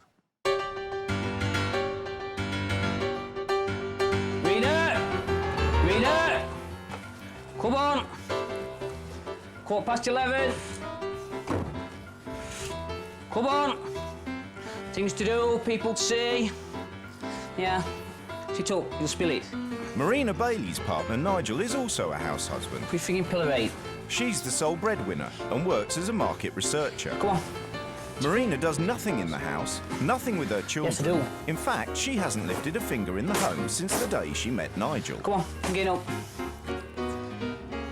Come on. Don't you want to back off? Come on.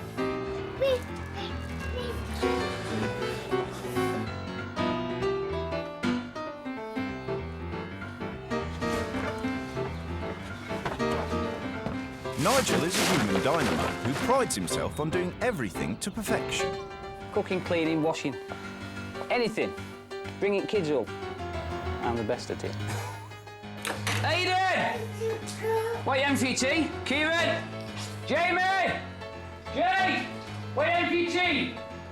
Although Nigel has 7 children to look after, he takes it all in his stride. He cooks all the meals and everyone gets to choose whatever they fancy for dinner.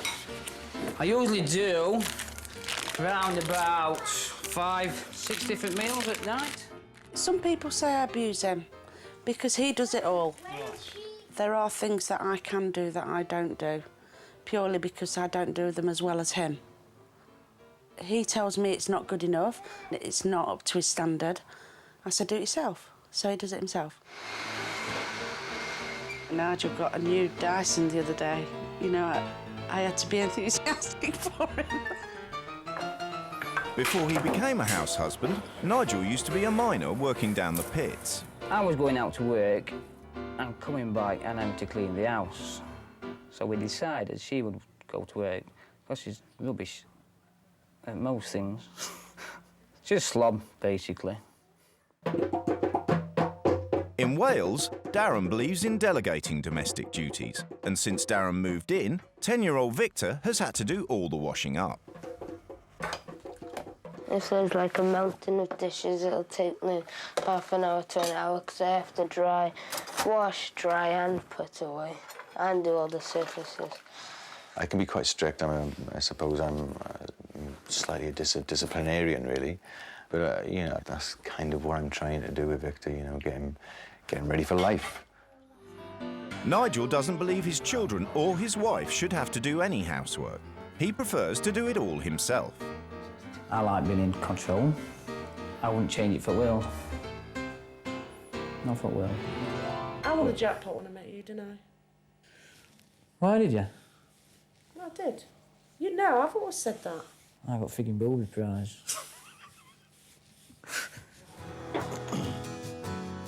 Today, they're setting off for their new homes, and the couples have agreed to have no contact until it's all over. 3 drawers of knickers, I ain't got none.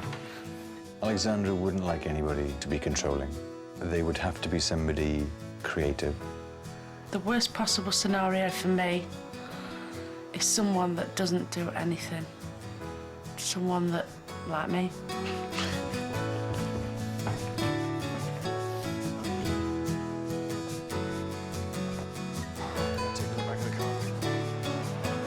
As the two house husbands run their homes, it's not the wives who will be leaving.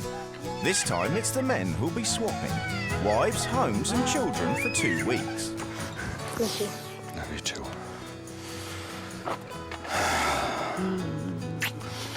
10 days, love.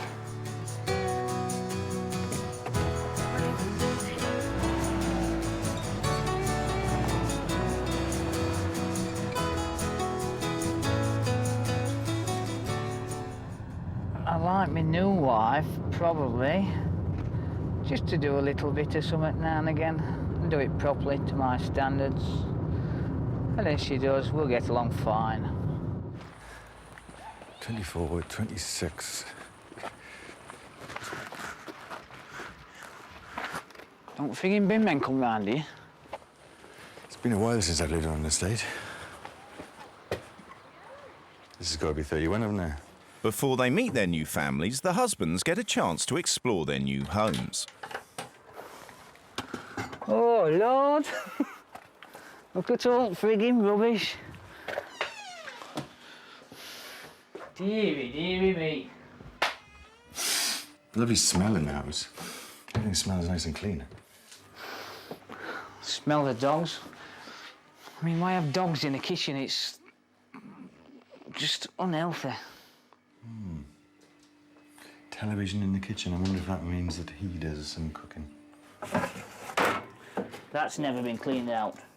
It's a nice house. It is a very nice house. Friggin' hell, I haven't been up in months and months and months. Very swish tiling in here. How many people in this family? My word. I don't think they've ever cleaned the windows. Each house husband has written a manual as a guide to running their home. Household chores. How often do you clean your home? Every day, constantly. I'm always doing something.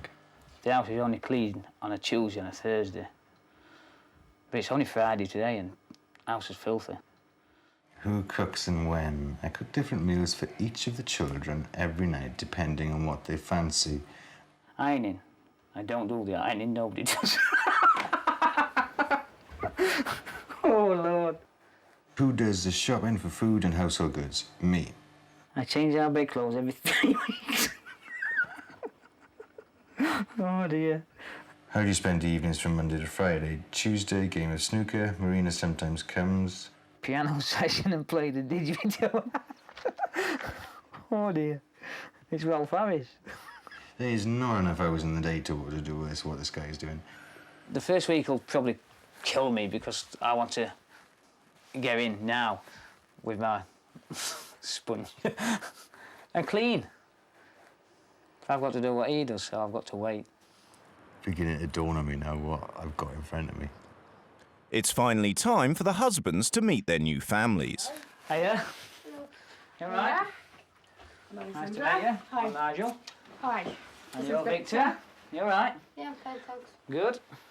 Darren's behind before he's even started. He hasn't followed Nigel's instructions to have Marina's supper ready for her the moment she returns from work.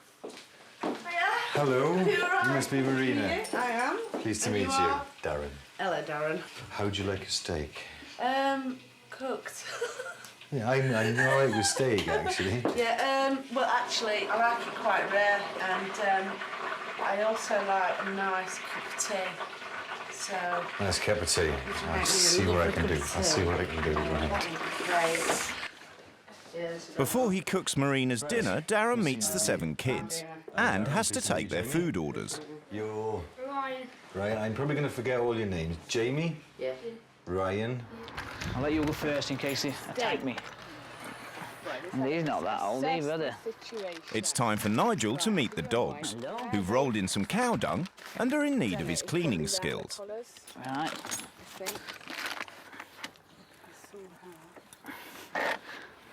This one's not too bad, I don't think. Right, you come then. Want me to carry your milk in? See, oh yeah, please. Sal, get it. Come on. Read the dog's mind. I just have the figure put down.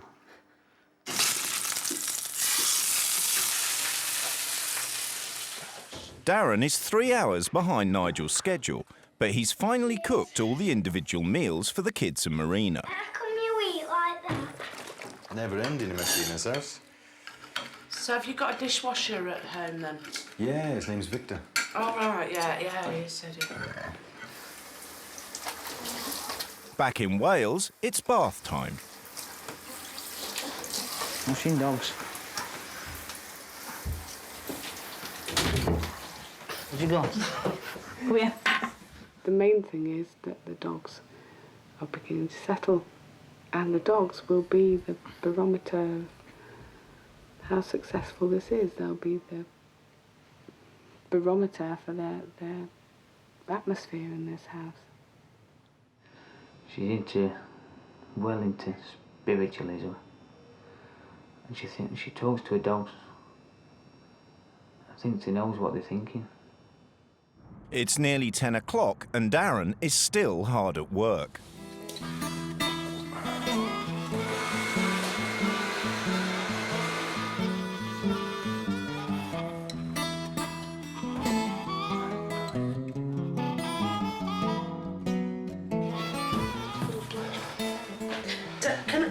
I don't want to get on it here or anything, but he does move things, you know, like on the lamp and stuff. I didn't move the lamp. Yeah. Because you are a taskmaster, you aren't you? I mean, it's now 10 to midnight. I haven't sat down since I got here, properly. I gotta get to bed soon. I haven't had a bath or anything. And I gotta be up and start all again at 7:30 in the morning. I'm already starting to get irritated by the mess that's around. Nigel keeps it absolutely spotless and I'm not used to it. I really am not used to the mess that we've got here. Are we having a cup of tea? Yeah, where's that broom? Stuff it up my arse and we'll get it all done at the same time. Yeah. If he wants to play Nigel, he's got to play it properly. And I really am going to have to tell him. House husbands Darren and Nigel have exchanged homes and families for 2 weeks. Very nice. Nigel, who does all the housework and cooking in his own home, has found himself with time on his hands. Darren is struggling with all his chores and hasn't yet managed to dress 2-year-old Kirsty. down, Kirsty's asking to get dressed. Okay, do I dress her, right? Could you come and get a dress, please? No problem. Okay. Do you want her in anything in particular? She'll tell you what she wants. Some of it may need ironing, but... Right. You know, okay, I'm going back to bed. Oh, you're right, you go back to bed. Marina doesn't have to be at work till noon, and she enjoys the luxury of a lie-in every day.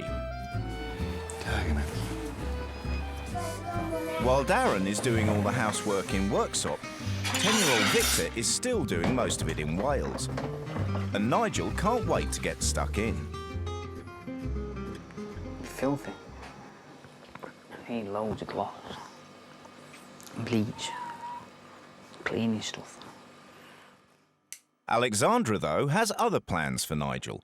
She's going to take him into the woods for a healing session. She's told me it's this Reiki thing. And they're going to give me a massage and relieve me all my stress and stuff, I think. I'll just lay down and let them fondle me a bit. I don't know if to change the shorts into jeans in case I get stunk on. Alexandra has invited her friend Chan, who is an expert in Reiki healing, to sort out Nigel's chakras. I will ask you first to lie down on your back, and later on I will ask you to turn on your tummy, and as well take off your shoes. Take off my shoes?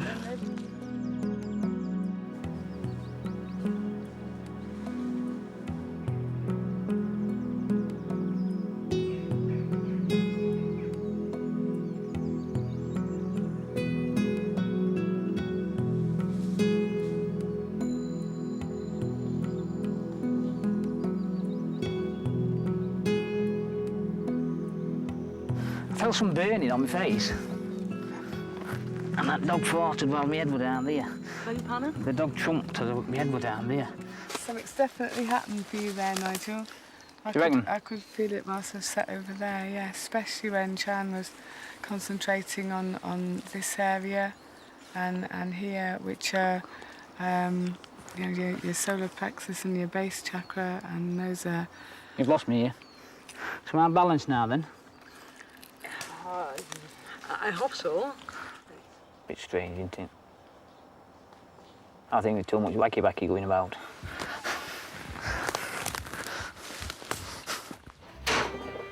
Darren has never cooked a roast dinner in his life. Now he's got to cater for 11 people. Nigel's son Jamie has watched his dad in action for years and at least knows how to turn the oven on.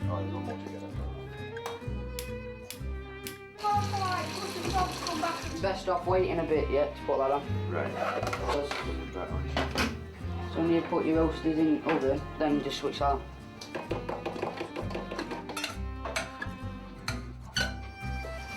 Although Jamie is willing to help out in the kitchen, Marina is doing absolutely nothing, and Darren is at the end of his tether.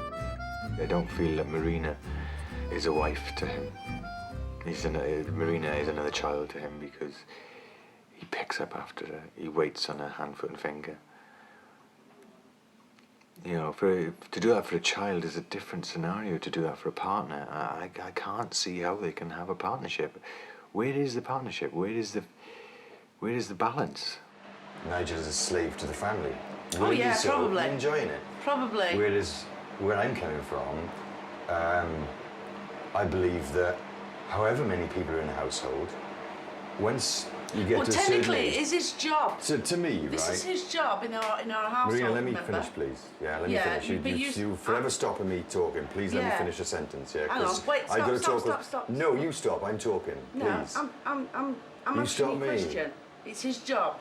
Remember, it's his job. If you're not going to talk to me, I'll just leave. I couldn't do anything. She just totally refused to talk to me.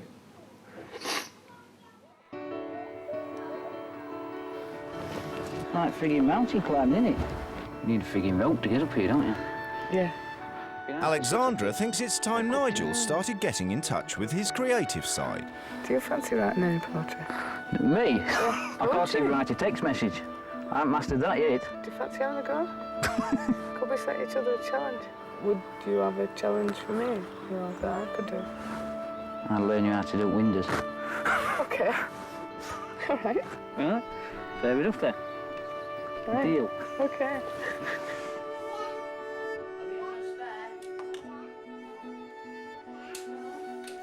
Oh, bollocks. I can honestly say it's, and I don't want to be cruel to you or anything, it's not like Nigel's cooking, but you're not used to it, but it's better than what my cooking is, so somewhere in the middle there, take it as a compliment as such if you can. It's disgusting. What do you like? Is there more carrots in there? No. Ben, look at that.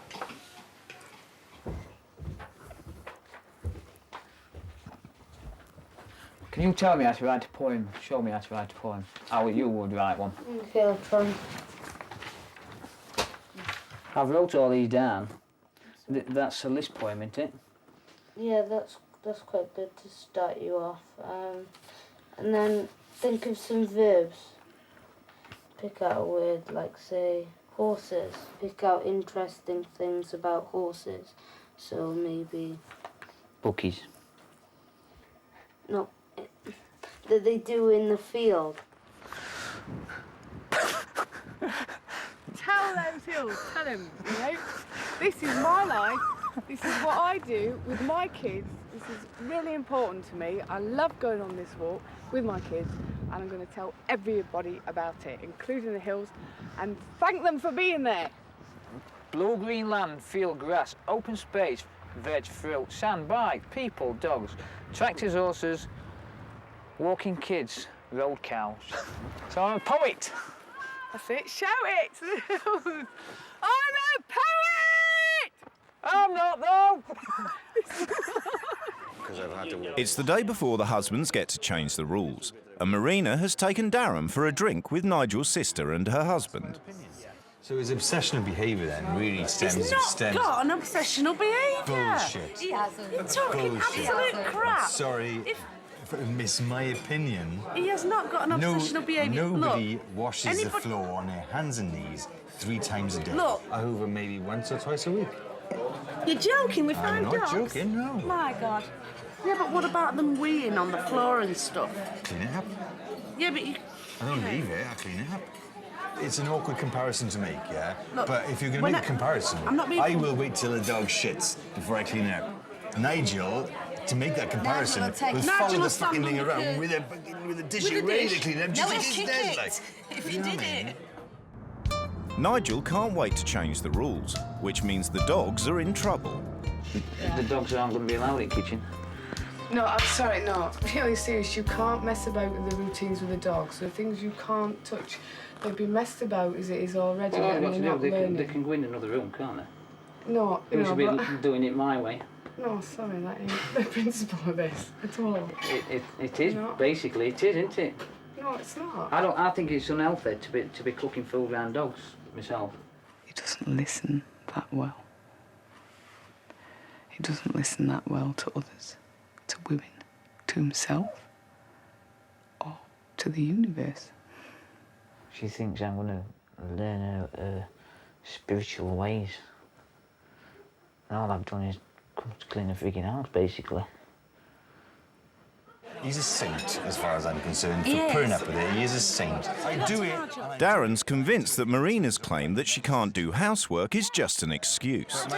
My point is, if you loved Nigel in the way that I love Alexandra, I'm not saying you don't, but if you loved Nigel in the way that I love Alexandra, you'd keep on doing that job over and over again until you knew you did it to the same standards that Nigel does. Bullshit. Why shouldn't she? Absolute bullshit to his standards. That's Nigel. Which tells me that he loves his family to bits. Oh, he does? Yeah. I don't feel he gets it That's why he returned. does it for Marina. I don't feel he gets it returned. He does. He does. In what? In a certain kind of way. Yeah, but in what way? What way do you think that? Hey, Go on, answer. Nina, sorry, I'm not saying it to upset you, you know what I mean? Why are you getting upset? Like I said to you last night, okay? Right. I'm going to okay. say it now. Not You are the luckiest, laziest bitch in the UK. Yeah, I know. And I said to you last night, you couldn't I disagree know. with me. No, I disagree with what you say about what I feel about Nigel. How can you assume what I feel about my husband? Oh, no.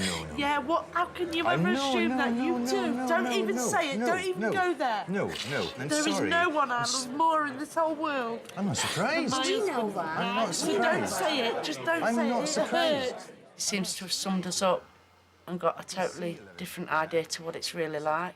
And I tried to think of the right way of explaining without yelling at him and telling him he's a complete knobhead. I think it's time for Marina to really start appreciating Nigel. And the only way she can do that is the way I've done it. And that's getting a little taste of what her husband does on a daily basis.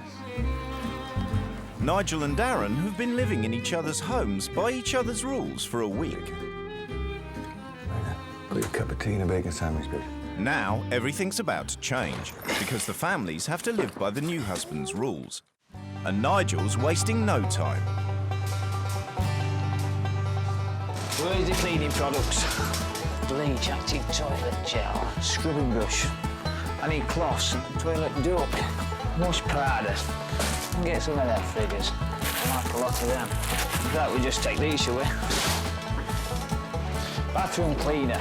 Super strength. I need something stronger. What fumigators are. I do. Right. Firstly, I'm going to be doing all chores. I can't relax when it's untidy and I can see muck and filth. You know what I mean? I can't relax when it's like that. Because they're my priorities, you know what I mean? They might not be yours, but I want them to be yours. Marina, you seem quite proud to be the laziest woman in Britain. And that's going to stop. It's time for you to get off your arse. I want you up at 7 o'clock every morning. You're going to get the kids up and get them ready for school. You can do all their breakfasts, pack lunches, and take them to school, because I'm having to lay in. We're all going to eat the same meals from now on. I want you to get all the kids' teas ready. You'll clean the floors, do the dusting, and clean the bathroom. I'm going to be doing most of the cooking now. Really? Right, so I will be asked... Darren should be doing this. You're at work all day. You should have your tea on table, I think. Excuse me, there are no shoulds in this house. Well, there are no shoulds in this universe. Well, I think he should, because I would do okay, for Marina. That's better. Right. You think he should. OK, I'll accept so, what you think he should. I'll be asking you what you want in the morning. To eat? To eat, yeah. Right, OK. And I think Victor should choose what he wants and all. Rules for the kids. Bedtimes. Upstairs 9 o'clock, lights out 9:30. Come 9:30 is grown-up time. We've got to go to sleep at 9 o'clock. It's lights out at Lights out 9:30. So we're not allowed to watch telly or... Lights out 9:30. I don't think Victor should be doing chores at all. A kid of his age, right, should be out playing with the mates. I'll be very, very careful about playing the psychologist here. Victor actually enjoys the washing, and he's told us that on many occasions. You all got to start working as a team. Yeah, you're all going to be responsible now for the washing up, the hoovering, and clothes washing. No answering back. If those rules are broken, you're in your room for 30 minutes. Time to reflect. He says that it's teamwork, and he's left everything to us. He's made us do absolutely everything. I think you and Darren should get your heads out of clouds. It's all too intense. I don't feel joy and laughter. What you said is outrageous. But that's what I think, though. No, it's what you think. Yeah. But you don't have a right to say because it's judgmental. Why don't I? I think you all think too much about these spirits and this Reiki, but that don't clean your house, does it? I really don't give a shit at all that Nigel has called my house filthy. What I would care about is that if he'd carried out his threats with the dogs and moved them out of the kitchen or done something with the dogs which would actually disrupt them, confuse them and cause problems for them. Sure, Jay, it's not going to be that bad, but... It is. They can fucking look out if they're not going to toe the line because I'm going to come down on them. You know, I've made these rules for the benefit of everybody and I'm going to fucking enforce them. This will be the first time it smelt decent since I've been here.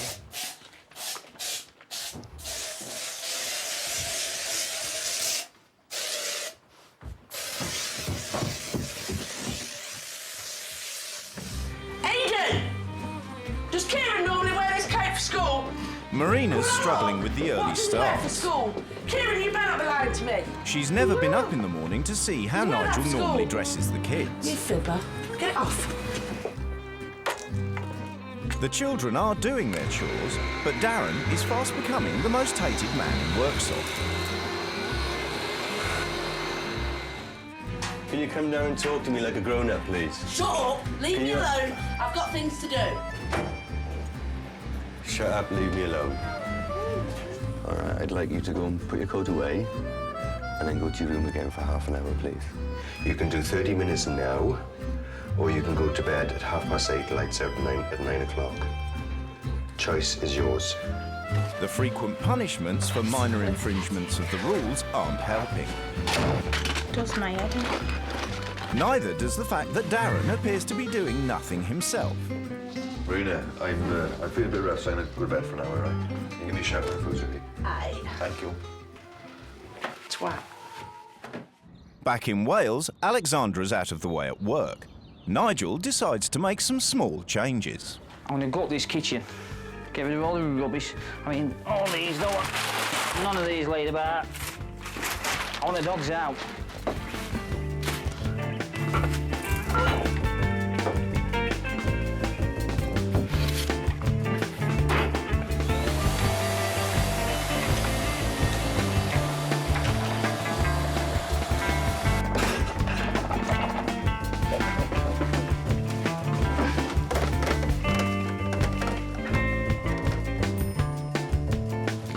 Probably should have got some more of these. Another 100. Oh, you're ever so good, you boys are. You're ever so good. Isn't it? And we're all back it in now, aren't we? Yeah.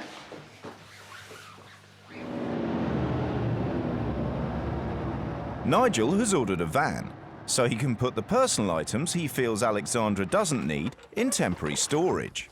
The plan for this film is to get rid of all the frigging junk. The fuel box has gone now, it's looking better already. I don't want any music in here whatsoever. Didgeridoo. Didgeridoo. It's just clutter to me. All this motorbike stuff. He must have 30 pairs of frigging gloves. I mean, look. Who would have that in their house? Bye-bye, junk. Don't come back. I'm sure, you know, if they dropped all this crap off on here, they wouldn't put it all back in here, no way. But hopefully that'll be a lesson that they'll get rid of some. They'll put what they want back in and get rid of the rest. Right, fucking head off for you. Come here then, let's have a look at you. Oh dear. I think that arm's going to have to come off. Let's have a look. I am beginning to realise that I've enjoyed the fact that the kids want to be near me. I've enjoyed the fact that they look at me as someone who can help them, because it always was Nigel. I never felt that I was jealous, but now I probably look at it and say, why don't they come to me? He's better than me. He's a better parent.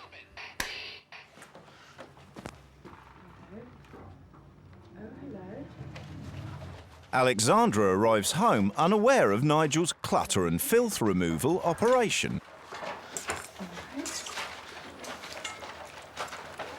Hello, guys. Nigel's hoping that his efforts will be appreciated as much as they are at home. Hello. That's better, isn't it? That's interesting. What do you reckon? What do I reckon? Yeah. I think it looks nice. I'm not sure about that settee, which I don't like now. What do you mean, settee? Settee. I don't like it being exposed. I don't like that being exposed. No, blankets you wash. Is it? Oh my God! Why? What's up with that? That's an antique Welsh woolen blanket. Been on delicates anyway. It's well done, it. Space. This is what you want. You can sit comfortable in here. Indeed, Can't I'm just trying to work out what was there. See? That's it. And where it's gone. Sort out what you want and what you don't want. Yeah. And this is better, isn't it? Dogs in here, that eliminates the problem with kitchen. Right. Doesn't it? I didn't really want to spend much time in this room before, but now I think I might spend some more time in it because it's much better. And where's the keyboard gone, Mum?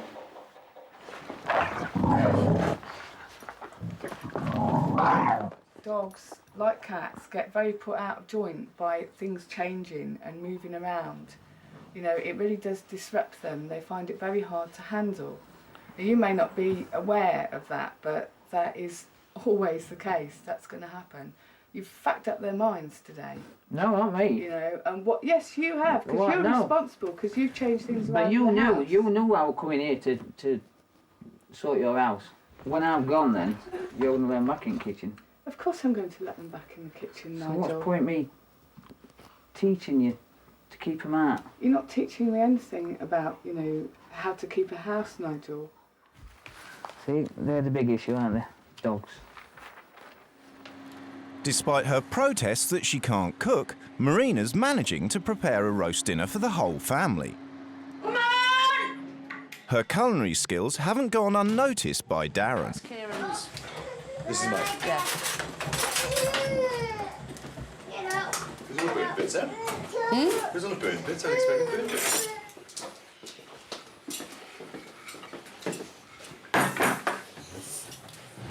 You can cook. No, I can't cook.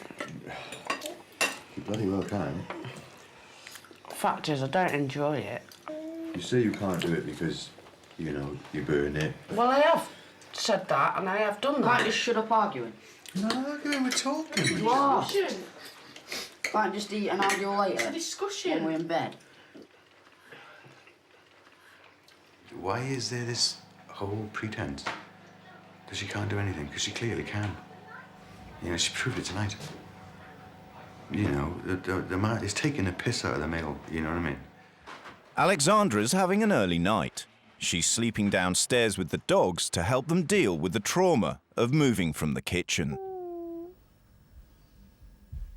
When I'm here. Can everybody else get to their bedrooms, please? It's 9 o'clock. Jay, too late for a bath tonight now, mate. Why?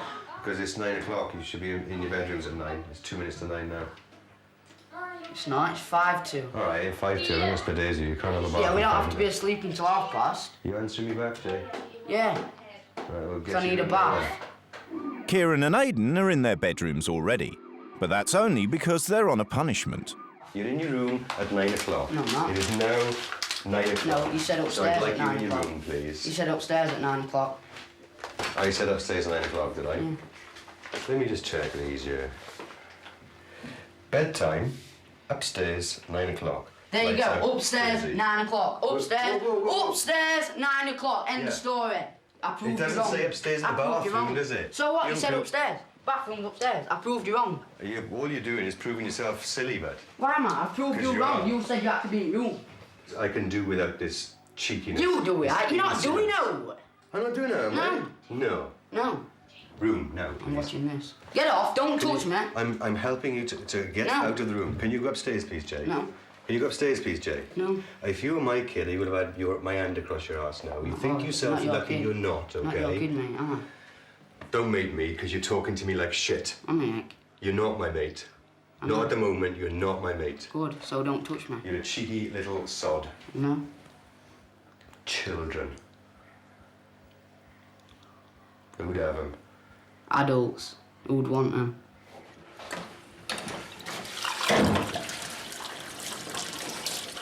I'm sorry. He's not having a bath.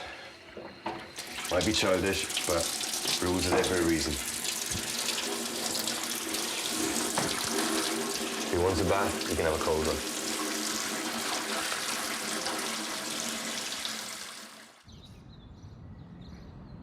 I really feel abused. By me? Abused, yes, by you, Nigel. Because the things that keep my thread of sanity, the things that define me, are gone. It's enough to send me to the loony bin, love. It really is. Yeah? You know, my life is my creativity, and that's all gone. It's all been packaged up and taken away. Walking the dogs every day, cooking, and I don't want to see this happy, singing, well sorted whole woman turned into this ill,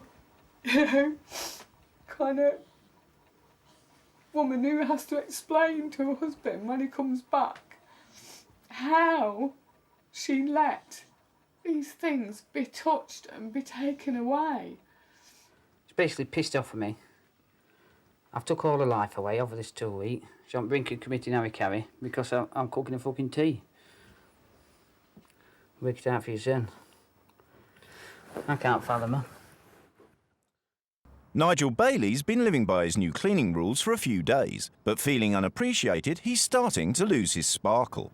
I ain't got the urge to get up and clean like I normally would. And she's already said dogs are going back in the kitchen when I'm gone anyway, so what's the point? I'd rather just chill now. I mean, she's doing things I said, don't get me wrong. I'm just letting her do it now. I'll read my paper and walk. Oh, she gets on with it. What are you, Kirsty? I thought so. Nigel's wife Marina is enjoying her new role and wonders how Nigel will react when he comes home. I don't want to make him feel less important than what he is. I don't want to take his role off him. I don't want to make him feel useless because he's good at what he does. But I have loved being needed, and that is important. I know that if I help him and he appreciates it, that would make us a lot better. Jingle Book one. Jingle Book? Do you mean Jungle Book? Yeah. Now that Nigel's downed his cleaning tools, he's got time to do things he's never done before. Right then, freaky now. Looks a bit quick. When a friend of Darren's calls round, Nigel agrees for the first time in his life to get on a motorbike. Jesus, I'll shit myself on there.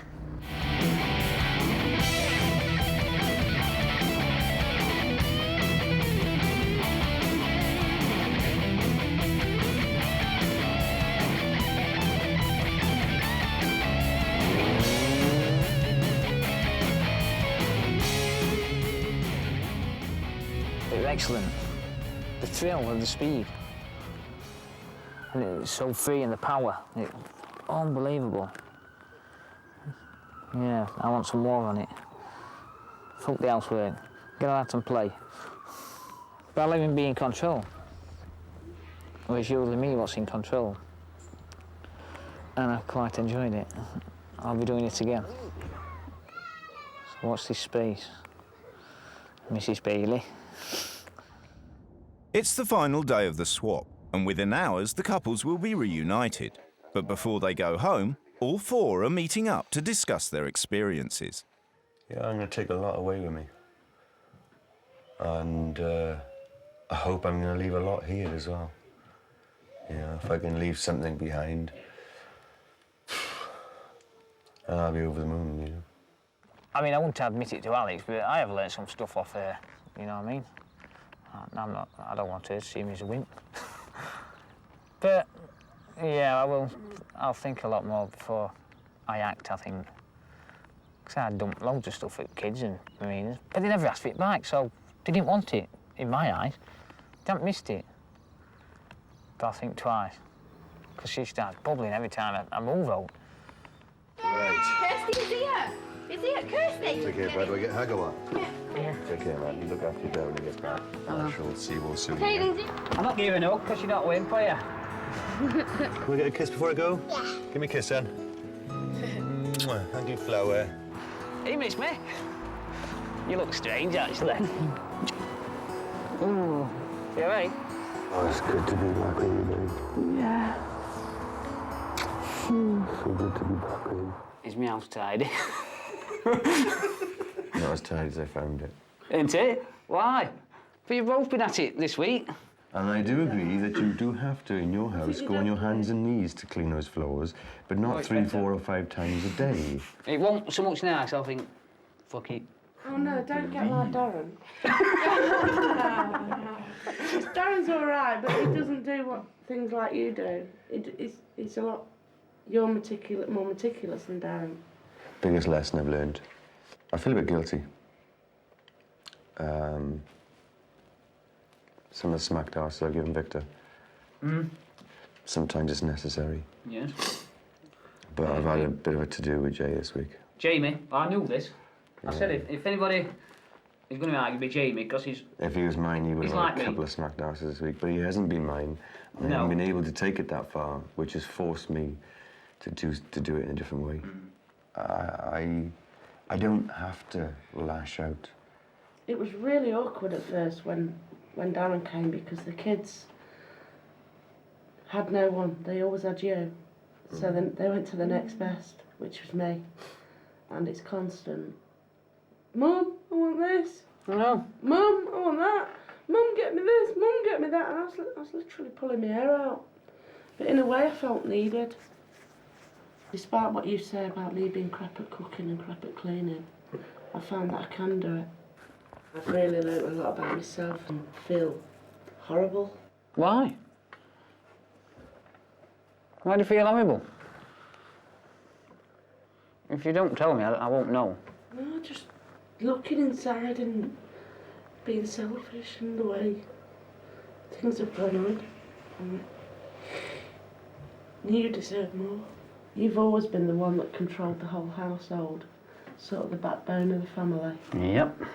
And I think you should share a bit of that. Oh, we? You? Yeah. Sort of give me a little bit of... If that's what you want, you can. I want you to be happy. I am happy. No, I want you to see how it goes and try to give up a bit of that control and chill a little bit and enjoy your family and enjoy us and see if it works. Yeah, I will. You can wash frigging pots. And I can help you. I can get up with the kids in the morning sometimes. Now, slow down a bit. Yeah, I probably should chill a bit. Yeah. Because I've been doing some of your things. Yeah. And it is quite nice. And Marina, guess what I've done? I've been on a frigging motorbike. And I've been... You're on my bike? Not yours, no, you're joking. But I have. I've even been shouting frigging poetry off the hills. I tell you what, Small, there's a lot more poetry in this man. Do you know what he called you last night? His beloved.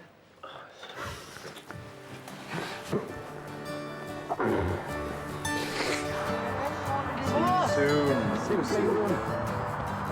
That's what I want to know. Yeah. Right, don't do it. But I won't know until... Yeah. Well, you know what and what I've done. Where's your shoes? Are you rich, mate? Yeah. Come on in. Come on, we're good.